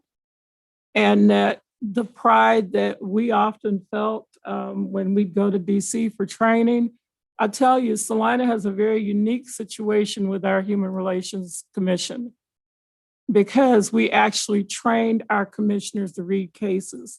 Those cases that I could not conciliate, our commissioners read those cases and made those judgments, which kept me neutral, which was vital to my job. We had to maintain an idea of neutrality because I had to have the trust of the people that filed the complaint, as well as the people that the complaint was filed against, that I was going to do my due diligence and I was not there to judge them. So that was a very important and vital part of this job. We can't shut the doors on it. I'm glad to hear that you don't plan that. I will help in any way that I can. There are organizations that I belong to that I've done the whole time that I've lived here and worked here, and I still do because I have a passion for this community. I don't have to live here, I choose to live here. So that was my grandson that spoke earlier. I'm busy raising the next generation because I know my time is limited. But I want us to have a better community than the one that we have now, and we're capable of doing that. And it's going to take work. It's going to take trust. It's going to take conversations, and they're not all going to be easy, but we have to do it. The one inroad that we did not make that I wish we had made more of during the time that I was here was in the Asian American community within Salina. We don't have a lot of activity. We don't have a lot of connections there, and we still have things that we need to do. Asian hate is on the rise here in the United States. You know, the things that we're seeing outside can very well be here inside Salina if we're not careful about what we're doing. It's not just Black Lives Matter, and believe me, I am a true Black Lives Matter candidate. But I understand that everybody has a right to a civil life.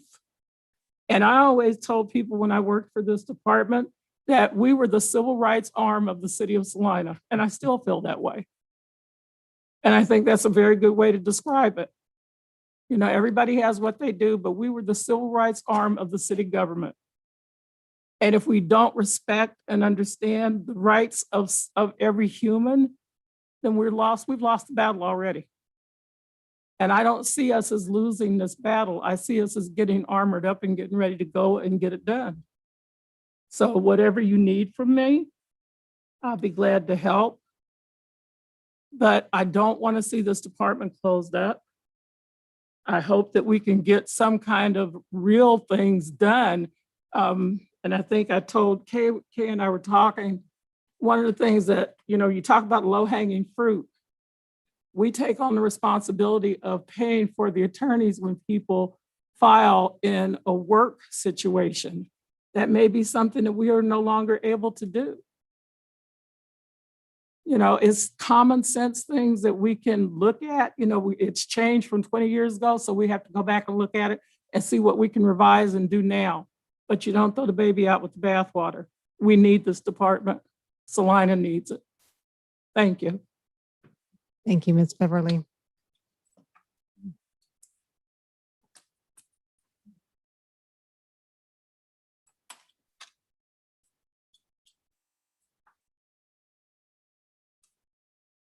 I'm Lene Meyer from Salina. I feel weird with being the only one with the mask. Even though I've been vaccinated, I'm still don't believe we're out of the woods yet. So I'm careful, extra careful. I'm here too as a taxpayer and a citizen of Salina to support the Human Rights Department and whatever it takes financially from the commission to set for hiring the people that's needed.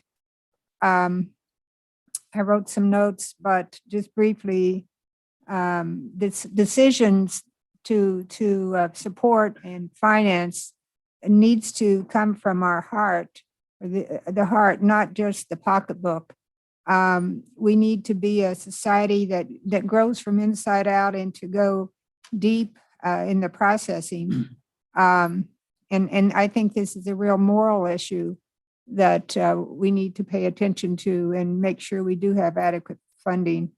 Salina citizens deserve the very best from all of you, a heartfelt best, not just from your brains.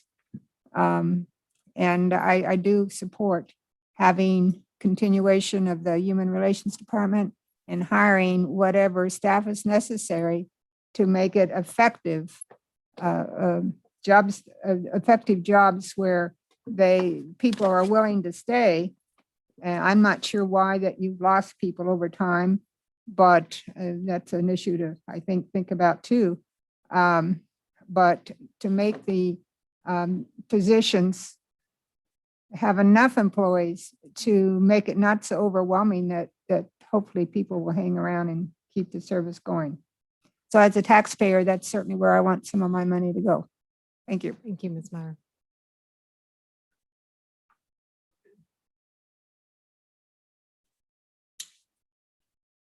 Good afternoon, John Blanchard. Thank you for the opportunity to speak to this item. I won't repeat what the three previous speakers very eloquently put forward.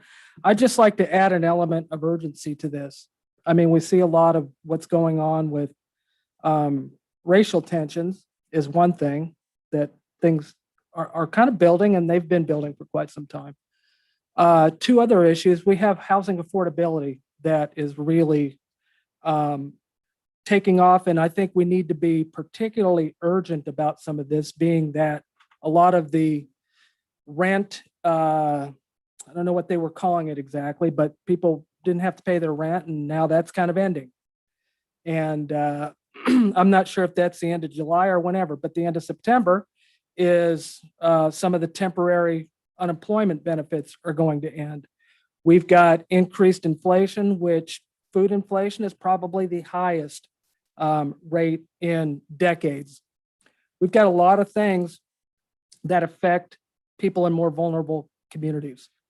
So I ask that you act with a sense of urgency and get those positions filled. If you need to, I don't know why you would need to rediscuss the mission of Chapter 13 and the organization and so on. Maybe if you need to look at, was it wise to take and make it a division instead of a standalone department? That may be one of the things that you look at. But I think the mission was clear. The mission was executed extremely well for decades and even for the last several years. And it was a little disturbing to find out today, 3/4 of the way through the presentation, that, oh, and we forgot to mention, we don't have any staff. So it seems like I think your role as leaders is to make sure we're doing the right things. And having a strong human relations department is the right thing. Management is about doing things the right way. So I know that we had a strong department for years. I know that one of the most dedicated, I think that Evelyn Nelson was an extremely smart and capable person and moved to this community and enjoyed living in this community. I also know that Julia Ramos, who apparently is no longer there either, which is news to me, was extremely dedicated. We talk about people having the heart for the job. Not sure outside of Sandy Beverly and Dina and Julia that people don't have as big a heart. And I'll throw Kay also. I mean, leave Kay out of that. But when you have people that are that dedicated and they leave, I think we really need to look inside and see maybe are there things that we can do better. And so I hope that you won't shy away from doing some of that too. And just one last thing. And Commissioner Davis, when you mentioned that, maybe we need 4 people in that office, I hope that you'll consider that. Maybe we do, but whatever direction you choose to take, I hope that you'll act with some sort of urgency, because I think these things are going to continue to pile up. It sounds like there's enough going on with housing that Lauren has got her hands full. So I hope that you'll be able to find some relief that way and just act with urgency, because people in the most vulnerable positions in our community are counting on you. So thank you. Thank you, Mr. Blanchard. Is there anyone else who would like to speak this issue? If not, I'll bring it back to the commission for any direction that we can give to staff. Any other questions that we have for staff? Well, I think 3 big, and these are real directions, but 3 big issues. One, maybe revisit its status as a department or a mission. I mean, it is a mission that doesn't easily fit in any of our established departments. 2, make sure we have it right-sized for its mission. And from what I'm hearing, well, I think we really need to look at getting that administrative person and the 4th person, because I knew they were busy doing stuff, but after I've been reading this, it's like, that is a lot of work. And it's a lot of cases per year that come through that office. And I would still, look into alternative locations if that space is too small. Community corrections, parole office, they're not located in the courthouse. That probably increases the ease with people can access those services. Any other direction before I throw in my 2 cents? Because y'all know I have my 2 cents.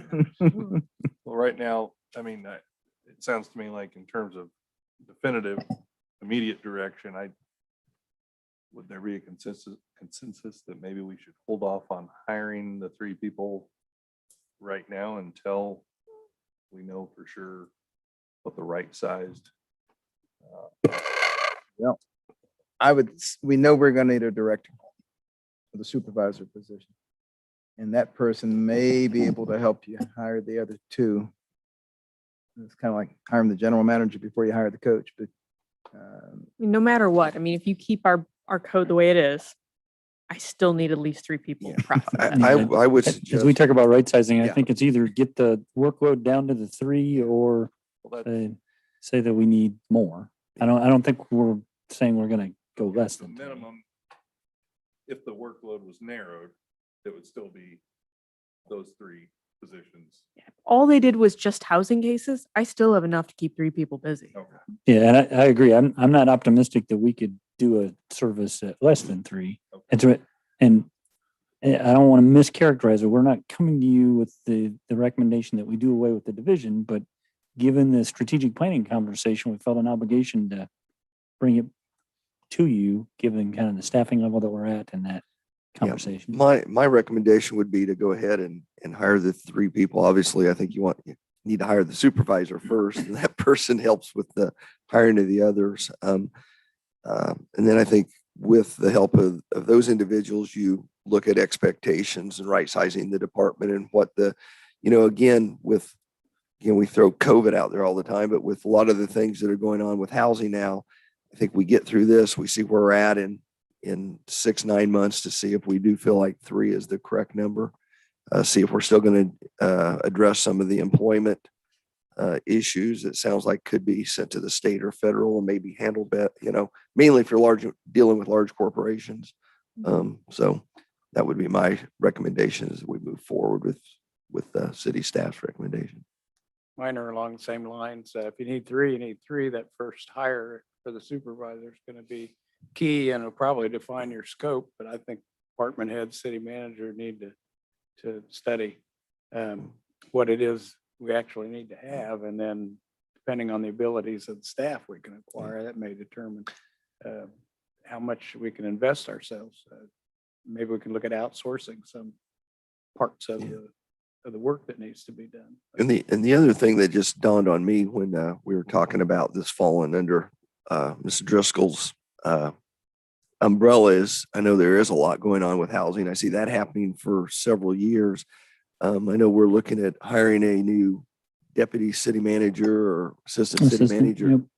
That And maybe, Lauren, you got a position open in Yeah. your department, don't you, as well? Yeah. I I have a imagine couple. that's not easy to but I fill. mean, maybe this department falls under that individual's umbrella instead, or something too, to help. I'm here to govern, not manage. You guys have to figure that out, but I think we can.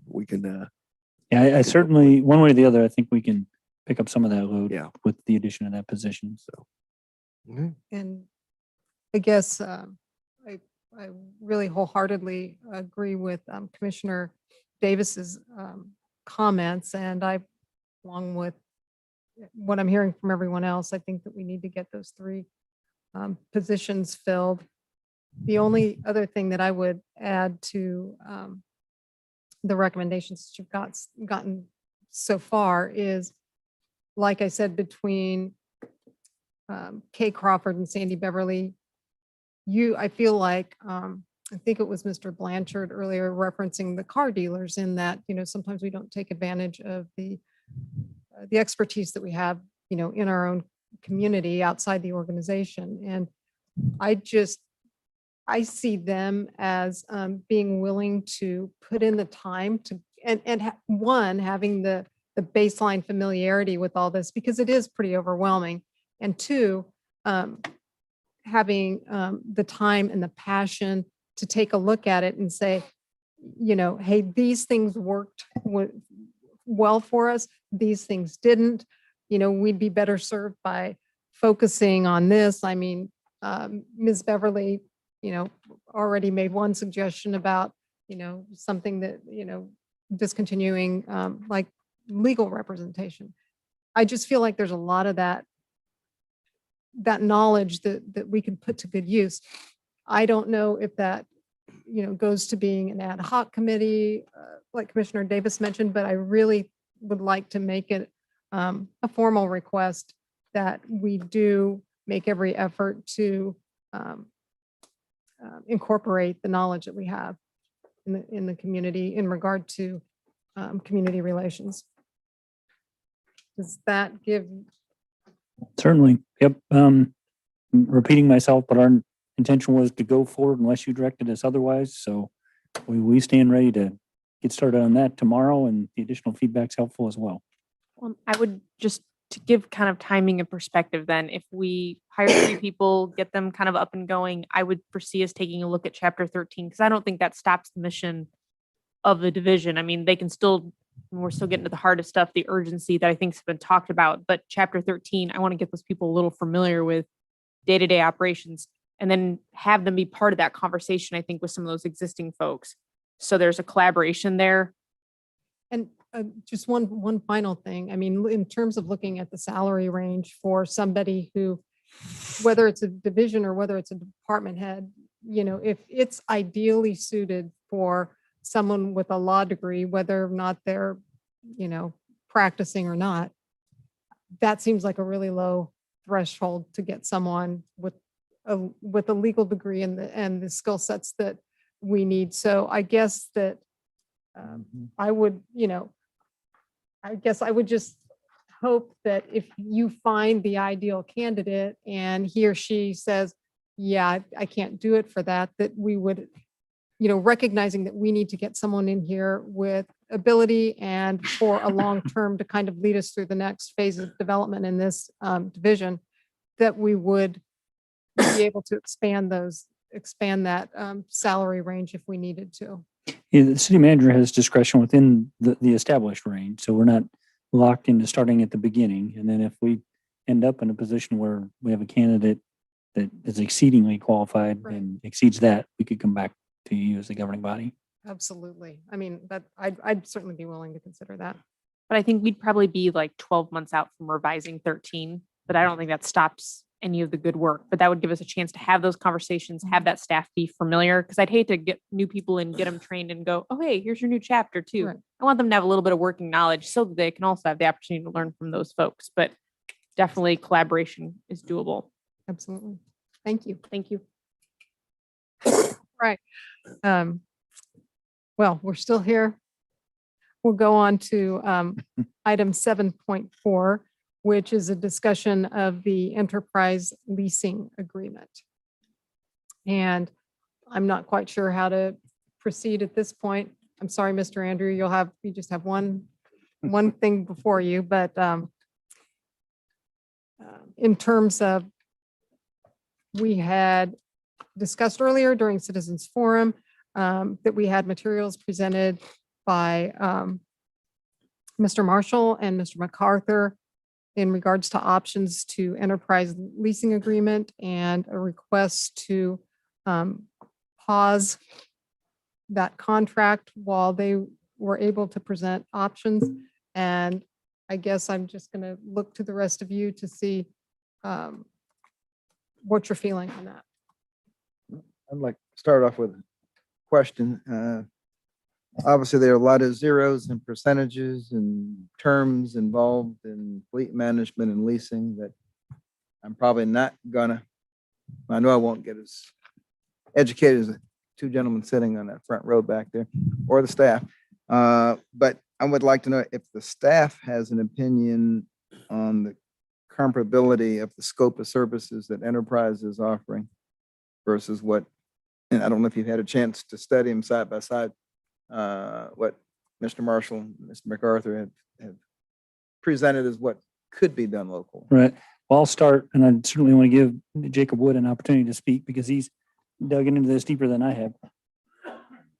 But I think we reported to you a couple times now as we've kind of brought this issue forward that we've looked at this all along as fleet management more so than vehicle leasing. I mean, vehicle leasing is a component of that, but the aspects that seem to make the numbers work are taking advantage of the government pricing, identifying the best pricing across multiple manufacturers, makes and models, and then both maximizing our opportunity to sell our current vehicles, used vehicles, as well as then identifying the most effective timing to kind of flip the vehicles, for lack of a better description. So there's obviously there's the lease rate. There's a lot of the things that they brought up, but we were looking at it a little bit more holistically in terms of when you put all that together.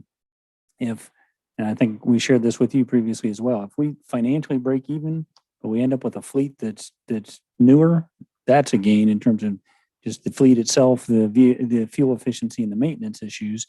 And then all indications are that we actually can gain financially when historically we have had a budget allocation that's not enough. We go out and purchase a few vehicles, but we're never gaining on the quality of the fleet nor the financial aspects of it. So our review of the enterprise approach was more that entirety of services that they were providing. The other thing that with respect to kind of the process we followed, as you know, our purchasing policy speaks to competitive bidding, competitive pricing to maximize use of tax dollars.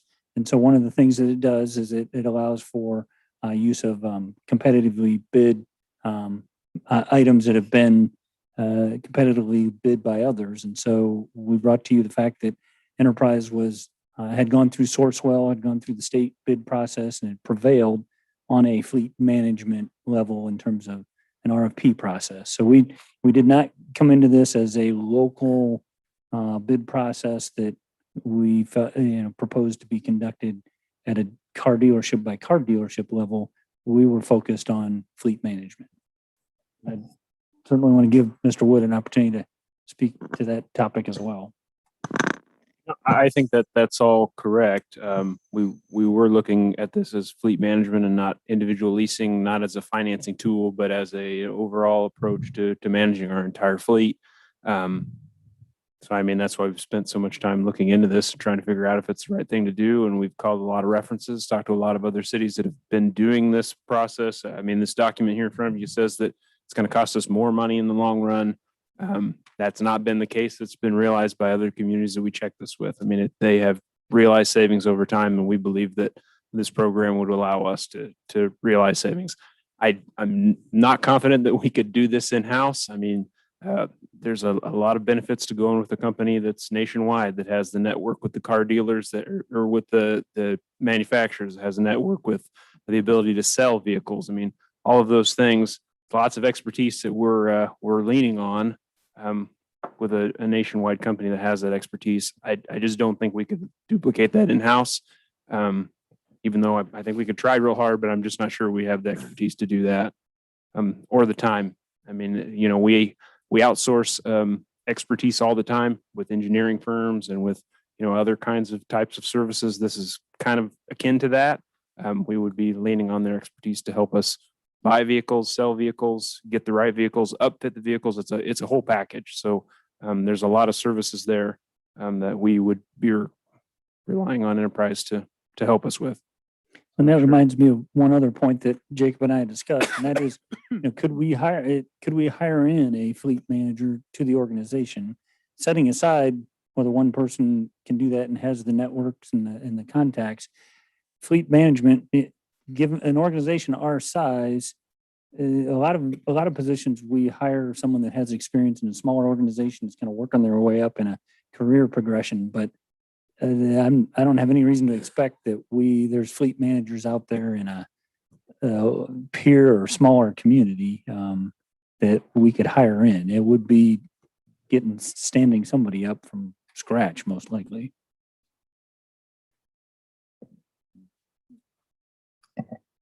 And I guess I would look at Mr. Marshall and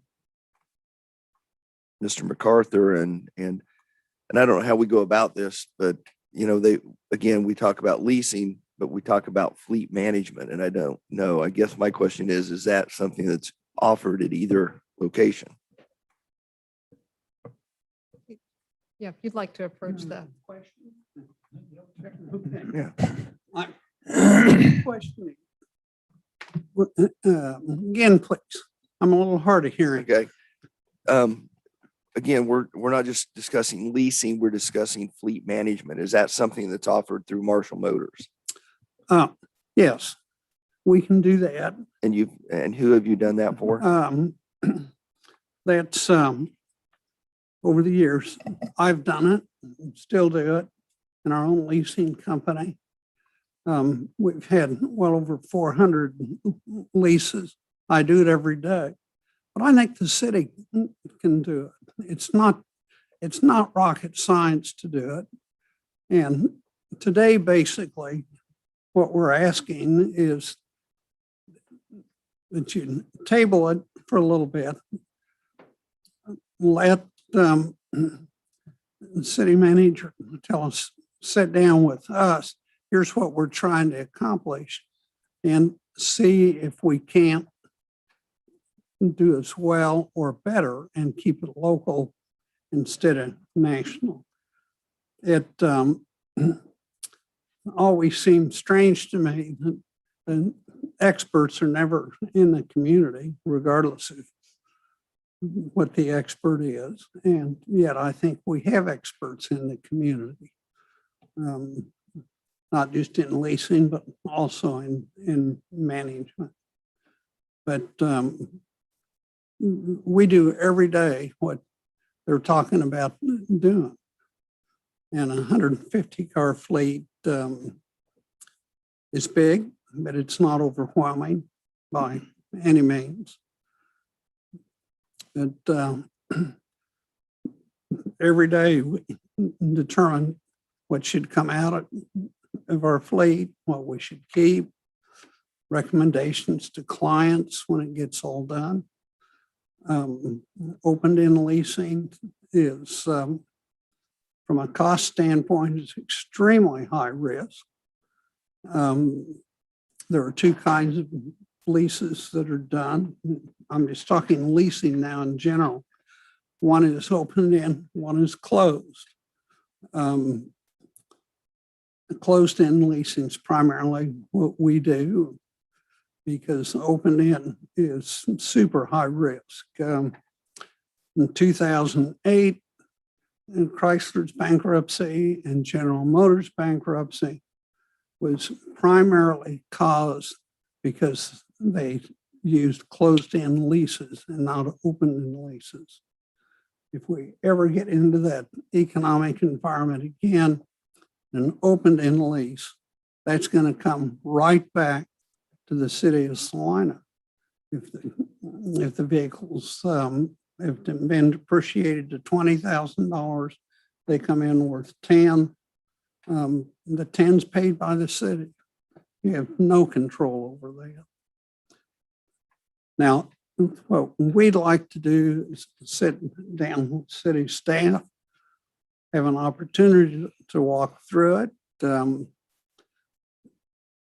After we've had that consultation, or they with us or us with them, if we sit down and say, no, we can't do what they're doing, you should go with them, we will certainly recommend that to do it. But I think we can, and I think the city can do it for less money. After years of being in it, it will, over the long term, cost the city more money. I think for enterprise to sit down and say it won't, I totally disagree with that. But at this point, just the opportunity to sit down and come back and try to figure out what's best for the city. As far as the automobile business is concerned, we can, if the city directs enterprise to purchase their vehicles locally as car dealers, we'll make more money doing that than the way we're doing it right now. Because all at once, we're not competitive with each other because enterprise will come to us and say, well, in my case, Ram, or North's case, say, well, take a Ford and we'll pay you $450 to do a courtesy delivery. And you all saw that we're lucky to break even or make $100 on it. So we're here with mixed feelings, I guess the best way to put it, because it's more profitable for us if enterprise does it. But I think it's going to end up costing the city of Salina more money when it's all done. And I've said more than I should. Yeah, it just ask a question. I don't know if you'd be able to answer. When large companies such as Enterprise buy a lot of vehicles for a client, do they tend to buy them from the local dealer closest to that client, or do they have a preferred dealer that they would typically use over and over? I think that would probably have to be directed. I think part of their proposal was that they would buy them locally. and they don't buy them from us. They buy them direct. Yeah, my understanding is they would buy them directly from the factory and then they would be delivered to a local dealer. So the expectation is they will be delivered on site. And that's where that courtesy charge comes in. But that's kind of a pass through. I mean, if you didn't want to make $400, you could commit to doing it for $100 if you wanted to.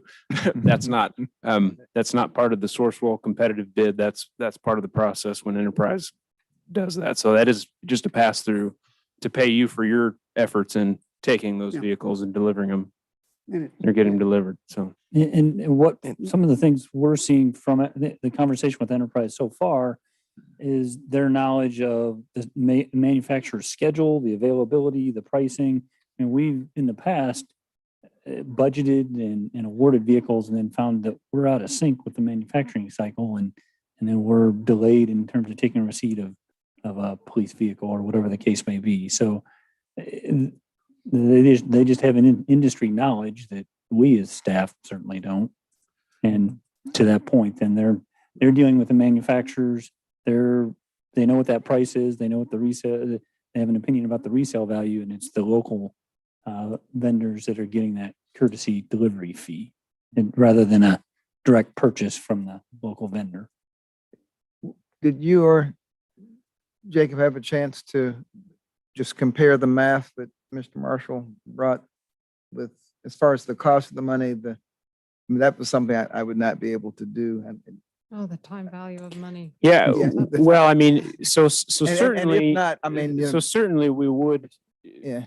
pay we will pay Enterprise to do this. They make money on the process. I mean, they certainly do. So there is additional costs. I mean, that we have to pay to Enterprise to do the problem. I wasn't able to go through this directly, line by line.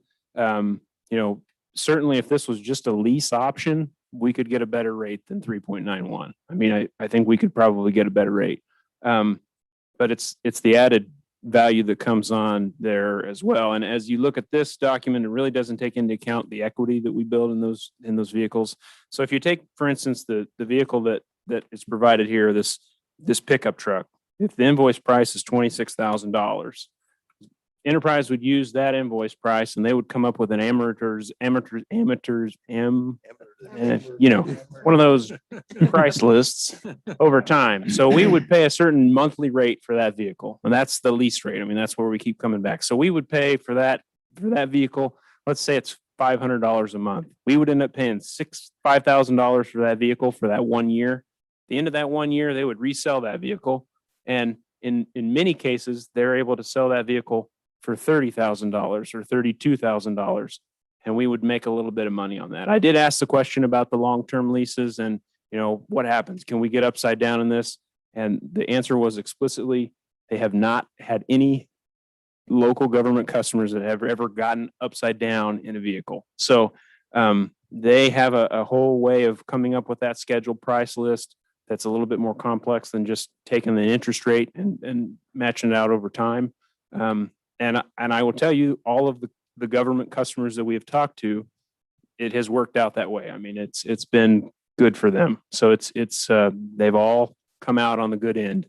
Otherwise, we wouldn't be recommending this. I mean, if we didn't think it was going to work, I couldn't come to you with a straight face and recommend it. I mean, so we certainly believe that the program, the way the Enterprise has laid it out, will work for the city and will allow us to have capacity to replace all of our vehicles, save money on fuel, save money on maintenance, all of those things, and be able to turn around some of the equity in the vehicles and put it back towards new vehicles in the next go around. Yeah, if I could add to that, on the front end, as we were assessing it, doing our due diligence, we were focused on that combined government, maximizing government pricing, getting it amortized correctly, the fuel savings, the maintenance savings. And admittedly, we were focused on that bottom line and recognizing that there might be a higher interest rate in terms of lease. The Enterprise is going to get a fee. There's going to be a delivery fee. But my two primary concerns in doing our due diligence were, number one, confirming the number, the performance, basically the overall performance, and then secondly, if we ever decided that we didn't like it and wanted to get out of the program, what's that exit strategy look like? And combination of kind of riding out those leases, as well as the recommendation that we made to take some of our deferred spending and set that aside in case we do need to adapt. We are going to need to monitor it on an ongoing basis. If we see it's not performing, then we're going to have to respond. If we see that it's exceedingly easy and it looks like something that we can take on in-house, it's open-ended to our advantage at that point. We could say, well, Enterprise has taught us how this works and we're going to go it on our own. I just, for all the reasons that Jacob mentioned in terms of the networking with the manufacturers, the selling of used vehicles, the upfitting, the removing the equipment, I'm just not inclined to think that a dedicated city staff person can stay on top of that. And I guess I look at staff and I also look at Mr. Marshall and Mr. MacArthur, but and again, I have to read this again, and there's a lot of numbers in here, but one of them was, that you've been selling vehicles maybe at $100 over invoice or something. But when we're doing this leasing, it's delivered to one of the dealers and they get a $450 fee for accepting the vehicle. Plus we're going to do our normal maintenance at each facility. Is that correct? Yeah, well, warranty work. I mean, warranty I- work. Yeah. I honestly don't know whether the dealer feels like warranty work is a good thing or a bad thing, but we would have the opportunity to do warranty work locally. Basically, warranty work is not profitable work. I suspected that might be the case. And if speaking to the resale part of it and getting money back, it's a pretty easy formula when it gets all done. If the manufacturer is giving discounts on a vehicle that is at or exceeds 25% of the cost of the vehicle, and if the vehicle's being driven 15,000 miles a year or less, then at the end of the year, most of the time, you can trade it in and not have any cost at all. If you're paying Enterprise, you're still going to have money cost and you're going to have the initial purchase cost when it's done. And we're perfectly capable of sitting down and training somebody on your staff how to determine that, what to ask for when the bids are done competitively. And I think you'll get more out of your used vehicles because one of the things that we need as dealers and the GM dealer as well is we need used vehicles. So most of what happens when we're bidding vehicles will bid it at cost and try to put money in use so that we can resell it at a profit. And Enterprise is going to sell it the same way. We buy Enterprise cars that are coming off lease. And so does Long MacArthur. It's the thing. So, but you're not adding the middle man into the system. But And one of the things we're not looking for is a decision today. When I sat down and when we sat down and did the presentation with the county, that we did not have access to the numbers. And the numbers are really a big part of it. You'll start now with about a $4 million fixed loan with leasing. As prices go up, it'll end up being a $5 million, $6 million loan when it's all done. And that's permanent. That's going to be part of the budget, borrowing money. I have some lessees that give me a deposit for the vehicle because all they want to cover is the depreciation. They don't want the cost of money involved in it. But essentially, I what think you're as doing a is commission giving here, we need to make, $5 million loan. I think we need to make a decision as to where to head. I said, as I kind of look at this, and my old saying is, I always believe there's three sides to every story. I believe Enterprise is probably not, may not be quite as sweet as they think. There's probably some things on, on your proposal that's probably not 100% right. There's probably something in between, and I don't know what that is. So I guess as commission, we need to look and see if we want to have Jacob review the letter from Mr. Marshall and Mr. MacArthur and give us a breakdown on his thoughts on it. And then come back and bring this at a later date. I don't know where we want to go, because we could sit here and Right. we could have this same discussion for the next hour, and I'm going to be at the Yeah. same place I'm at. I Yeah. have no clue. And So- ultimately, yeah, if Well, we don't have a motion to yeah. reconsider Yeah. or to pause the contract with Enterprise. And I know Jacob's put a lot of work into this, and I guess just out of courtesy to Mr. MacArthur and Mr. Marshall, I'd like for Jacob to have a little bit of time to review their letter, give us an answer back. This isn't something we have to do tomorrow. It's as far as starting the lease program. But I as far as would like to verify that, about the trade-in for a loss. I don't understand the difference between closed-in and open-in leases. There may be some information there. And again, we're talking about leasing individual vehicles versus the fleet management. And again, Mr. Marshall said we could do the fleet management. We don't have the personnel to do that, I don't believe. I mean, we're already short staffed. So if we did that, it would be hiring somebody to do that. And I don't know what cost that would add. So thoughts? I guess I've I'd talked like to more hear than how my share. comfortable staff is with the pause.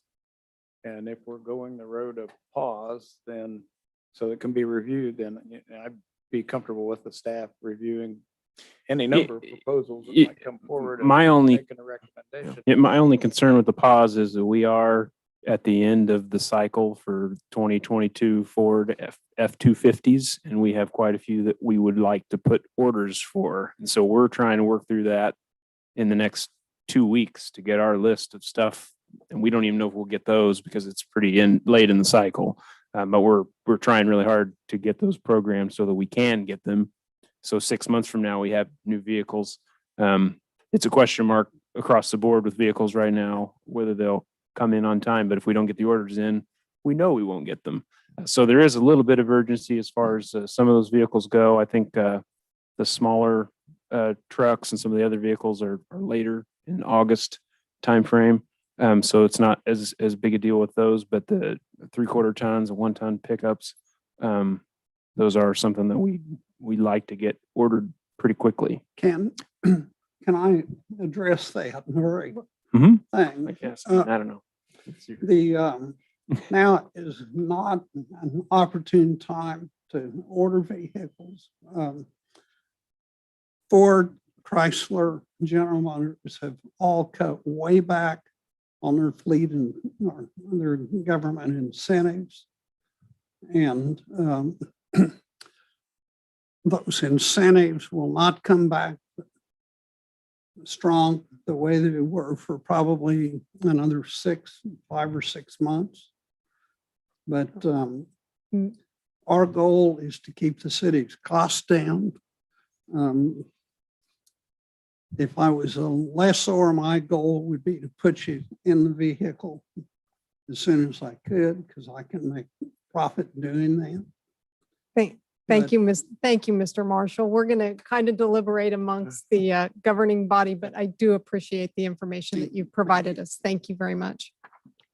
Mayor, I'll just, for the benefit of you, my fellow commissioners, I'll just say we're far enough down the road with this now. I'm comfortable to move on, but if it's a consensus to take in additional information, I guess I'd request from those that want to give other proposals that we see some record of their fleet management and gather some references so that we can ask who they're providing those same services to. that we can get a gauge from them about their satisfaction with their fleet management. That's the thing we're most interested in here. I think it's very important to assess that. I think I'm right where you are. I would say that I couch all of my following comments, knowing that I want you both to know that I personally appreciate the contributions that you guys as individuals and companies make to Salina, Kansas. And I'm very cognizant of the fact that you are contributors to our community in a variety of different ways.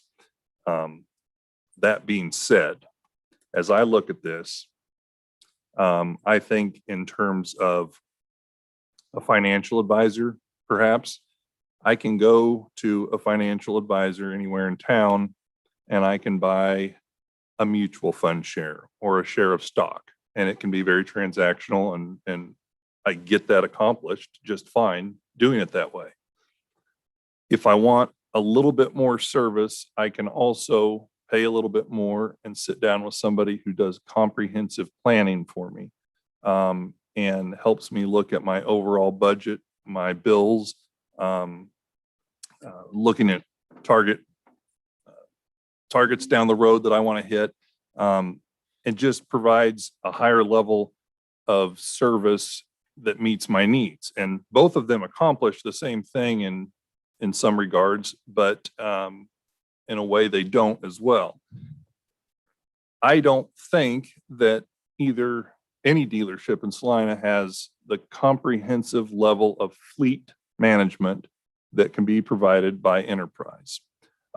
That's not to say that you don't have extremely intelligent, knowledgeable people on staff that could over time create a similar system. But I don't believe that that's in place right now.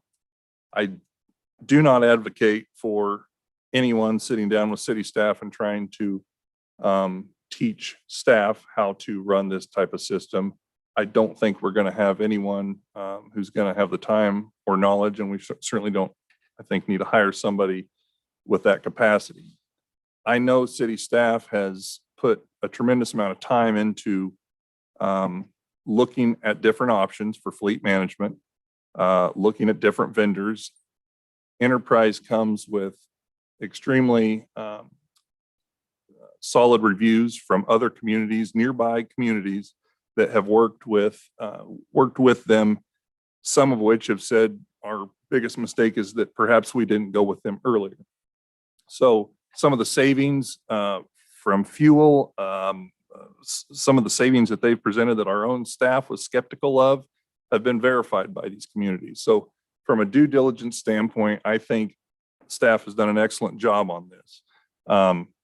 I just don't see a compelling reason for us to do anything more. I don't think directing staff to review anything more or going out for further bids is going to accomplish anything other than lip service. If it were me, I would go ahead and keep the contract as it is currently, and we can certainly review it as time goes on. But I think the due diligence has been done on staff's part, our part, and I just do not believe that there's anyone in the region who can offer that same level of service.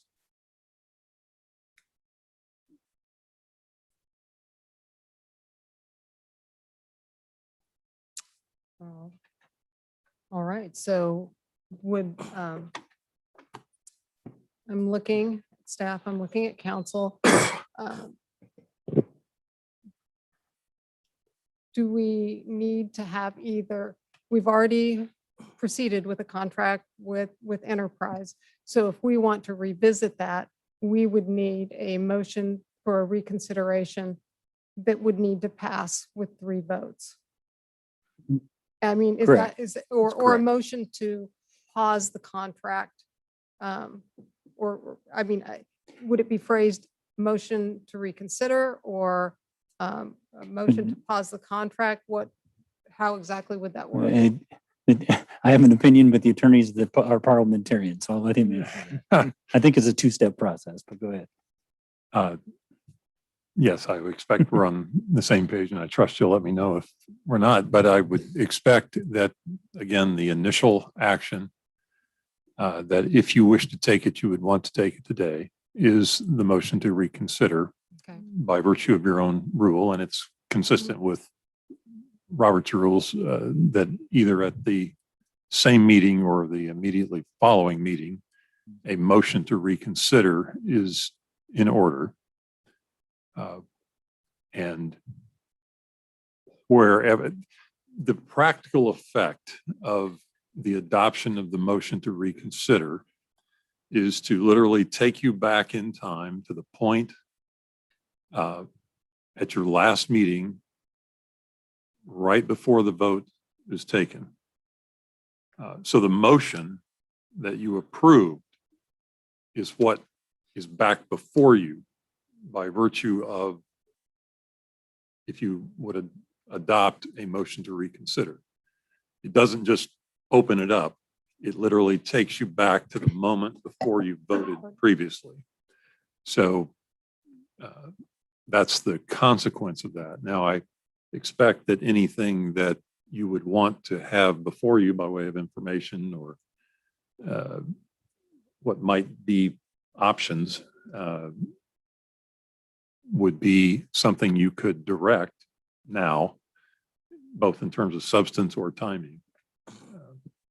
So a two-step process. If the motion to reconsider passes, then you'd still need to take action on the motion at hand. Right. And then if you wanted to give staff additional direction to find out, do this, that, or the other in terms of information gathering in the interim, you can do that as well. But it all starts with the question whether you wish to reconsider. Gotcha. Is there anyone here who would like to make a motion to reconsider?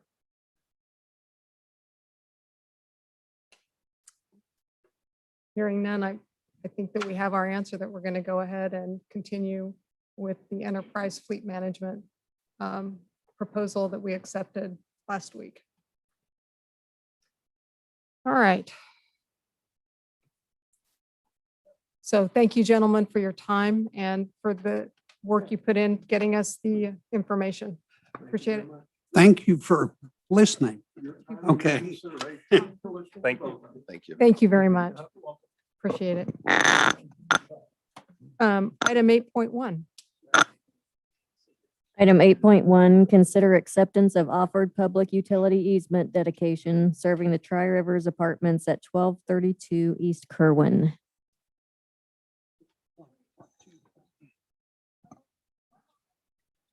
Mr. Andrew. Thank you, Mayor. Commissioners, there was apartment project that was recently completed at the east end of East Kerwin, known as the Tri-Rivers Apartments.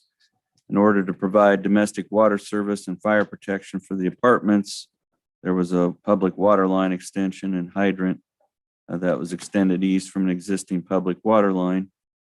Most of our public water lines and hydrants get placed in existing platted easements, but in this case, there was no easement present, so the owners have agreed to dedicate an easement for the location of the water line and the hydrant. They've hired a licensed surveyor to prepare an easement exhibit and description, and that is attached to your report. There's no fiscal impact on the city other than this will become part of the city's public water distribution system. It has been designed and inspected and meets the standards for a public line. So this evening, you could accept the offered easement dedication and authorize the mayor to sign it on behalf of the city. You could postpone acceptance of that easement to a future meeting date, or you could decline to accept the offered easement dedication and provide further direction to staff. Thank you, Mr. Andrew. Any questions for staff? I have a question, if you'd indulge me, has nothing to do with this issue. Are these market rate apartments?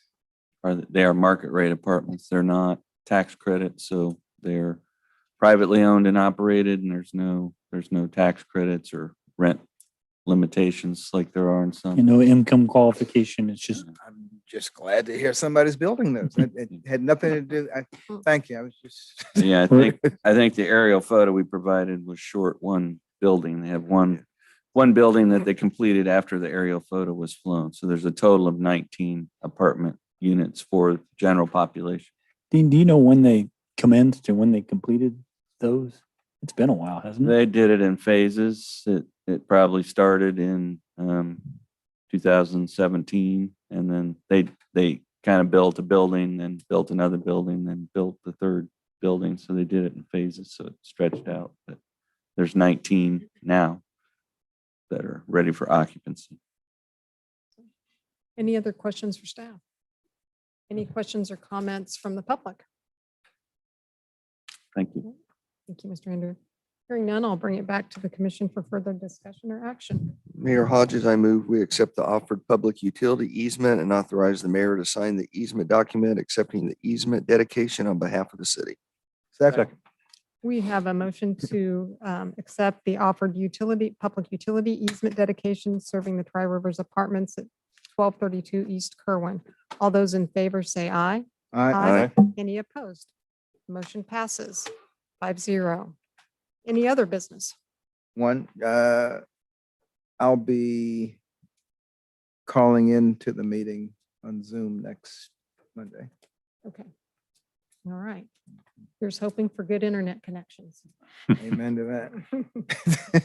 All right. If there's nothing else, I'd accept the motion to adjourn. So moved. Second. All those in favor? Say Aye. aye. Aye. Any opposed? All right. We'll see you next week. Either physically or virtually. All right.